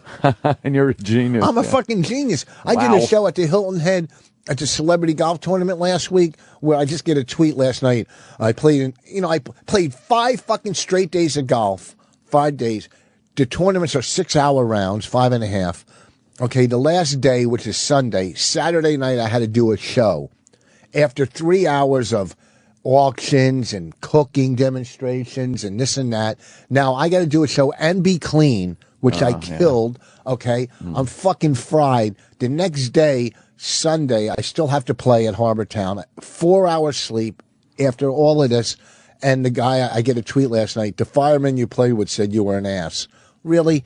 Really? Can you read fucking people? My back was killing me. I was ready to quit. I was going to walk off Harbor Town and go sleep in my car. I was so fucking tired. I'm sorry I wasn't doing backflips for the fucking New York firemen. And I carried these motherfuckers. I had 4 or 5 birdies in the tournament, and they fuck them. You know, it's so close to fucking 9/11, and you're bad-mouthing the fucking firemen. No, I didn't bad-mouth. I bad-mouthed the golfers I played with. You just said, fuck them, firemen. I don't know. That's 9/11. All right, Vos. Oh, my God. Now that you're done with your breakfast, I guess we could go to break now. Yeah, I'll eat something, too. They weren't bothered by that at all out there. No, they love it. You were eating your entire breakfast. You guys have been eating for 7 years. No, we stopped. I'm not talking about food. I'm talking about just eating. You've been shitting for 7 years. Fucking Vos. Jim Breuer joins the program next.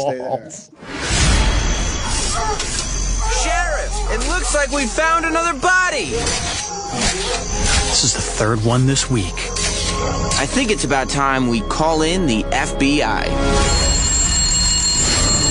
Somewhere out there, a killer is on the loose. Why, yes, Sheriff. I have been following that story in the papers. It used to be such a peaceful little town. And there's only one man who can catch him. Now, don't you worry. I'm going to send my best man down there to help you in your investigation. But he was busy. Here comes fucking ferret face. Whatever. All right, Agent Vos. Someone's out there murdering innocent women. I want you to go down there and assist the local sheriff. You're one of the bad. Get down there and help the sheriff. How could he be a profiler? His vocabulary is so bad. Yeah, but no one listens. This summer, the Opie and Anthony Show presents a comedy about an idiotic comedian pretending to be an FBI agent. So you work a lot of murders before? Now we're doing mainly a lot on terrorists and terrorist-type threats and stuff like that. But, back in the day, it was more murders. What are some of the cases you worked on? Just, Seattle, the Green River, what do you call it? Look, I can't talk a lot about it. I don't get this much in detail. Starring Jim Norton. He just keeps saying profilers, other profilers, profile. And Rich Vos. Great minds think a lot. I like it. Oh, my God. The Profiler. Coming to a theater nowhere near you or anyone else. Thank baby Jesus. Thanks for calling the Opie and Anthony FU line. Here's the latest batch of FUs. Fuck you! I want to give a big fuck you to my boss. whose little bitch pet gets a DWI in a company fucking vehicle, and he doesn't do a fucking thing about it except change him around, and now he can't even handle the fucking workload that he's given. Fuck you. Fuck you. Hey, I want to give a huge fuck you to all the octogenarians in Nassau County that voted no on the new arena for the Islanders. Every interview you heard, oh, I'm afraid of the future of the county. You're afraid of the future. You're 93 years old, you prick. I hope you fucking die. Fuck you! Fuck you! Yes, I'd like to give a big fuck you to my cousin Anthony. So he decided to turn me on to the New York Mets. Yeah, I've always been a Jets fan my whole life. And instead of giving me a good team to fucking root for, he gets me into the Mets. Thanks, pal. Now I have two teams that could rip my fucking heart out all year long. Fuck you! Yeah, I'd like to send a big F you out to my hometown police department. I went there the other night to try to ask them if they could help me out and tell me what to sell these drugs I had. They took my drugs and threw me in jail. Fuck you, police. Fuck you. I want to give a big fuck you to the guy who gave a fuck you to Kings of Leon for canceling their court. Fuck him for being a faggot like the Kings of Leon. They suck a dick. And of course the bitches. Fuck you, asshole. Fuck you!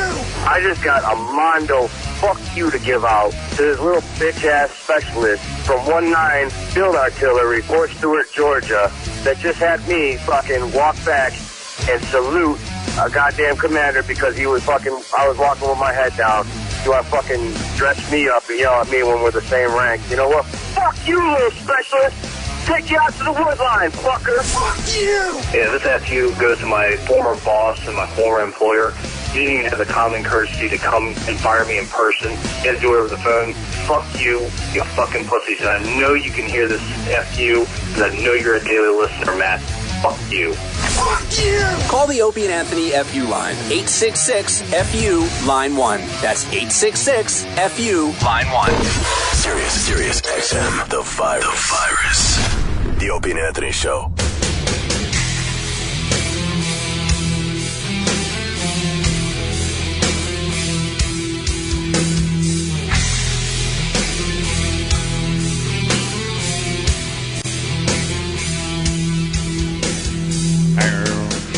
Show's getting better and better.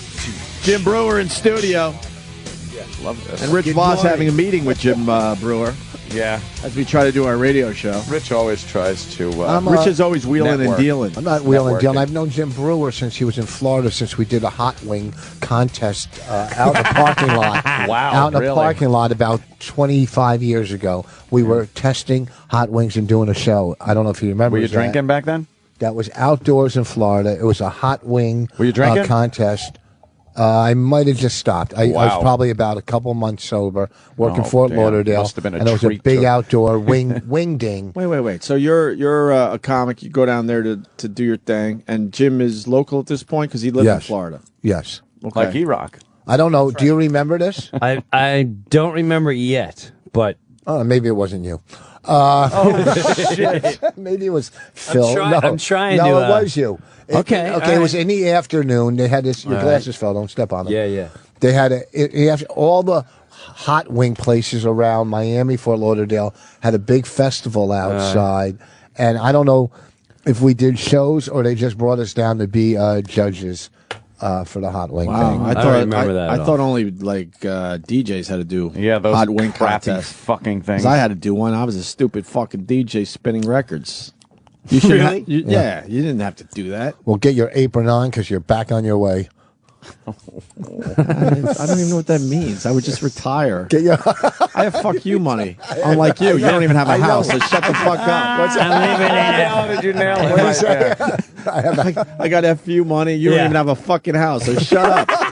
Where's this guy get his balls? Right. Coming in here, fucking living in Super 8. Fucking wife and kid. Right. Man's 50 years old, got no fucking... You got no rug. I feel like what movie was Judd Hirschen when he was running on the lamb with his wife and kid years ago? He was... I love when Rich brings up movies because look it up. All of a sudden, I just start getting like, oh no. Judd Hirsch on the lamb. I guess he was being like he was playing that fucking the guy that bombed something. He was portraying forget it. Just watch the movie. Hold on. Wow. It would be. How many years ago? What year? What year are you talking? Oh, please. You had a fucking tool belt on. That's how long ago it was. Rich came in here, Jim. Yeah, Rich came in here and basically told us he doesn't want to be mean anymore, and then he has never been mean anymore. He's never been meaner, but then he's never been meaner. He's incapable. You're incapable of being nice. You're incapable. You know of what being Bonnie nice. says? She said, "All my kindness gets thrown out of the window in my boogers when I fling them out." Wow, you fling your boogers out the window? Yeah, she goes, maybe that's what started the fire. Hey, it's the Y100 wing ding. Was it the Y100 Y100 wing ding? No, because this was 20-something years ago. But maybe they were... So it couldn't have been radio Y100? station couldn't have been around then? Do you think they really have had a 20-year fucking Yeah, radio promotion? stations don't last that long. All right, we're going to look up the Judd Hirsch movie for Rich. Yeah, but I want to get to Brewer here because Brewer's in. I know. Hey. And I went out there to talk about his documentary, which we will eventually, but he said he almost did not come in here today, Ann. Why? Oh, you're gonna love this. Oh, no shit. You're gonna love this. Let me strap in. You look a little tired. You look a little disheveled. I'm haggard. It was a long night. I'm haggard. Yeah. Now you know my parents are older. All right. Sure. My mom's blind, and her one eye droops. The one eye that's missing. She's a missing, disturbing-looking eye. They had to halfway sew it shut because it would get, bacteria in there. And holy fuck! Wow. Right. Wait, she's missing the eye? Oh. It's a dead eye, so it like droops, and she's always got a tissue, and she's wiping because the juice just comes out. It's holy shit! I can't go to dinner with her. It's mortifying. Time just blows. Really hollandaise sauce again? Oh, Jesus! But now my dad has he's got AIDS. All right, they come 8 a.m. He's got AIDS. Let me clear that. That's why I stopped you. Yes, Okay. Yeah, he has assistants. I keep forgetting that one. So the assistants will come in, will help him wipe his ass, get him out of bed, and all this jazz.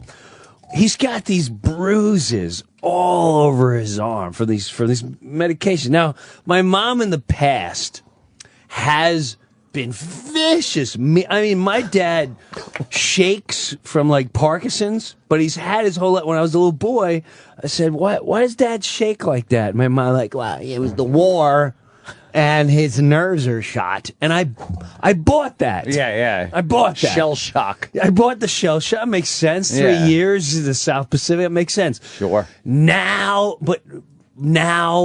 so anyway, here's the phone call I get. Now this happened about a week and a half ago. My sister calls. She's like, "I can't even talk.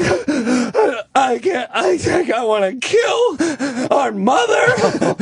I hate her. I hate her." Holy shit! So what's going on? I can't even talk about it. So what is going on? So my dad lost his hearing. All right. But this has happened before. He gets so much wax in his ears, they clog down. And they clog your earring. Yeah. And you have to go to the hospital, and they pull it out and drain it out, and literally like a huge golf ball chunk of goo will come out. It's disgusting. Bigger than what comes out of your mom's eye? A little bigger. A little bigger. Wow, Rich. Yeah, vicious Rich. Vicious Rich. No, it was nice though. It was nicer. It was just a question. It was nicer. It was more of a question. It was more of a question. It was just a question. I'll give him that benefit of the doubt. So she goes, "Oh my God, I heard Dad screaming, and I turned the bedroom, and she had open hands just pouncing his ears, like just pouncing both ears. And like what you do like in a movie fight. Yes. Where you do that move where you Yes. whack the ears with the palms of your hand. Correct. So, whoa. Pow. And the guy goes, "Yeah." Yeah. And then she was pulling his ears like really hard, and he's going, "Ah!" Now he's in the bed. He can't even get out of a bed. He's 88. So Holy he's 88 in the shit. bed. And she's going, "Can you hear me now?" So, oh Jesus, bro, it's uncomfortable. Terrible. Now, in the past, I almost moved him out of the house because I saw him trying to get out of his chair, and I came in the bedroom and I saw her shove him back in the chair. And then he'd fall back. He's like, Jesus Christ. And she's like, I'm the one that rules you. I'm like, and I walked in and went, wow. Whoa, what the fuck? The fuck this is going on? Are you uncomfortable, Ed? This is insanity. They're not getting a divorce. This is movie shit. Yeah. I go, what are you doing? You know, the eye. I was just trying to be helpful. Don't look at the eye. Where's my tissue? Let me check on the mail. Oh, and she instantly denies everything like this is normal. So I said, you know what? I'm taking him out of the house. I took him out of the house. So he's gone. He's in my house. You're never to be around him. So she would visit him and, you know, pet him. I miss you. And I've never seen my mom affectionate. I went, oh, maybe she just needed time away. Absence makes the heart grow fonder. Correct. Yes. And so about 3 weeks later, I left her alone with my father. And when I came home that day, he's got this distant look in his eye. Oh no! Like he was captured by the Japanese in '44. You will eat the parakeet meat.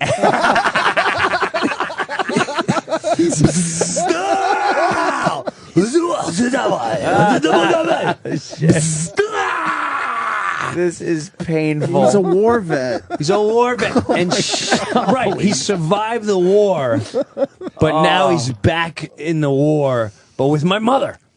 Yeah. With her one eye. And so he goes, I think I should go back to the house with your mother. So why would you want to? He's like, I should go back there. I'm like, what? All right. So I moved them back. Now, you know, a couple things have got. She's nasty. A couple aides will say like, you know, I think her nerves maybe are shot. I write report, but she's you know, she needs help. I think she needs help. So you know, I didn't see signs until yesterday. I get a freaking call. But a couple days ago, I should say this, after the ear pang, boom, bang, ping, pow. Yeah, pow, bing. After that, I immediately found a place for my mother, independent living. So it's when elderly go there and they live like an apartment, but in case they need something, they got a button. I've seen those places. Now, I first went to look for my dad, and the buildings next to each other. You have the independent, and you have where they take care of you. Where they take care of you, they're like, oh, your father'd be good here, but everyone looks like they shoot him up with morphine, and they're in the hallways. Yeah, they leave him in the hallway like in a wheelchair, just kind of fucking in the middle of the hallway. Well, that's fresh air for them. And so they're all their fresh air. Right, I go there. My mother's there, and I go in. They're all just sitting in front of the TV, zombie, right? And like they just had electrical shock treatment, and they're on Thorazine and Haldol. And they're not that bad. They're so happy here. They're having a great time. They get 3 meals a day. We feed them. We scrub their balls and their ass. They're happy. They're very happy. We take them to the supermarket. One's yelling. God. We take them. There's a hairdresser here. We're happy. One's yelling, I won't eat pudding. The other one's yelling racial fucking. Racial epithets. We put my mom in one of those assisted living. Yeah. But she was on to us, man. She only lasted 6 months. She's like, go fuck yourself. I know what you guys are doing. And they're all like, move me the fuck out of here. She wasn't gone enough, unfortunately. It's all like Jamaican and Haitian employees that fucking, you know, back where they grew up, they just, you know, they'll throw you in a hut or whatever. You know what I'm saying? And it's just different. It's fucking creepy. I got to hear the rest of this. Of course. All right. Brewer, back on track. Okay, so I'm going, this ain't going to work. Well, let's show the independent living. I walk in there and went, my mom will thrive here. She needs other people to talk to. There's other people missing eyes. This place is great. There's people in wheelchairs. Like, Sure. she'll make friends. She'll make friends. So with that, go home and I go, Mom, can I just show you a place?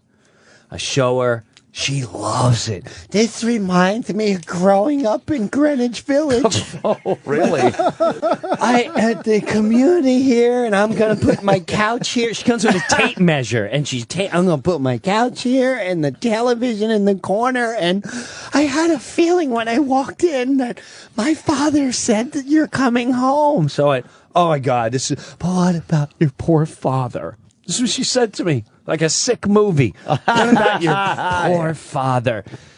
Say, I'll put him in our house. We're fine. We'll keep the AIDS. Now, she's psycho because the pure hatred comes from she has to pay for the AIDS.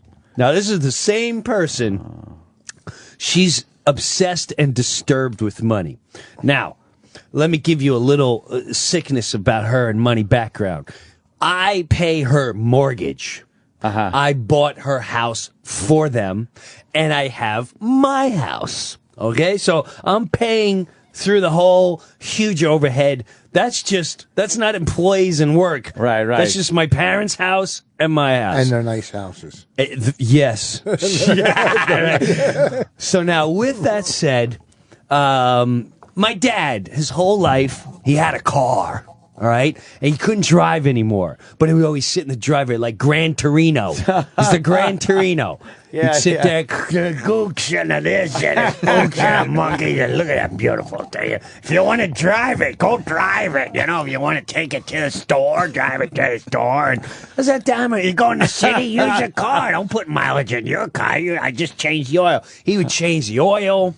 And so my mom goes, now this is like a 1980-something Toyota Camry. If you want the car, I'll give it to you for $10,000. Jesus. I went, what? Are you seriously? $10,000? It's yours. So I didn't talk to her for like 2 weeks. What year is it? 80-something. It was like, honestly, I think it was in 91.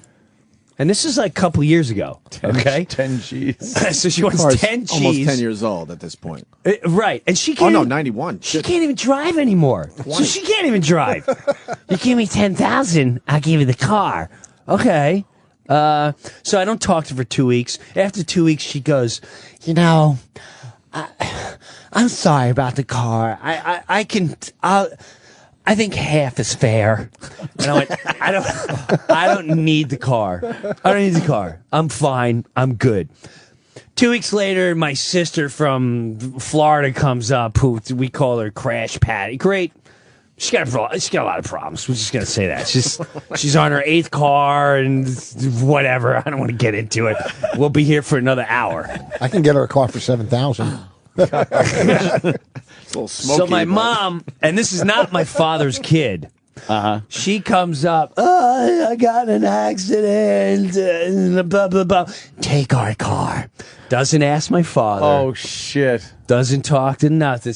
All she knows, the car's gone. And then for 2 months straight, she tries to, well, you're senile and you couldn't drive the car. And blah, blah.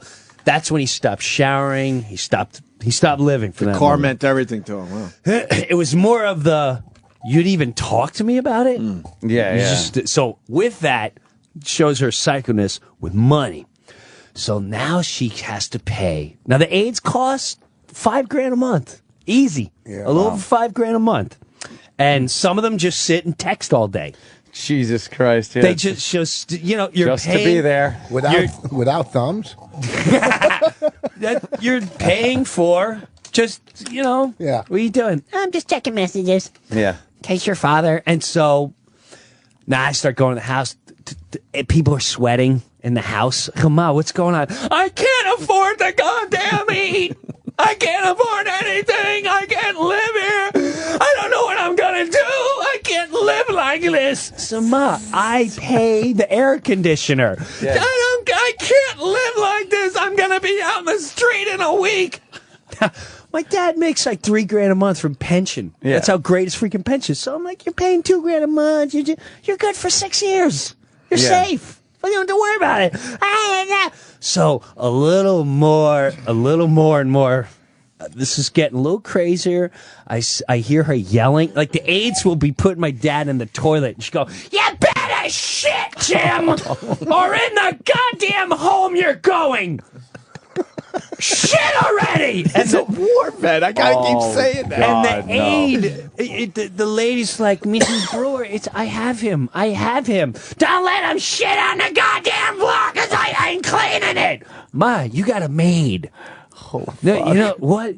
So yesterday, I'm heading in to do whatever showbiz, blah, whatever on freaking thing I'm doing yesterday. I get a phone call from the head of the agency that distributes the nurses. Jim, I don't know what happened today, but this is all I can. All I can say is you need to. Oh my God, no! The first suggestion I would make is to get all the meds out of your family's home, because we don't know what your mom is doing to your father. Whoa! Wow. What's going on? I got a call from the aides this morning saying they really need to talk, and they were very distraught.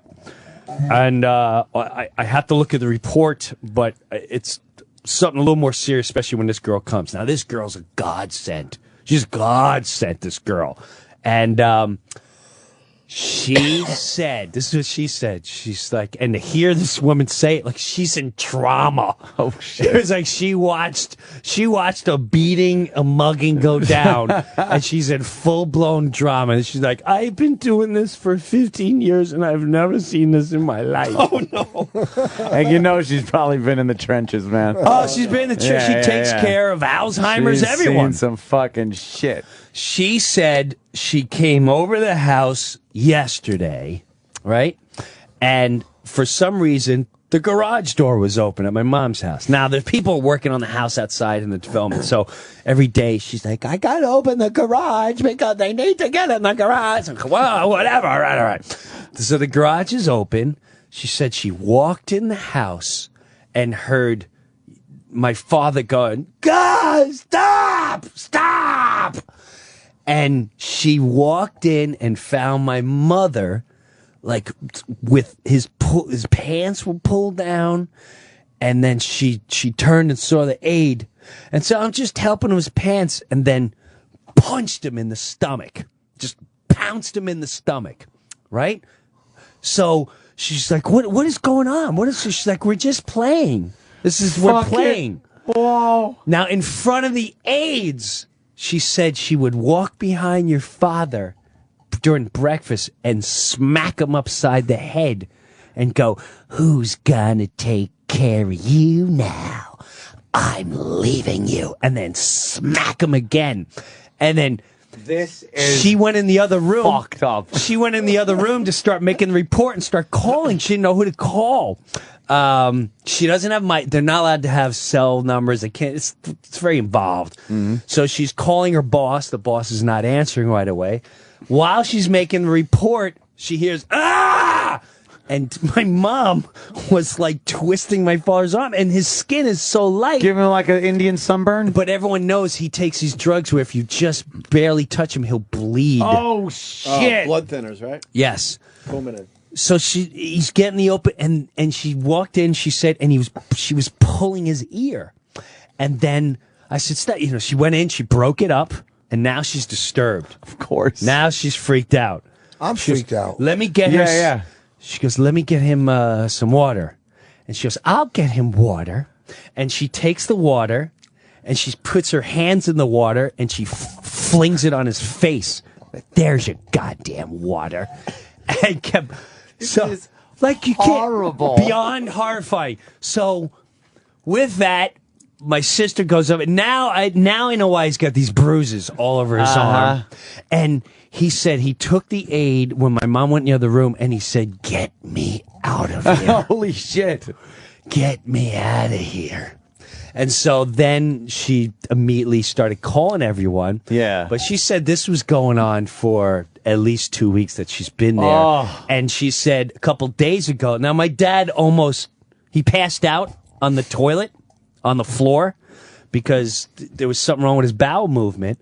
And she gave him she said, the aide was with like, what are you giving him? She's like, I'm giving him a laxative and some pills. And she's like, don't give that to him. He's going to get very sick. I know how to do this.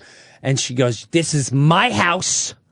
You're just an aide. And she gave it to him and he freaking pissed and peed and passed out. And she just sat there almost like grinning. So yesterday, we were going to call a cop so he can be there until the aide showed up at 4. We got my dad, got him out of the house, into my house. Yeah. I call up my mother, and I go, and I'm very calm. I said, Mom, do you know I've got 4 reports of aides saying you've been abusing and hitting and punching Dad? And this is the moment I'll never forget the rest of my life. I had my mother my whole life. And it was like the most scary moment in my life. She went, I don't know what you're talking about. Oh. I said, Ma, were you in the room? I was in the room and I was helping your father. Where is this coming from? I said, Mom, are you saying you didn't hit? You hit Dad. I have reports saying you hit Dad. They are making a police report. Do you understand that? I may have shook him once in my life, but everyone is just exaggerating. And I was like, you are a fucking sick, evil monster. I don't even know who you are. To hit a man in a bedridden, to hit and abuse another human in a wheelchair when I'm paying for you to be gone until you're sick. And she just was silent and has hung up. I haven't talked to her since. Wow. Now, I'd love to call her right now and prank and pretend I'm the police.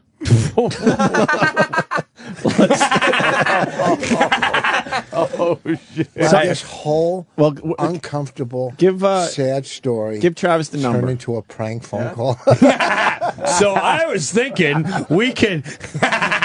Wow. So maybe she doesn't. Maybe she doesn't know she's doing it. Maybe. No, she knows, does? Rich, because she has a past.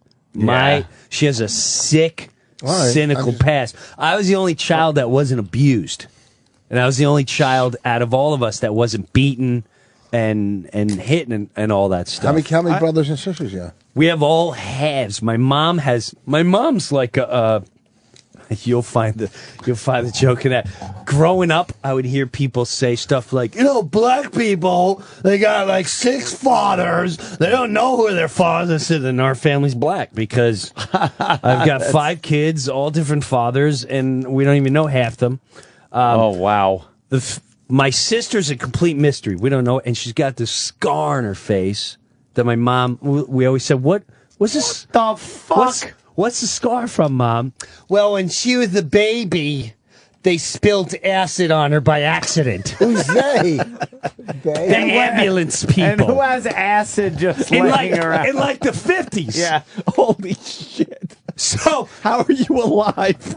Holy shit. So would have missed out on some great comedy, man. And how are you alive? Right. And my sister literally went to go have plastic surgery, and you don't really notice it because she's a beautiful person and blah, blah, blah, and you just don't notice it until she goes, the scar on my face, and then like, oh, wow. And not until last year did I realized it goes all the way down her neck. And, there's another thing yesterday the aide said. She goes, I came back at 4, and I know your father did not pee that much, but his whole bed was wet, his feet were wet, his clothes, that was not pee. I really suspect that she was throwing water on him. And I was like, oh my God, are there burn marks? Yeah. Are there burn marks? Because she was definitely capable of boiling water and pouring it on boiling him. Water. So he wasn't burnt, but bro, this is my mother. Like That's fucking insane. I'm out of my mind right now. Like shit. I don't even know what to do. Do I hate her? Do I forget? Like, I don't even know where to go right now. Do you have nice recollections? I do. Yeah? I do. But right now, I'm just bad. Like, this happens in movies, not No in my shit. head. In my, But I will say this. It's like whatever happened to Baby Jane kind of stuff. It's freaking weird, man. Yeah. So, anyway, she's still at the house. He's at my house, and I left at my little 6-year-old playing war cards with him. Yeah. And he was laughing. She was playing with him, and he's in a great environment. Thank God. Maybe we saved his life a week early. I think you did. Who knows? I got the question. So, what is the problem between your parents? Does she feel like your dad did something way back in the past, and now this is like payback, or He's this is getting just the old age? He holds her back.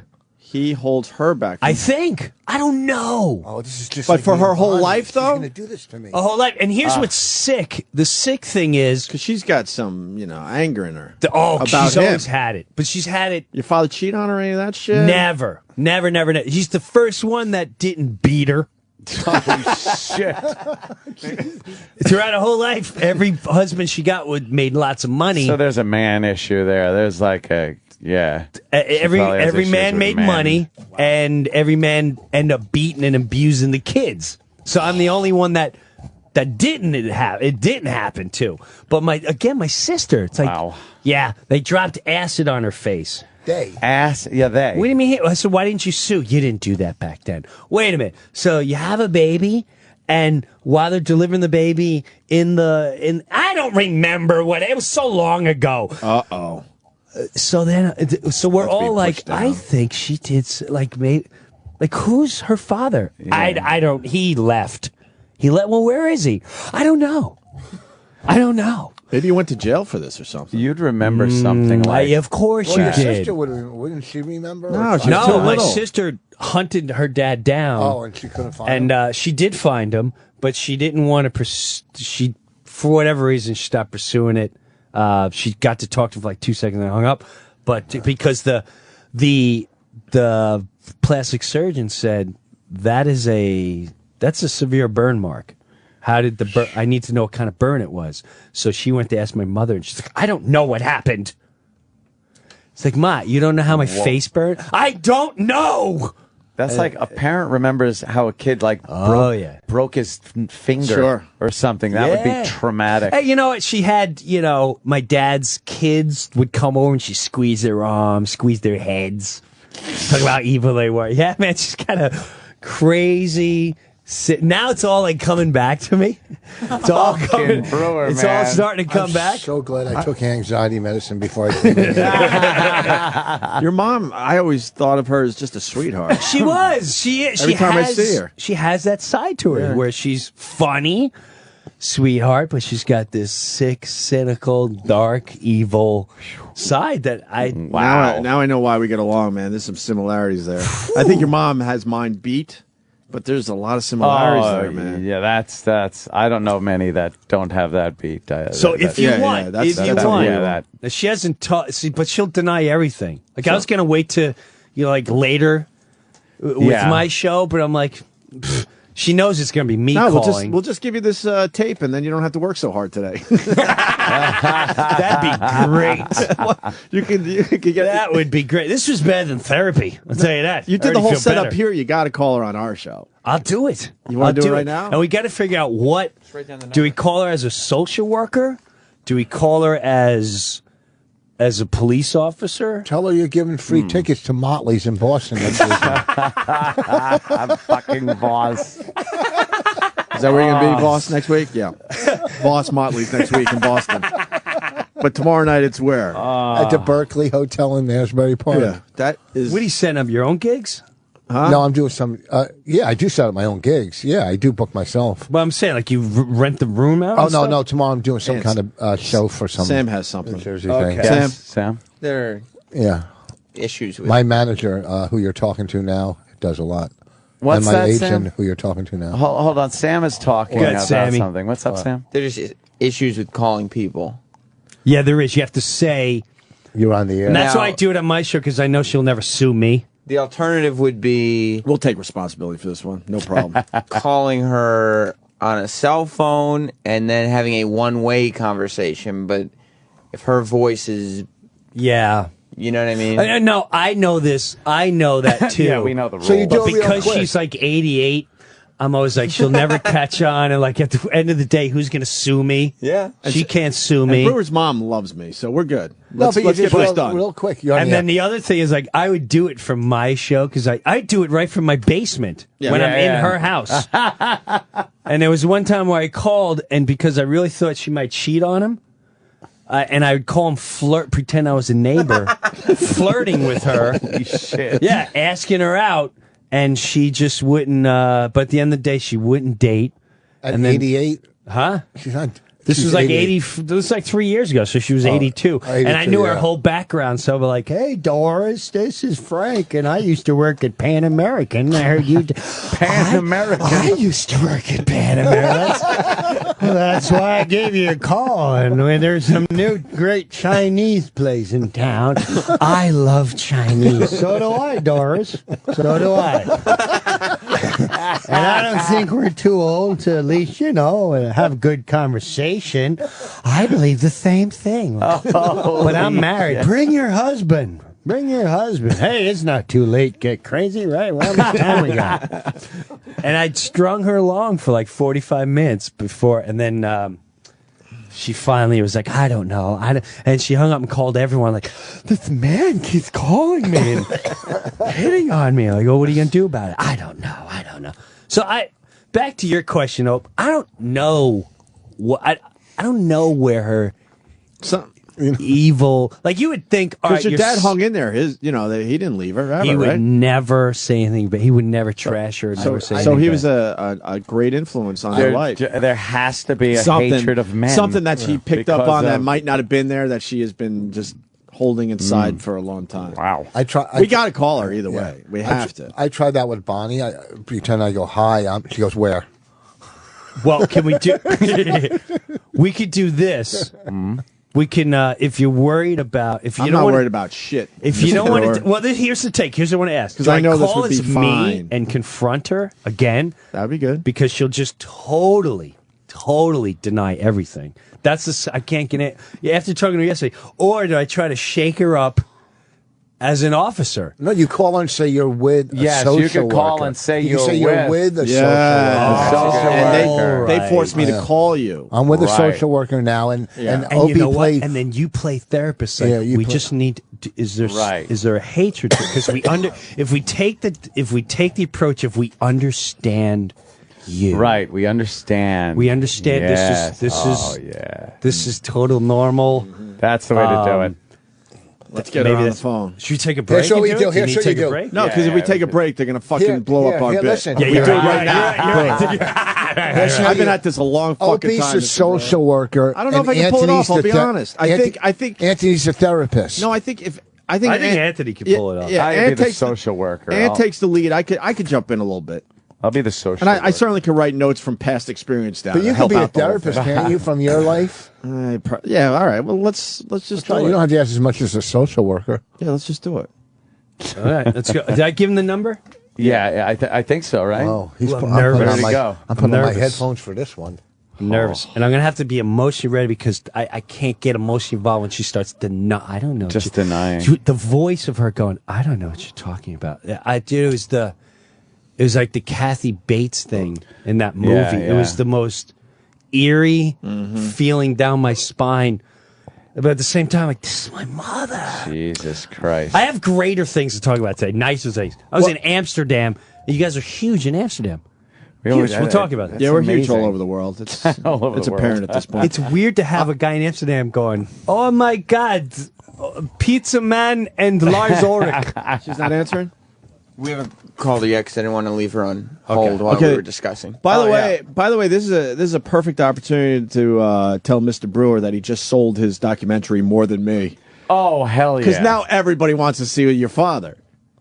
Yeah, you know what? And now I'm telling you, this you just is like sold the genius movie timing. Indirectly. Yeah. This is almost genius timing that this freaking documentary. I saw More Than Me yesterday, and it fucking almost brought me to tears, and I missed my fucking father like you wouldn't believe. And basically, this movie, really fast, is Mr. Brewer, Jim Breuer, going on the road with his dad because he knew his dad needed a fucking break. You would love this, Rich. Yeah. What? Because he's your, so he'll make you laugh hard. Oh, I saw the documentary. Oh, you're right. You're right. I love you it. and Bonnie watched, We saw the. You saw it before it even was final. Cut. Okay, hold on, but there's tons of laughs in this thing. It's really dark at times and very serious, but it's really funny as well. yeah. And basically, Brewer, who's a rock star when he's on the road, drags his 85-year-old at the time father around with him for 30 days on the road, going in and out of these shitty hotels. Yeah, that's what I didn't get, the hotels. Yeah, some of them, right? You're doing What's well. wrong with you, Brewer? I was thinking that was my sister. Days booking me these there was things. a Days Inn. Jesus, these are upscale places for me, but for him. But it was really fucking Yeah, it was a good really documentary. Bonnie and I moving, very watched it. We sat in funny. bed. And now after this hour, Brewer telling these stories, everyone's going to want to see what his father's all about. So it's perfect. It's perfect. It is now. It just hit me. That is freaking genius timing. And now I'm blessed that this happened. JimBrewer.com. Pre-order the DVD More Than Me, and it's Brewer, BREUER.com. Well, it's kind of JimBrewer.com. I'm not being. It's kind of selfish that your mom is beating your dad and you're blessed over it. Because my dad's beating, I'm going to profit. Lemon's lemonade, Rich. Lemon's lemonade. So do you want this? I'm actually going to use all the money, and I'm only going to stop taking. Because I originally offered to pay for her rent. Yeah. And now I really don't want to pay for her rent. So whatever I make off this, she'll have to pay for, and then I'll pay for my dad's AIDS. Yeah. Through the Well, film. can't she get? Doesn't she get Medicare? No. You know what? She's not capable of it yet. Call you her have up. to Let's be. do this. Do you want it to go straight to you, not the phone screener, so you'll hear the talk. ring? Yeah. I think it should go straight to you guys. Jim. But who says hello? I say hello? Yeah. You got to say hello, and I'm with a social worker and a therapist. Well, you know what? You also got to let her know she's on the air. Yeah, you could say I'm on the No. air with a social worker. Like, there's a social worker in Do here. we like, have to say we're on No, the air? let's just I slide know. one through for once. I What, mean, are you going to what's- fire us? That would do me a favor at this point. Let's do this. No, just say. Just fucking do this. Let's do this. Then I should have been fired a No, long time ago because Yeah, he I does did it all the time. I do it on an everyday basis on my And my Howard show. has prank calls all the time. Stop already. Just say we're on the air. Me, like she says. Can you? Yeah, maybe keep just slide it anything in. you say? That's Yeah. fair Can enough. you Just hear sort me? of, you're on the air, by the Emanier. way. Oh, this Emanier. Yeah. But I think you got to start where it's just you. Yeah. And then when she's not fessing up, then we go with the social worker. Or therapist. You could even slide it in like, yeah, hey, I'm on. Hey, I'm over here. You're on air with a social worker. You're on air. I'm here with a social worker. Yeah, you're on air. I'm here. Like, you know what? Yeah, I'll make it It's not sound even like a lawsuit I'll thing. make it sound like I'm It's goofing up. Right. Yeah. Okay. You guys word? It's an. All right, it's fair enough. All right, let's go. We'll get this done. You ready to do it? She can't You get in hear trouble? anyway, so. You right? No, I wouldn't give a shit about the company. Just It's Okay. another issue. just stammer through the. You're on the. Yeah, as long as you just say it. Okay. We're okay. All right, we're calling her now. And we should hear the ringy dingy. You're going to hear the ring. Okay, very Deep good. breath, And then deep Brewer breath. goes. Will she wait? Will she get an answer? She should. Because she's going to think it's my sister in Florida, which she's still. With the burn She's mark? no out. Oh, my sister Okay. might be there. Oh, but you have to click the phone immediately when it's on hold, and then you'll hear the ring. I don't have to do shit. What's your social worker's name? You pick one. Take the count. Art Vandeley. What is your name? Charlie? Charles. Charles. And will be Bill Tetley. I'm Bill Tetley. William William Tetley. But don't. It's just. Right. When we I'm get just nowhere, here. then we ramp it up to the second don't level. worry about it. Yep. No answer. Well, what do we? Son of a bitch. What She's happened? not answering. I don't know. We're dialing right now. Okay. I don't hear it going. I don't hear it. Okay, pick it up. Go. Hello. Okay. We got rings. Oh God. Oh boy. Hey, if you call your mom, I'll call my mom. Hello? Hello. Mom. Yeah. Hey, I'm on the air. Listen. We gotta seriously talk about. Listen, we have to really be dead serious and talk about what's been going on. I know. Okay, Now I have to help you also. I got a hold of a therapist and a social worker that I have here with me. Hello, Mrs. Brewer. This is William Tetley. Hello, how are you? Okay. All right. Now, they both... I just need to hear... Listen, I don't want you to deny what has been done. I don't buy that you don't understand what you did to Dad.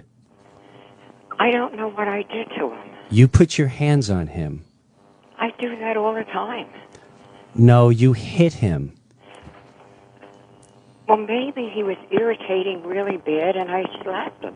I might have. Yes, I might have. Okay, so yesterday, when I asked you if you did this, you lied to me and you said I did not hit him. I don't remember doing it, Jimmy. I don't remember doing it. Oh, Mom, you're as clear as day. I do not buy that. You're clearly lying. You are clearly lying. And you need to face what you're doing. Yesterday, you told me I may have shook him. Now you just told me I may have slapped his face. I don't know. Oh, no, I didn't slap his face. You'd slap his head? You pull his ears? I don't... This is written down in reports. I may have pulled his ears fooling around, but I never pulled his ears. That's not... You know, you and I, when he's screaming to say stop, there's reports that you would put down the water and throw it in. You dip your hands. Yesterday, poke in the back of his head. What? Why? This is what I want to ask you. What is it that drives you to do that? Let's say he was annoying you. How is he annoying you laying in a bed?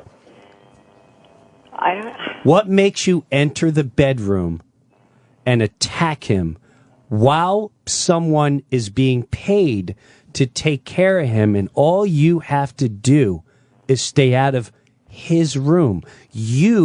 What was your purpose entering that room? I don't remember. You do remember, and you're going to tell me. I don't. So you just wandered aimlessly and said, oh, I'm in the bedroom now. No, he must have said something. Or He must have said something, or he did say something. I don't know. So why would you have to remember, you have never had a memory loss in your life. Yeah. I know that for a fact. You know that for a fact. You are not Alzheimer's, and you do not have dementia. You are clear as day. So I need you to explain to me and the social worker and the therapist who are also reading the reports. I'm trying to help you here so this doesn't get uglier. And what I need to know is to hear you, and you're not getting in trouble. I need you to vent.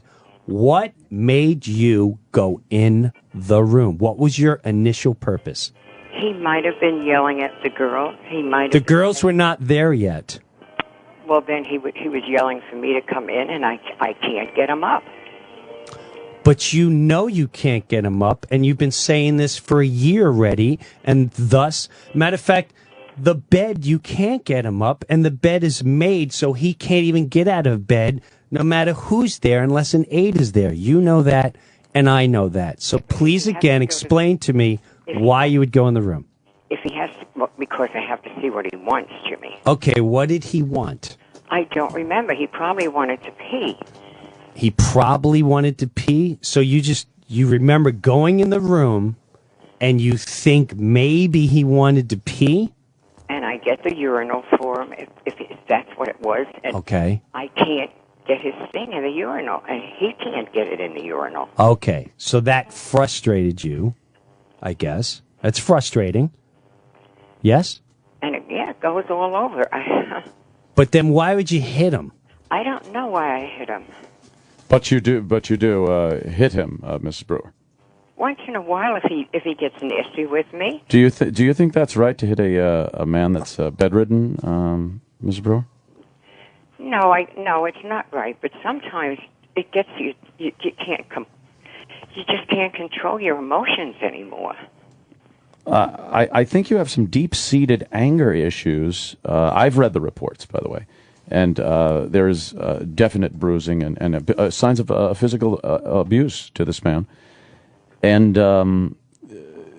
this has to stop. Where do you think this comes from in your past? I've talked to Jim about your past and different men. Is there a hatred towards men in general that you're harboring? No. No. Could it be just dad? Is it the money that you feel that he's, the aides are causing anguish from your bank account, maybe? I'm worried about it, yeah. But does that cause, because where I'm confused, Mom, is you seem to be happy in the place that you're going to be going. And I need to hear an honest opinion from you if you've been not telling me the truth, because what I got from you is, this is a great thing and I can't wait to do this. And I thought we were all in a great place. And is that true so far? Yeah. Okay. So here you are going, okay, I'm going to go away. My son is going to pay for it, besides the 2 mortgages he has and everything else he does, living on the road and all that. And he's going to put and take care of his mother here and his father. No, I'm taking care of your father. Well, you're taking care. Actually, Dad's taking care of from the pension he makes. The pension don't cover it, Jim. It covers 3/4 of it. Yeah, just about. Right. But wouldn't you fairly say, for the years of him being home taking care of your children, such as Patty and myself, and never hitting you and never abusing you like some of the abuse you had in the past, that maybe this man might be worth some of that? Oh, yes, I think he's worth it. You sure? But don't forget, I took care of my children, too. I worked every day. So did he. 3 jobs, I remember. No one's denying that. I remember my father being a sanitation, janitor, and bartender all at the same time. Right? Yeah. So I remember both of you working. I remember that. Clear as a day. Mrs. Brewer? Yes. I read in one of the reports that you were smacking your husband's ears. This is very strange to me. He got up one morning and said he couldn't hear. I didn't know if he was fooling or if he meant it. Now, a gentleman of his advanced years, wouldn't you assume that he meant it and this wasn't a joke? And then to take the palms of your hands and smash them into his ears does not seem like a thing to do that would be healthy for this gentleman. Well, he kept laughing at us, and we thought he was fooling. From what I've heard and read in the reports, he did not find this funny. Well, I don't know. Mom? Yeah. I need to know where your violent streak comes from, because you clearly got worse the minute you got your place. And it seems to come out of almost like a childlike ha ha ha ha ha. And I just, everyone here is baffled, and I didn't think we'd be in this situation where I have to tell people she's 85 and I now have places concerned about you going there to live, afraid you'll lash out to a neighbor or someone else. Because if you are capable of doing what you've done, which you clearly won't admit is wrong, and you clearly will not even apologize for, but rather just try to find reasoning for it, then there is a major issue. If I will apologize to him. I don't think it's healthy for you to even see him right now, because I won't believe your apology, because it's more to just clear your air. It's not a true apology. It's just to say, hey, I'm cool, and this is where we're at right now. We need to find out. If at the end of the day you said, you know what, I'm not going to lie to you, Jim, I hate your father, or I'm not going to lie to you, I've hated him for what I can understand to a somewhat degree. I don't hate him. I don't understand where the violence comes from. You clearly go out of the way to attack him at times. Right. There's absolute violence. And from what I'm hearing here, it's excuses and oh, it was a joke and it was this. You're not taking responsibility for the fact that you're physically abusing a bedridden, wheelchair-bound man. Where does that come from? I don't know. But you do assume it comes from somewhere. It must come from somewhere. Well, you have to have some idea of where it might come from. Can you reach back, perhaps, and No, I can't. and really think, when did this start? How long ago? I don't know. I don't remember. It's a lot I don't remembers. You don't remember yesterday, but then you do remember. You don't remember hitting him, but then you do remember hitting him. You need to talk, Mom. I don't know what to say.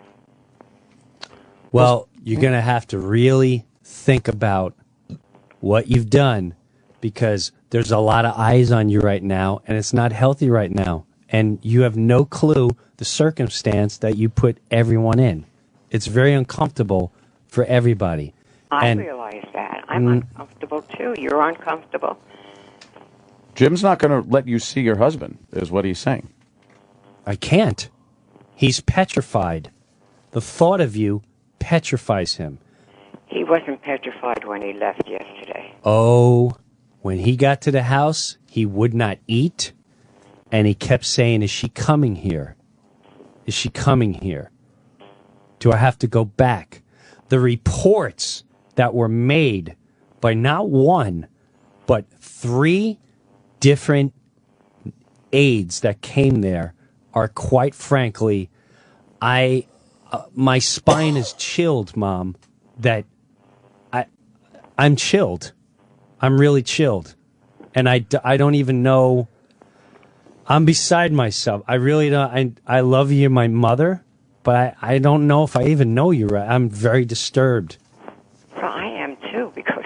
Yeah, but you did it. So how... That is... I can say I hit my daughter. Why'd I hit my daughter? Well... I asked her to do this. She was disrespectful.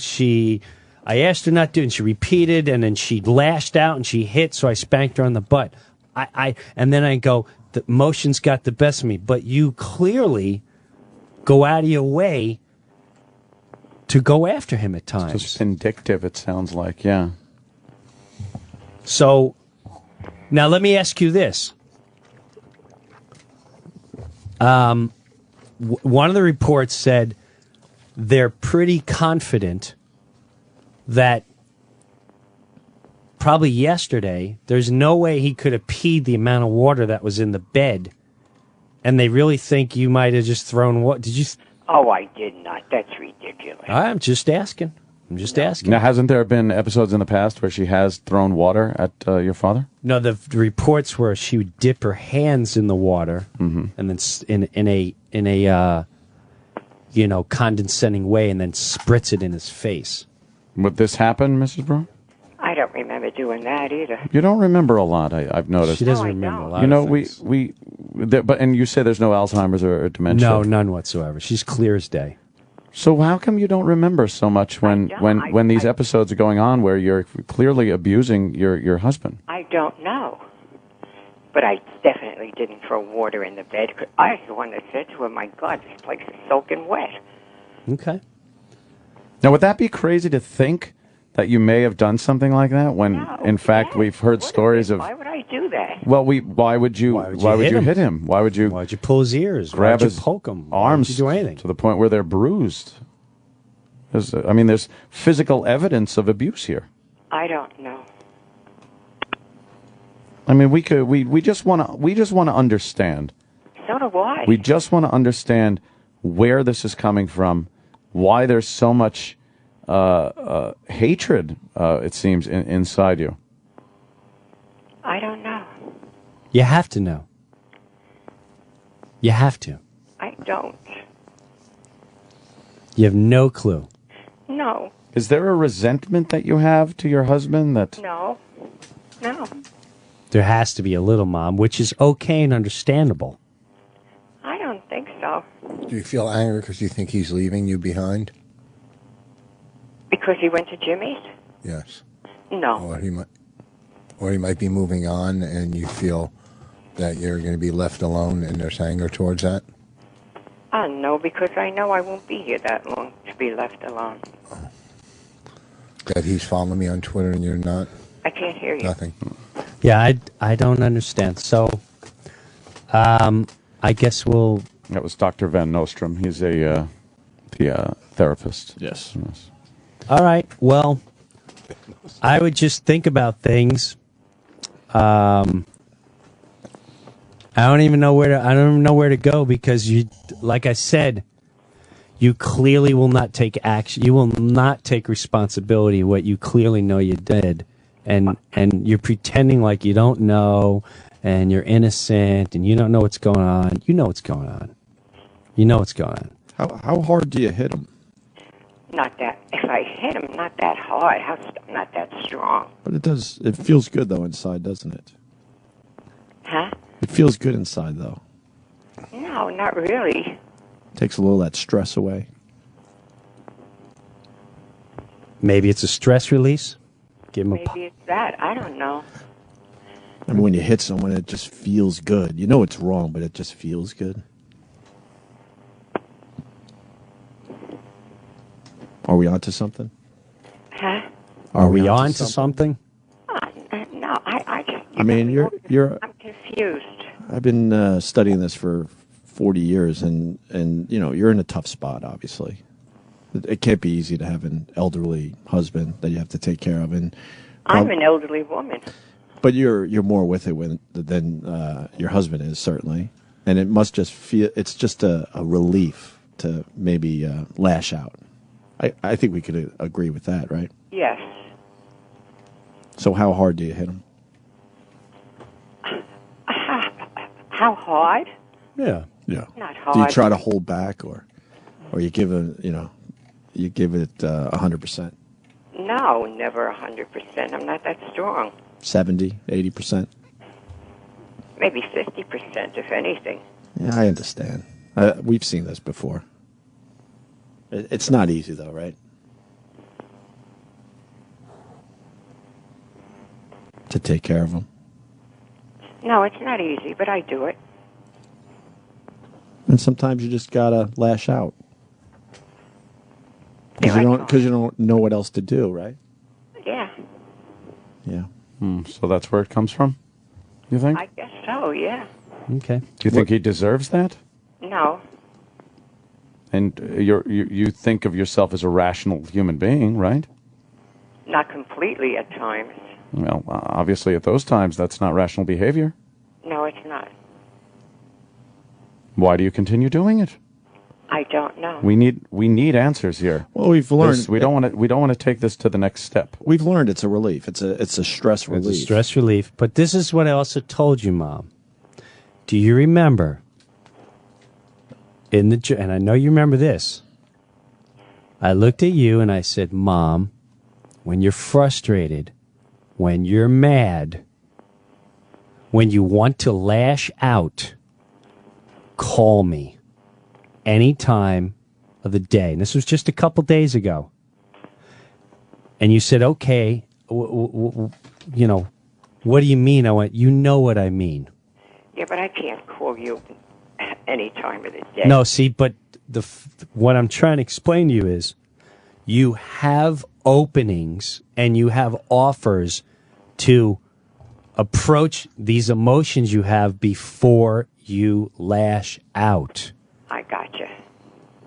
You have other things to do to lash out. And when you can't control yourself from lashing out, whether it's pulling his ears, whether it's screaming at him, whether it's shoving his head, whether it's poking his head, whether it's giving him a smack, no matter what it is, you have to find another means of venting that frustration.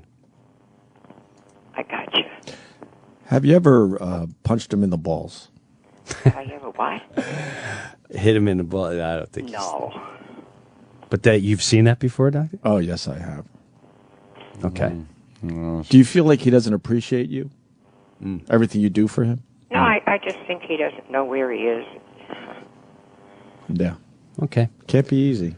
We understand the it can't be easy part, certainly. We've seen this. But you can't hit him 50%. He's an old man. I realize that. 88 years old. Let me ask you this. What do you think is the best way to resolve everything right now? I don't know. Maybe keep him over there and I'll go visit him. I'm talking. What do you say, Doctor? That's not going to happen anytime soon. There's too much denial here. All right. We're hearing way too much denial. A lot of denial. That's what I'm saying. We saying. really need to get everything out on the table, exactly what has been going on the last few years, and then we could get past this. You're talking to a bunch of people here that understand the situation.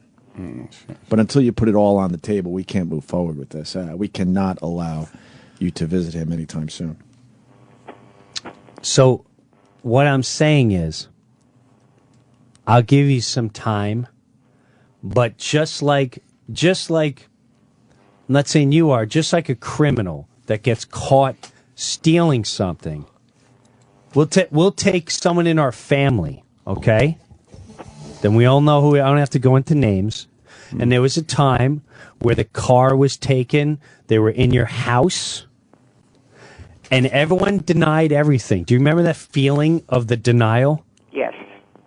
And how frustrating, and we all knew.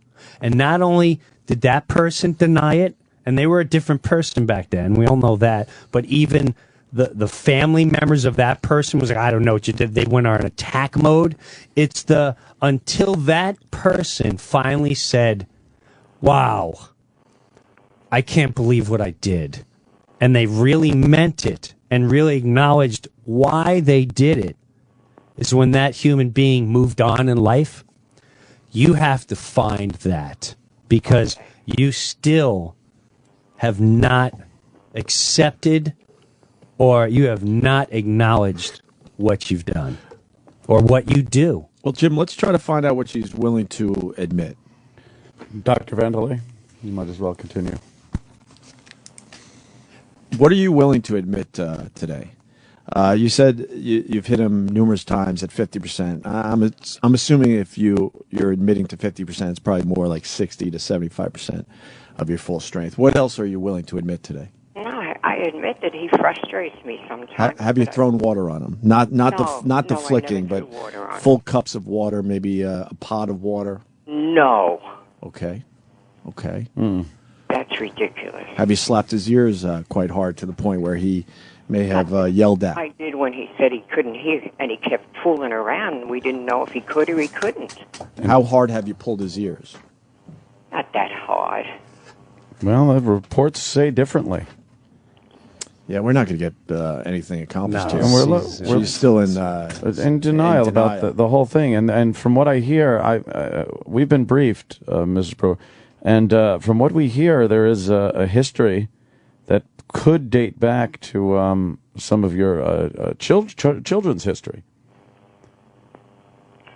That a lot of questions are being asked about certain people, siblings of Jim's, and what has happened to them in the past, perhaps abuse, things like this, such. You know what I'm getting at? No, I don't know. You've been confronted in the past with maybe scarring? Maybe what? I thought maybe you'd be able to tell me. How about abuse of the children? Were you around to watch the children being beaten as they were growing up? I never beat my children. I never beat them. I'm not saying you personally. I'm just saying have you seen the children being beaten by men that you have brought home? Yes, I have. And you stood by and did what? No, I didn't sit by. I attacked. She did attack. Oh, yeah? Jim, I can brief you more of that stuff. Okay. Let me write that in my report. Hold on. I want to put a check mark there. Why don't we do this? Just think about where a lot of this comes from. Thank you. And I want you to really think about, because between you and me, Ma, you know, now places want to know if you're they just want to know if like you're a potential threat around other people, and I try to explain you won't be, but it's reports now, so I'm just telling you, you need to come to a point, and you need to acknowledge, and you need to vent. You know, you were talking to that pastor for a while, and you were letting a lot out. Maybe you lost some of that.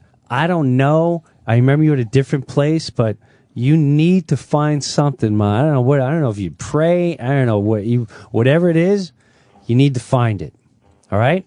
Okay. All right. We'll talk to you soon. Do you concur, Dr. A.G. Pennypacker? Sure, why not? Yes. Okay. Thank you. Thank you, Mr. Brewer. Thank you, Mom. You're welcome. Bye. Bye. Whoa. Dude, you scared me. I didn't want to. Wholly uncomfortable. Now, here's what's funny. No, I didn't want to go anywhere with that. Well, no, there's heavy stories. Well, we didn't know and how. the book, when she passed away, that book will be written. Oh, really? And it's heavy and it's dark, but the past. She left one night, gathered up the kids after her. It's such a long story. She lived in freaking Brazil with this rich guy from Pan Am. Holy shit. Had a maid, but at the same time, the guy would come home, beat her, get into the kids, his own kids. And then one night, as my brother describes, taking a gun and shooting, trying to kill her out in the street, running around the car.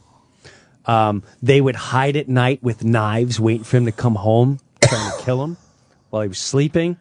And then fucking crazy. Oh, dude, you have no clue. I asked my sister one time, what was the, when you just kind of like, hey, man, what's the best time you ever had in your life? And my sister, the one with the scar, said, the night we ran away from home and we got a hotel somewhere in North Carolina. That was the best sleep I ever had. Just in my whole one life. night of being able to just not worry.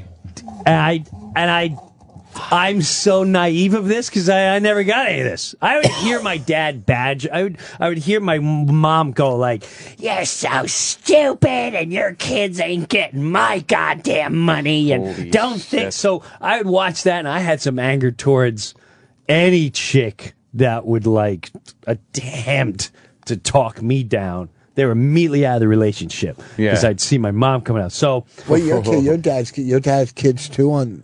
My dad has kids from his first marriage, and he was a heavy drinker when he was younger. And he just came out. They came out of World War II, and they're like, "Here's go start some, get a family going. Go get a family, baby, and he spread your seed. You got to get the population back from the guys that died in the war." Yeah, and sort of like the Iraqi and Afghanistan, no one's acknowledging them when they come home. Yeah. I mean, Jimmy will tell you, Norton, when we went to the Pentagon, I'm still shaking up from that day. These kids with no legs and no arms, and they're sucking in a tube. And here's the wife who has 3 kids, and she's starting to get resentful. And what they get from the government? Hey, listen, thank you.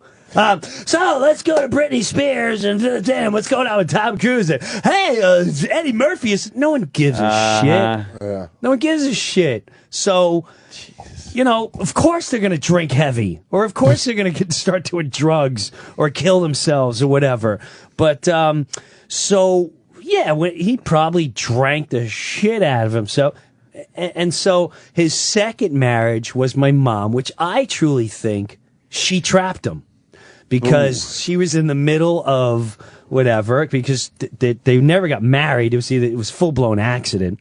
And my mom was in between him and another guy, which my side explains, and then my stepbrothers, and then when she said she never hit her kids before, she never hit me, but my brother will clearly say to this day, he goes, when I was 16, she smacked me for the last time. Mm-hmm.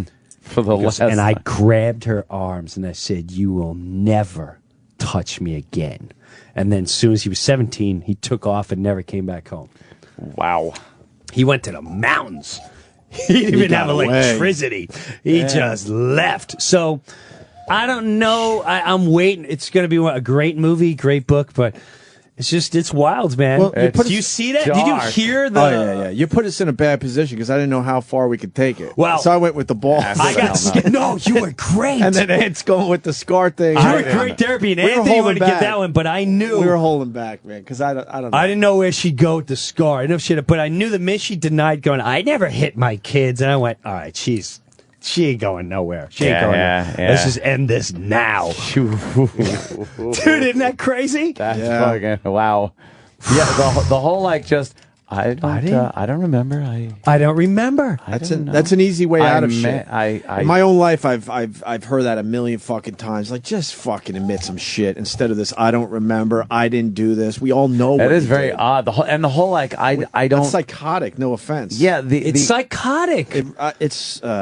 Is she on meds? I don't remember. She does do meds, but I'm telling you, I've seen her. It has nothing to do with meds. It's just she has this deep. We were joking. Hate. We were joking. I was joking, cracking him in the ear. He thought it was funny. Cracking him in the ears. It's weird. I don't know how to relate. Yeah. What do you think? She's so frustrated that she gets a little frustration out. Yeah, you nailed it, Doctor. I think she's living in fear. Fear of what, though? Fear of abandonment and being alone when he passes away. Yeah, you could be right. Yeah. And that's well, you know what, Rich? I know she definitely. Yeah, she definitely has that deep, deep fear because she often will she's say, bringing up money. You're right. No, he's right, though. She's living. Dude, what? Sorry, I just got to keep it funny. What? Cigars. You got to keep the funny, yeah. Cigars and Scotch writes. Baby Jim's parents discovered S&M late in life, and your father forgot the safe word. Or you stumbled upon it. They've been doing this their whole lives. That's brutal. Sorry. He might have been right. He might be right. He's like, God damn it, what's the safe word? You forgot! But no, Rich, you're right. She lives in fear of him dying and all that. But the whole, Does she still love him? I don't know. I don't know. I don't know. I don't know. Like the beating is I don't know. Where's the beating and the hitting come from? And the screaming. Don't it leave is me. fear. Stop. Don't leave me. Stop. Don't leave me. Don't leave Well, me. that's what you see. Stephen Texas has a good one too. I don't know. I'm not a doctor. No. But you're put your right. headphones on. So I think Rich is right. You know, please. It's like when you're. Please don't.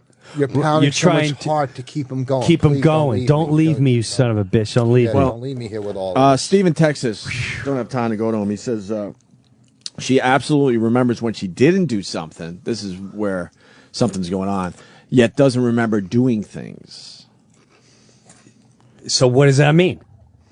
Well, if you call her out on something, she goes, I absolutely didn't do that. And then you call... Right. And then That's she'll what go, I knew she was... I don't remember. Right. I don't remember, Jimmy. I don't remember. It's like when I would ask Norman, I used to know when Norman lied because he'd go, So she kept going, Mom, did you hit him? What's that? Why did I hit him? I don't remember that. I remember that.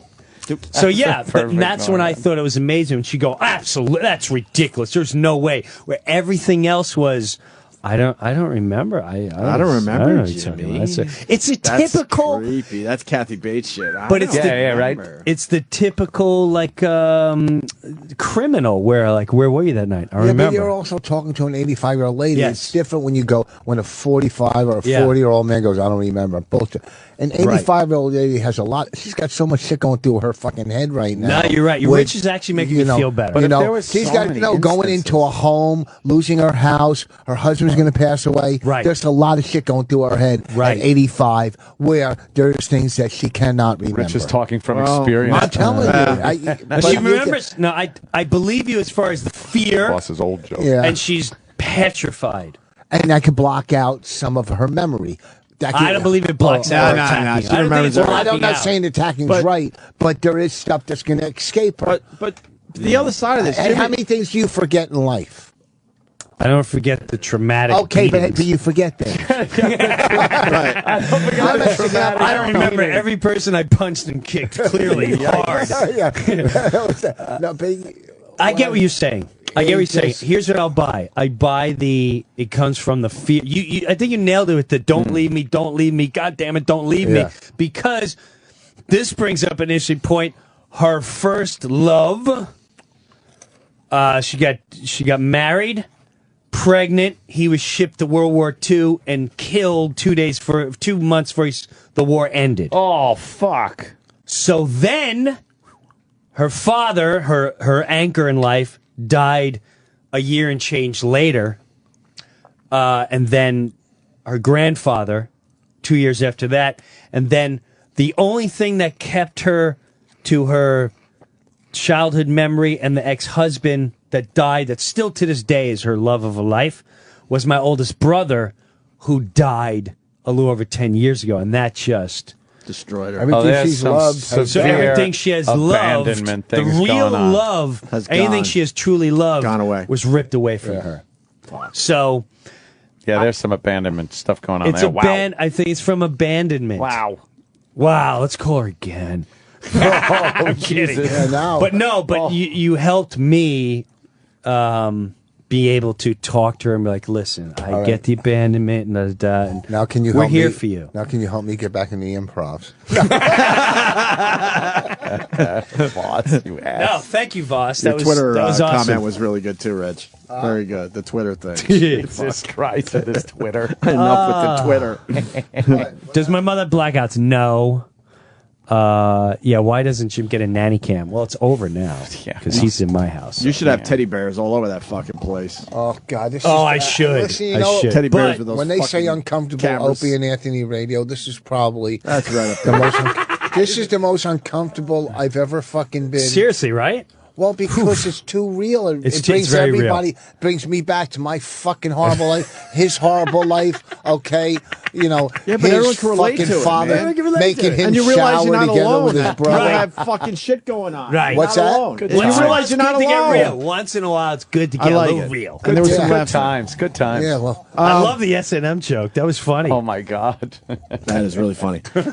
Safe word. I would imagine a lot of people are going to now pre-order Jim Breuer's More Than Me because now you can see his father. Yes. it's a good. As listen, Brewer it's a- takes it's him a on the great road for documentary. 30 days. And I will say, We saw the documentary. It's fucking. I will say I was very flattered by Rich because Rich, he trashes everything, Of attacks course, everything. And when you wrote back to me, you and Bonnie saw it and you went, "I love the documentary." I immediately went, "Okay, yeah. Where and is he's it?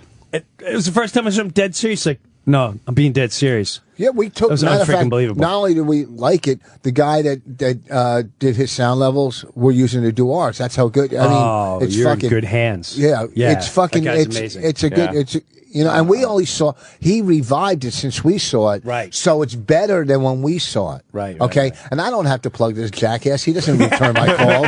Okay. I'm nasty having Vos. dinner. Go Yeah. fuck yourself. Yeah. Okay. Really I get nothing out of fucking plugging Vos. this fucking. All right. Wow. Do I could just go walk onto his tour bus? Go fuck yourself. But it's good. It's really good. Another side of Brewer, man.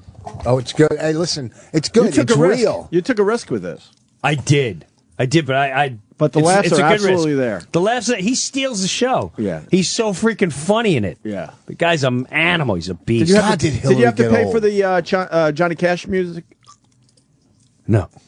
Oh, maybe I should bring that No. up. Here's Sorry. the loophole. Here's the loophole in the Johnny I was really Cash. curious about that because there's Here's the motherfuckers now loophole. in music and movies. Listen, the money. This is why we had to score the whole freaking movie because we couldn't get the right. I want 8,000. I want 10,000. I want 12,000.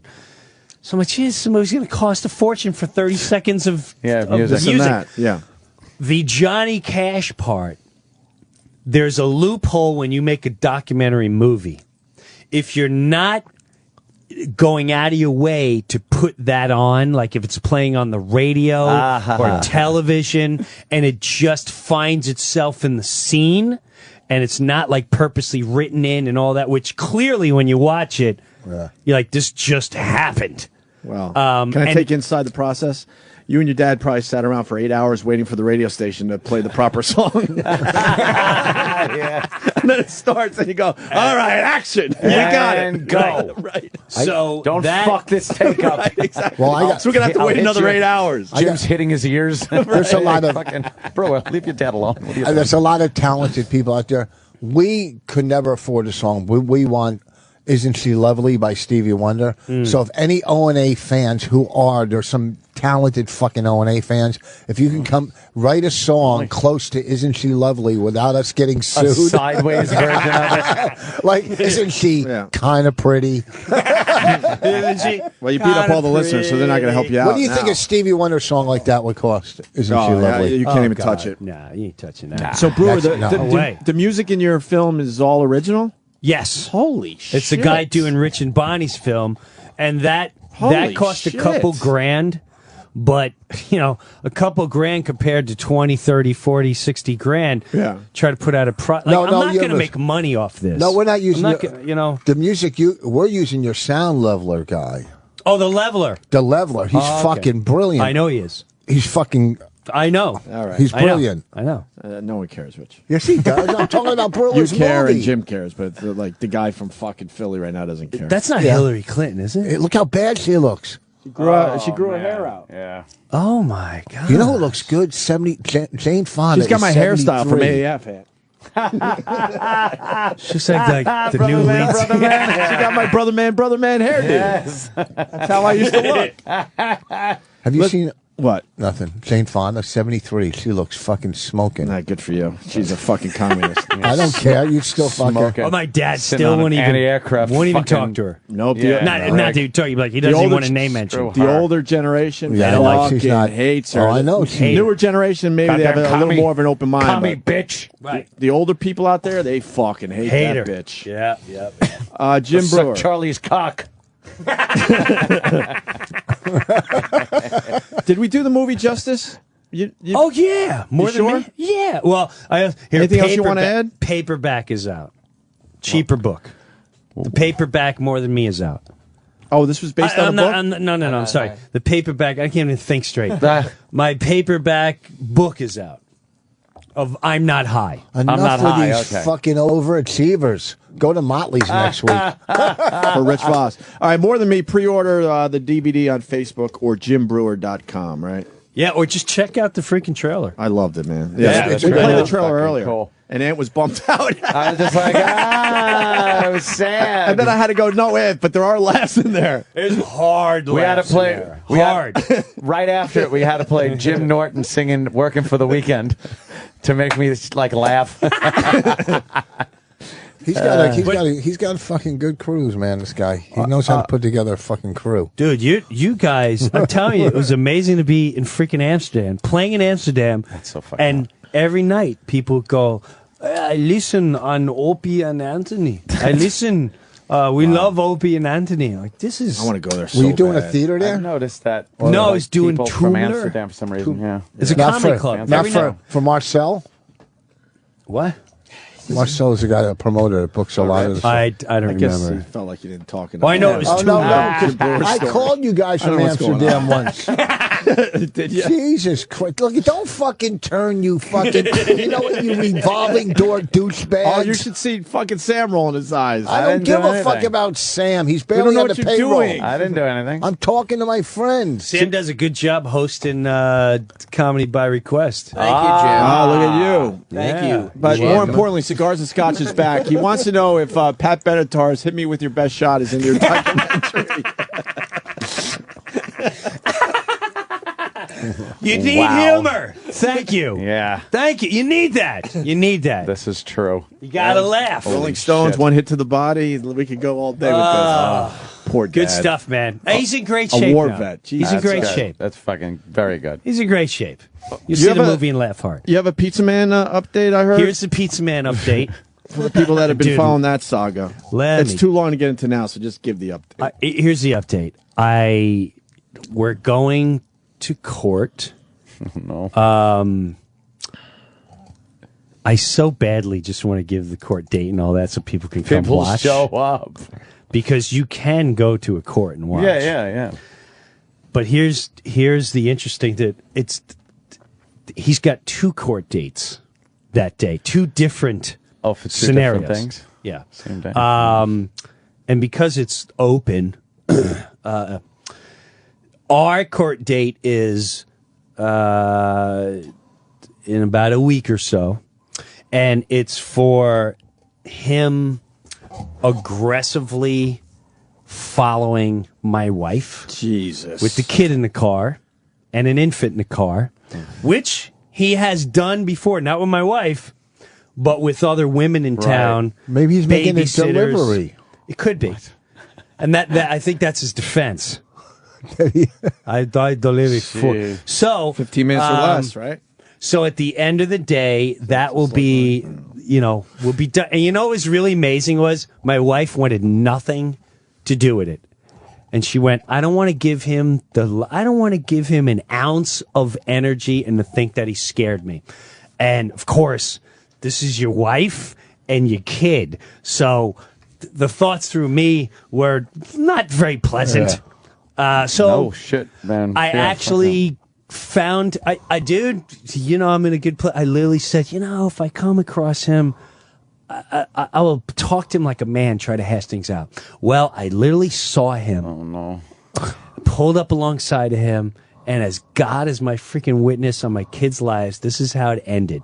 It ended by me going, what did you think, at this tone, what did you think was going to happen following my wife? And he goes, he takes a drag of his cigarette, and he goes, your wife, she go bossy, but she a liar. And you gonna have to prove I was in the car. I don't even drive a car that day. I said, listen. Like a 14-year-old boy stomping his feet. Yeah. You will never get in there and do it. I said, I've caught you in lies before. People catch you in lies all the time. My kid was in the car, and then he looked at me and said, was she a liar too? Oh, and that's shit. Oh, and so that's when I just went, and he stuck his hand out to shake my hand. Oh, my God. Shit. And I said, you're shit to me. You're a faggot. He went, faggot? Faggot? Oh. I said, yeah, faggot. Get out of here, faggot. And he started pulling the car away, and I said, you live at home with mommy? You go on her boobie and go back down. And so that's how it ended. But he means nothing to me anymore. He really doesn't. I realize it's not even just me. It's everywhere. These guys got to go into court with him.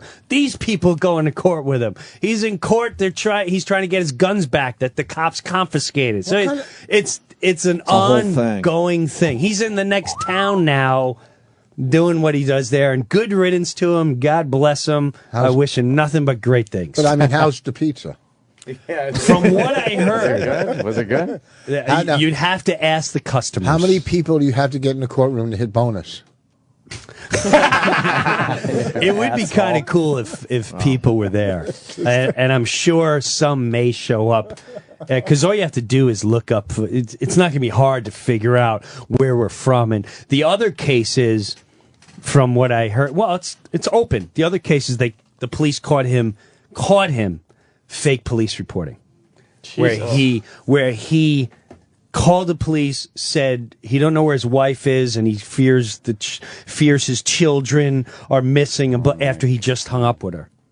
And so they went to the cops went looking all over. They're making out the reports. Phone records. What's wrong? And so what they did though is they said they finally got her, and she's like, I've been talking to him all day, and said, give us your cell phone. Found all the phone calls. Found all the conversations. He's dead meat. He's done. What is he? I'd like to crazy? see what he. I think there's. I'm not gonna lie to you. It sounds like there may be a. I would say there's a drug addiction. No, I would say it's a Anthony blow doesn't thing. follow people. But it sounds like a blow addict mentality. Yeah, you don't know for sure though. No, I don't. I absolutely do not. But you really don't know for sure. Sounds like I have no clue. But because You could say again, sounds like my mom, I don't know where does your mentality come? There's so much you can do. Just make your pizza, enjoy your customers, enjoy life, enjoy your children. Why create so much drama? Why? No one cares about it. Just enjoy your life, man. Get on with your life. Get on with your life. All right. So, welcome to Gandhi Radio. Norton, you must listen. The economy. You cannot act like this. Just life is too short to consider this. Brewer, you got to come back because I want to hear about your summer vacation with your family. Oh, that was a good time. You went across America and you also went across Europe, right? Yeah, I worked with, I was in England, did a metal festival there. It was Metallica and the Big Four. Wow. And then played Germany. It was Ozzy and Judas Priest. Jesus, it was that's sick. awesome. It was sick. Could you come back and talk about it all that? Yeah, How was doing stand-up with those audiences? I mean, I was scared to death, but because I literally did. I remember years ago I used to talk about the metal. Years ago when I do the band, I just did that and freaking crushed, mutilated. Steve-O was on the bill with me in England from Jackass. Yeah, mutilated, killed, mutilated. They loved him. He's like, hi, dudes, I'm going to drink this water, and I'm going to stick it on my forehead, but I'm going to put my arms out, so I can't touch the fucking bottle of water, and I'm going to fucking drink the whole thing without spilling a fucking drop, dudes. Sounds fucking impossible? You think it's impossible? Cheer me on. And you know what he takes? He puts on his hair, he does his whole circus act. In 2 minutes, he's drinking a thing. Now I'm gonna fucking light my hair on fire, and I'm gonna fucking do this somersault, dude. Dude, it's fucking amazing. It's because I'm doing Pilates, and so I'm gonna fucking jump over the table and blow my fucking hair up. I need you to fucking chant, dudes. I fucking light on fire. Bling bang. Hey man, good night. Thanks fucking England. It was really fucking cool to be here. He just mutilated. Did you have to follow him? No, thank God I went before him. Wow. And part of me, the comic, I'm crushing so hard. I look on the side and he's on the stairs looking at me, laughing, admiring what I'm doing. And part of me was like, hope you can follow this. Oh, shit. I'm just saying, and follow it was not the word that he did. Wow. It was like he was Metallica. Well, when you eat light bulbs. Yeah, dude, I'm gonna fucking take this glass and I'm gonna stick it through my nipple. I know it sounds gross. I have a fucking beard, but dude, I don't even fucking drink anymore. Man, that's a fucking crazy thing. He's you got that down. He was pretty heavy. He was funny and he was good. That's great. All right, listen. Cold, man. A lot of people have to piss, so. All right, man. Take a fucking piss. Berkeley Carteret tomorrow night. Me and Bonnie. She's working with me. That's Rich Vos, obviously. Asbury Park. And then Motley's in Boston next weekend. That place, pack out. Get some. I don't fail. You know that. I don't fail. No, you really don't, Vos. You were great today, too, by the way. Thank you. Yeah. Thank you, man. You helped me out, great Richie. as well. Thank you, brother. Brewer More Than Me. This documentary is terrific. Pre-order the DVD on Facebook or JimBreuer.com. Oh, I can't wait to read the comments today. And then maybe come back maybe next week or something. With an update. Yes. With an update after the court date. But I want to hear about the summer vacation thing. We'll talk about the summer vacation. All right, we'll figure it out. Brewer will be back soon. Enjoy your weekend. We got our 9/11 show, I guess, Sunday. I don't know. From 10 years ago, we're replaying what went down on that fateful day. Well, you guys are coming in on Sunday? No. It's a show from 10 years ago. Oh, I thought just maybe repackaged or something. I've never heard it before, so whatever. All right, guys. The Virus. SiriusXM. And now, the Opie and Anthony Show continues. This is After O&A Live. Here's your host, Sam Roberts. Yeah, what a show. What a way to cap off an amazing return week from vacation. I'm Sam Roberts. This is After Opie and Anthony Live. A lot of shows, radio shows that is, the hosts go on vacation. And they're a little groggy when they get back. And the first few shows back are a little rough. Keep in mind, Opie was gone for 2 full weeks. Anthony was gone for a full week. Usually when radio show hosts take that kind of time off, it takes a little while to start rolling back. It takes at least a week to start rolling back. But let me tell you something. From start of Tuesday to end of Friday, an amazing week of shows, capped off by, Brewer coming in and just... he tears the house down every time he comes in here. There's so much stuff going on with that guy. And the way he just pulls up, like we've all heard stories about Brewer's mother and father before, but never like that. None of us knew that type of psychotic trauma was going on in Brewer's life. And then when he got his mom on the phone, I mean, we started the show with Vos's story about the fire and everything, and that was great. But then Brewer came in, and no offense to Vos, Brewer took it to a whole nother level. And I mean, the only thing I could think of, because we've all heard Opie's mom stories before, Brewer coming up with this, I mean, amazing. If you missed any of today's show, I would highly recommend the replay. I mean, I recommend the replay almost every day, but I would definitely recommend it today.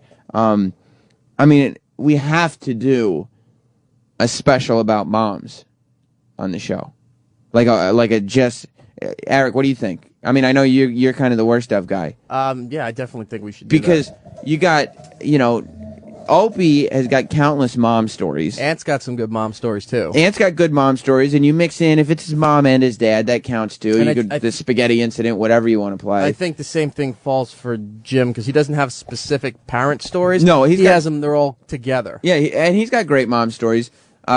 Travis has a legendary mom story.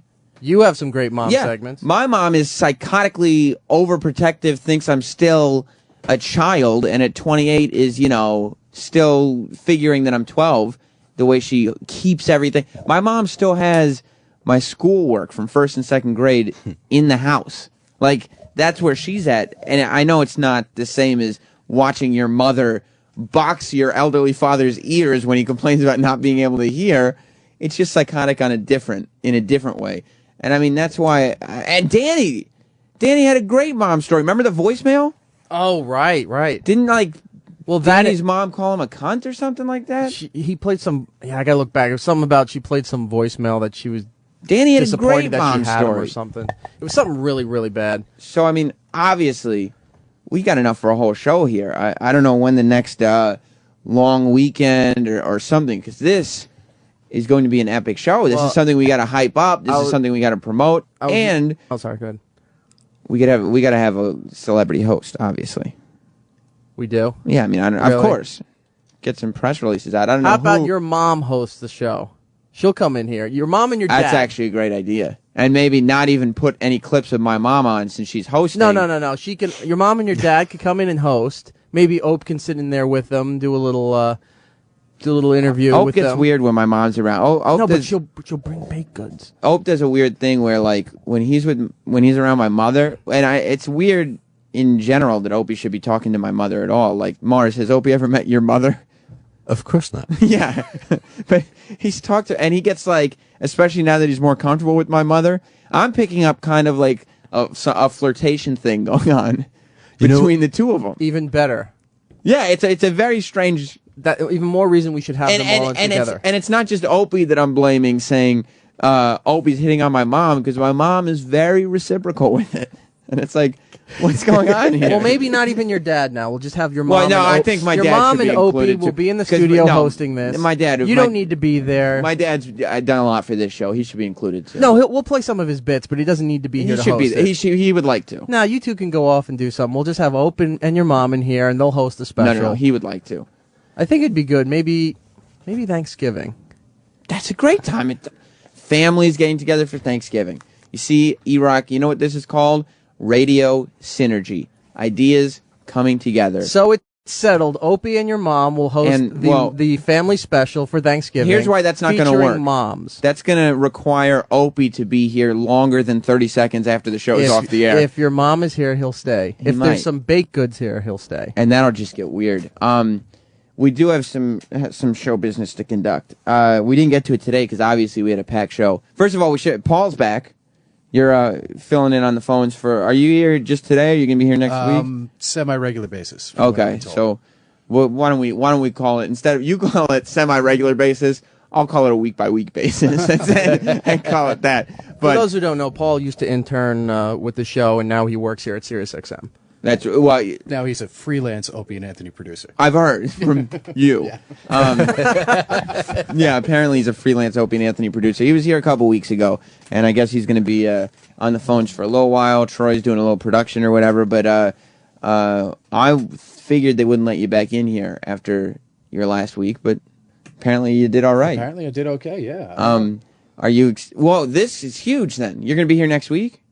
Certain days, yes, I have to. Eric, is next week when the interns are starting? I believe next Tuesday, the first intern starting. Paul, you are going, and they pay you to be here, right? Yeah, I get a paycheck. You are going to be a paid employee of SiriusXM on the Opie and Anthony show with interns. Yes. Under you. Which I used to be. You used to be. I mean, that's got to be like a dream. I'm thoroughly excited about it. And by the way, there's a countless number. Love Buzz, Evan, David, everybody is sitting at home right now just crying. Like, Jared. Yeah, Jared the Fish Boy, Bagel Tits, Craigie Bra. Bon Jovi. Oh, no, Bon Jovi got a job. Not here, though. No, but not here. But he got a job. Bon Jovi is sitting home. Every intern, most of the interns still listen to the show because they were all fans. And every intern is sitting there going, you have to be fucking kidding. Matt Ryan, Fat Matt Ryan. And Fat Matt wanted it bad. Matt and I have been in contact recently for... I bet you have. That's kind of... Hey, Matt, did you hear the news? Yeah. No. Real class act. I've been trying to get him in on my other gig for the in the sports department. You're trying to pay it forward now. Yeah, now absolutely. You're like, listen, Matt, I'm going to take you under my wing and show you the ropes around here. Not that I'm kind of a serious guy. If that happens, Paul, you got to send him for coffee and stuff for it. Absolutely. Are you hooking up? What about Evan? For those that don't remember, is the intern that pissed his pants, and him and Paul used to fight like women all the time. Are you going to hook Evan up? I want Evan back in here. I would love to. Look, Matt Ryan. The last time I spoke to Evan, it didn't end well. And why not? He's changed his phone number since. He's a psycho. Him. He's out of his mind. Yeah. Matt Ryan, if you're listening, former intern, I like you. You're a good guy. I like to talk about wrestling. You're a nice guy. But Evan is a strange bird, and I really find him intriguing and interesting. And that's a person that I would want to talk to every day. Like I went to his house once and met his parents. Oh my God. You see where it comes from. That's right. Evan once got thrown out of his house because he was all hyped up on Ritalin and tore apart his room one night. And his mom walked into his room in the morning and was like, you have to leave. What are you doing? What are you doing? Get out. And he was kicked out of his house for like 3 days. Yeah. That's the type of interesting personality. And I mean, if we get Steve Sturniolo in here at some point, today, tomorrow, whatever, he will assess to the fact that before there was an after show, when Evan and Paul were interning here, I would just do the after show for myself, talking to Evan and Paul in the hallway. Like, for whoever was listening. Remember the day we hit his backpack and he was breaking into other people's studios looking for it? Yeah, all the interns, I guess, I don't know what goes on with the intern, but the interns, like Paul had the other interns hide Evan's book bag, and then Evan was just flipping out, and I walk in, and then the interns are just exploding. That's the intern class I want, when it's like they just go crazy when left alone. It's a great thing, Mom. Oh, it's like substitute teacher day.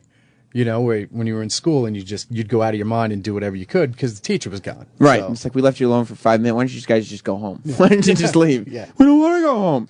We do have, though, show business to conduct because the Win a Date with Bobo contest is happening. Bobo, if you're listening, which I don't know. I don't know if anybody's looking at his Twitter, but Bobo's getting really weird.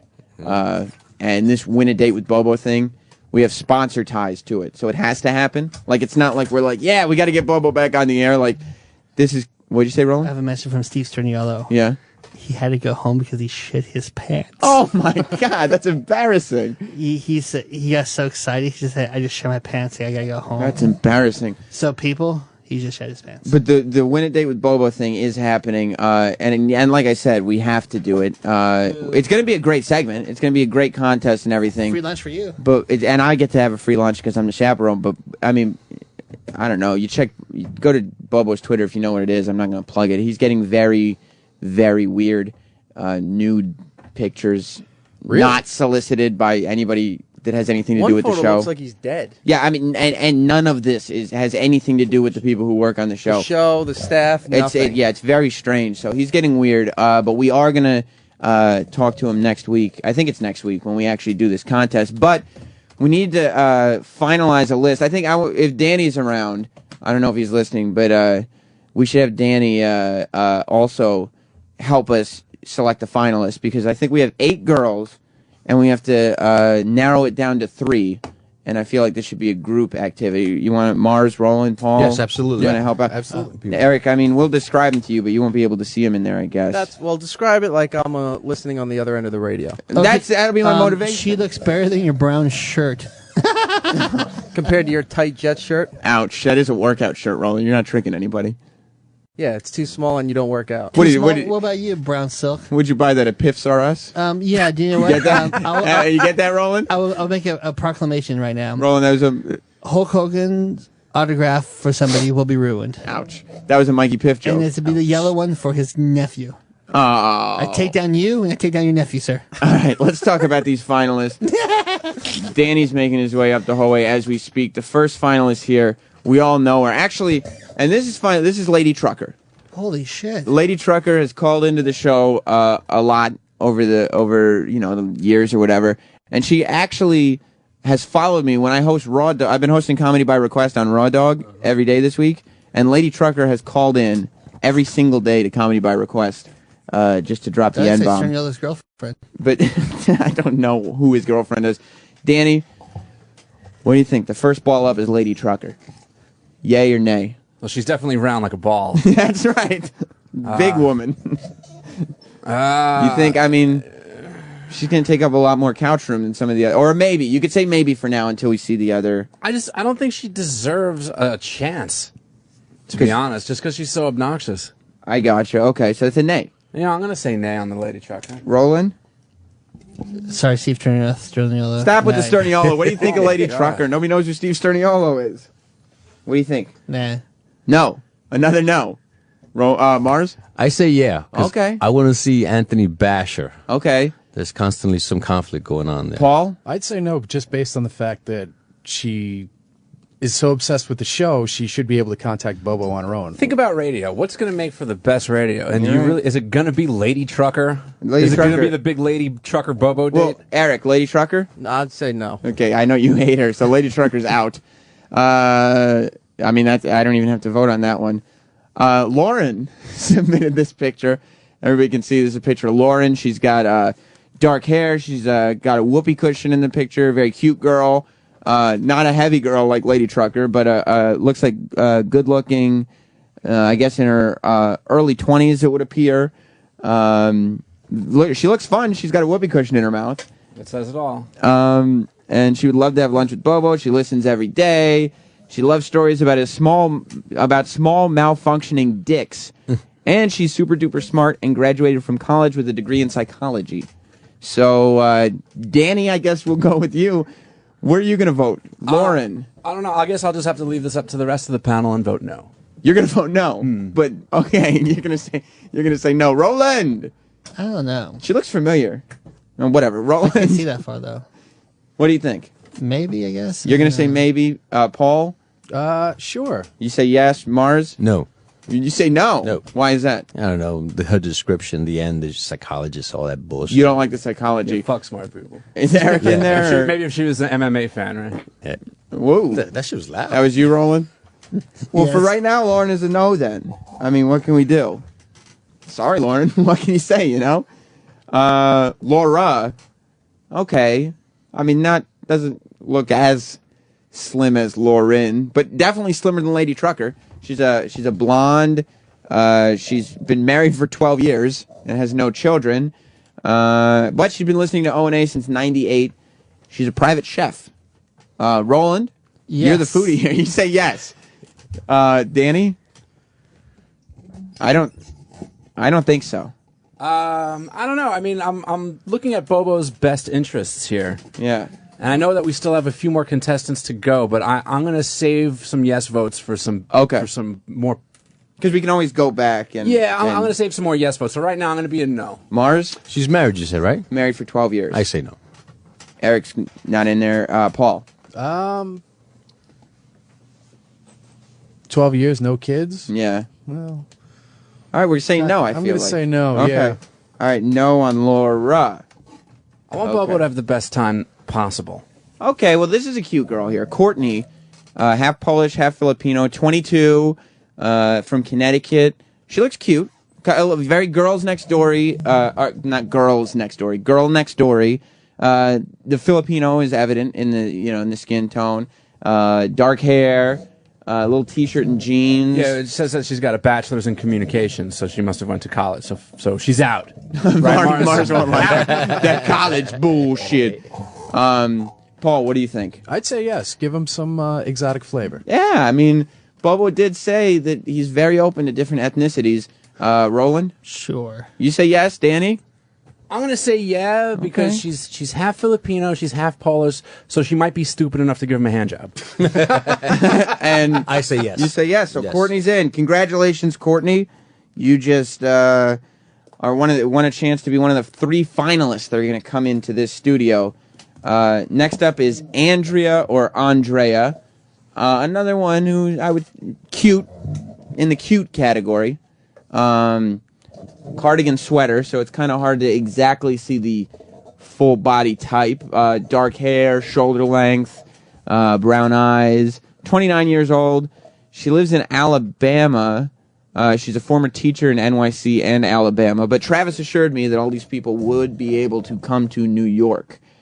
I say yes just to see if she will actually make it. Okay, that's a good, somebody from Alabama making it all the way. What do you think, Paul? Eric's back. Eric is back. Eric. I'd say yes because in the hopes that she'd have an accent and Bobo wouldn't be able to understand her. Okay, Danny?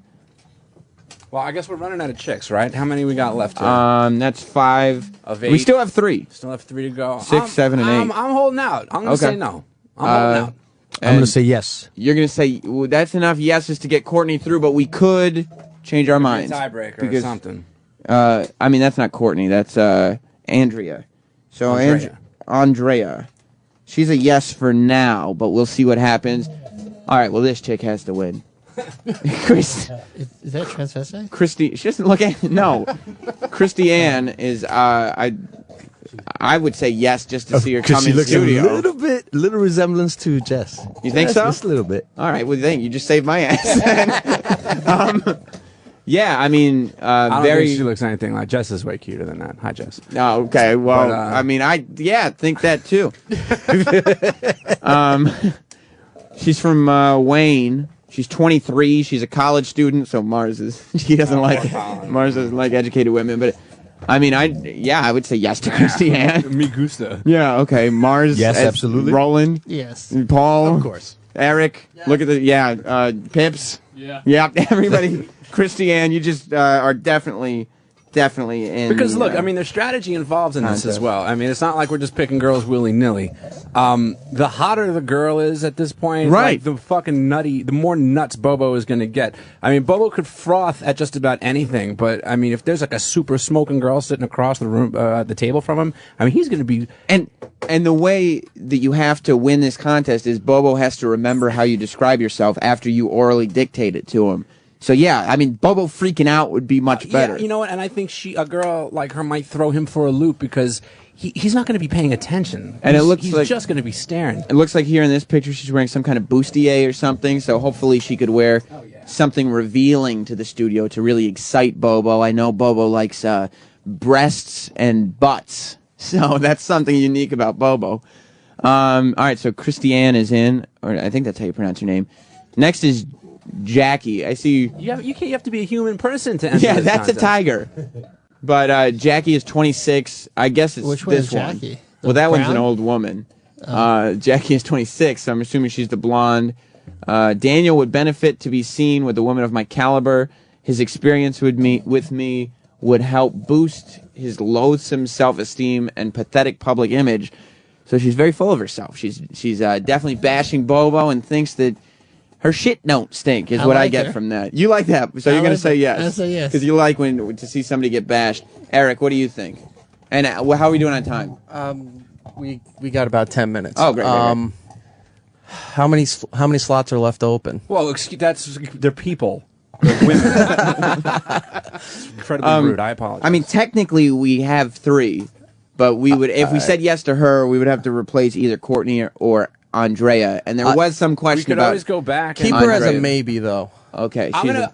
Well, I know maybe I'm speaking out of turn. I'm gonna say yes because I'm reading her description, and there's a piece of that that's just blaring. That screams fun, and the part is, although I am not a regular listener to the Opie and Anthony show, as I do not have satellite radio, my uncle keeps talking about how great the show is and has persuaded me to sign up for this contest. Okay, that is a good reason. Okay, she might have just taken Andrea's spot. Because, look, I would love to see this girl who is not necessarily familiar with all of Bobo's... The up and down game. She doesn't know the up and down game, for God's sake. So I think introducing somebody new on this kind of a level could be fun for everybody involved. Okay, so what do you guys think? I say sweater girl. Yeah, the Andrea with the blue sweater. Replace. You remember her, Mars? Yeah. Replace. Yeah, I know you don't like to be mean, but replace her. Yeah. Paul. Yeah, based on what Danny Yeah. said. Eric. I didn't see her, but go ahead. Okay, Jackie is in. I'm sorry, Andrea. You had a moment of glory. But you are out, and Jackie is in. Jackie, who's not listening to the show right now because she's never heard it before. Fantastic. You're so stupid. And I guess this is the last one. Well, her picture looks fantastic. Yeah, this is Leah, and the reason I say that is because the picture she submitted She's got an afro. is a picture she took with me. I thought that was a girl. I was going to say who's the gay guy. Yeah, well, I beat you all, didn't I? Although Paul got one in real quick. You got to be quick in this game, Mars. Paul's learned that, and he's so young. She's 22. You're older than me, right? Yes. Yep. She's 22. She's from Connecticut, and she's a huge O&A fan. She'd show Bobo a good time, drink, play some... I know Bobo likes to get his drink on. Drink, play some arcade games, get some good food, and who knows, maybe go to a nice strip club where some lucky gal will have the pleasure of dancing on that little abomination of a cock. Now, it sounds like she's in the spirit for a good time, but what I don't like is... she wants a stripper to do her dirty work for her. Or she thinks she's fun, though. I say no. You don't like a girl who thinks she's fun. Eric, you're shaking your head? No. You don't like the vibe? Yeah, you know why? Because she's a cock tease. You think so? She's like, yeah, we're gonna go out to dinner and play games and drink, and then you can do anything that you want on your own. Well, she says, I sure wouldn't mind winning $1,000 to start nursing school with either. Oh. Now, I know, then Mars, hell no. you say automatic It's no. not education. It was the psychology part I that know got you on my don't like nerves. education. No. He's like the Pink Floyd song, we don't need no education. That doesn't sway you guys, though? No. The nursing school thing? All right, well, let me, then we have our final three, it looks like, let me get the confirmation. Jackie, who is a 26-year-old blonde, resident of Manhattan, who's never heard the show before, but her uncle told her to, definitely, yes. Yes. Christiane, who's just the hottest chick on the list. And last but not least, Courtney, the cute Filipino girl. Is there anybody? Courtney is the maybe. Is there anybody that we've seen? Because those are all the contestants that are eligible. Is there any? We narrowed it down and stuff. A lot of people. Is there anybody that we've seen Can't show back up that you would rather see there than Courtney? Do you want Laura to get the gig, or Lauren, or Lady Trucker is the last one? Any thoughts, or are we gonna? I'm gonna scroll through these pictures one more time. That was Lady Trucker? That was Lady Trucker. I thought that was Mars. Right. Yeah. And I didn't. You mean the planet? I mean the planet. Yeah. Scrolling through one more time. Right now, it looks like Courtney. Unless anybody, I mean, maybe Carnegie Sweater Girl. You want Andrea over Courtney? What is anybody? Can I get a second on that? I would rather have the Filipino. Okay. No second on that, so yeah. If we're choosing between Courtney and Andrea, it's going to be Courtney. Okay, and then let's see if there's anybody else we're skipping over. Courtney versus Leah. I'm still going Courtney. Okay. Courtney, yeah. Well, then we have our final three. Yeah. Congratulations. I'm going to put Leah down in case one of those final three cancel at the last minute as the backup. Is that good by everybody? So, all right, so now that these are narrowed down. Well, wait. Wouldn't you put the cardigan girl down because she got more who's, yes votes? Who's better, Leah or the cardigan girl? It's tough. That is tough. Who do you think? How about Carnegie Girl? You like her? Yeah, I would say you like her girl too. Yeah. You think she's got a little more personality? There's a little bit of wholesomeness Yeah, there. she's not all party fun girl. All right, I'm going to put Andrea as our backup. But the final three are Courtney, Christiane, and Jackie. This is very exciting for Win a Date with Bobo. The date will probably go down, I think, next week is the plan. I would assume on a Thursday, so we could talk about it on Friday.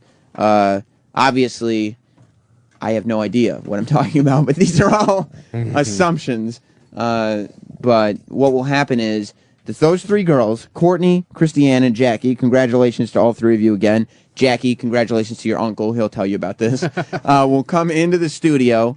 They'll all describe themselves to Bobo. Bobo will then, after all three are done, have to remember. He's not allowed pen and paper, and there may be some distractions thrown in his way. But Bobo will then have to dictate back what all three girls said about themselves. Whoever Bobo can remember the most about will be the woman who wins the $1,000 and who goes on a date with Bobo. So, I mean, you know, you're gonna want to. We're gonna have to have some criteria. We're gonna talk to you beforehand.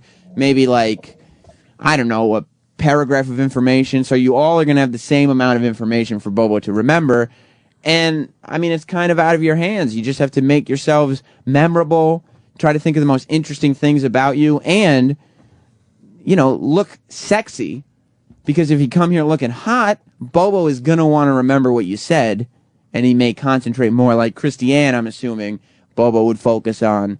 I mean, not to take anything away, maybe Courtney will show up and she'll be a knockout because these are all just pictures. Now, let me just make sure that I have this straight so I understand it. So these girls come in, and then Bobo's going to pick one of the girls, and then we're going to pay her $1,000 to have sex with Bobo. Again, you got the whole thing wrong. No? The girl will get $1,000 as a prize, and then she'll go on a lunch date with Bobo, and then she'll actually wake Roland up from his slumber. Because I just saw you sleeping, Roland. I was talking to you 3 minutes ago, and you're already asleep. You have a serious problem. So wait, they get $1,000 and have to buy Bobo lunch? No. Oh, no. The $1,000, fuck Bobo. No, it's not. No, that's prostitution. Yeah, I thought that's what this was all about. I mean, you can fuck Bobo if you want, but you don't have to. You go on just the lunch date with him. I will have the funds to take care of the lunch. So we should really be paying these girls in roses, right? No, it's not roses. They're not They escorts. win 1,000 roses. No, and then it's for their time. We're paying them for their company. For their company, right? Literally, not you know. It's not lingo. We're actually paying for their time. By time you mean sex? No, time. We'll go to someplace in Times Square. Paying for their company. Yes. We're going to go. It'll be a lunch. Go out. You and Bobo will make, hopefully, a love connection. Have a good time. And then Friday, we'll come back on the show. I'm going to record some audio of you. And I have an awkward question. Yeah. Let's say they decide to, I don't know, use $1,000 to get a hotel room and have sex. They're allowed. Do you have to be there to record it? Well, I don't have to, but I take my job seriously. And so I would think that O&A would want some kind of recording, audio, whatever Proof. it is, of Bobo losing his virginity, especially if we're the ones responsible for it. I feel like we're owed that. So I would like to be in attendance for that. Plus, who doesn't want to see Bobo having sex? Bobo is not a virgin, by the way. It's a misconception. A lot of people think he's a virgin, but it's not true. His brother actually fucked him. Okay, so he's lost his anal virginity. Yeah, he's done. Okay, I didn't realize. Cherries popped a long time ago. Well, listen, the win a date with Bobo will probably go down next week, I think. Congratulations to the winners. It's going to be a fun day on the Opie and Anthony show. I don't know if it'll be as much fun as today, because today was a blast. Tune into the replay at 3 p.m. Ron and Fez are coming up next. I'll be on Comedy by Request and then interviewing Nick Swardson with Steve Sterniolo at 2 p.m. on Raw Dog today.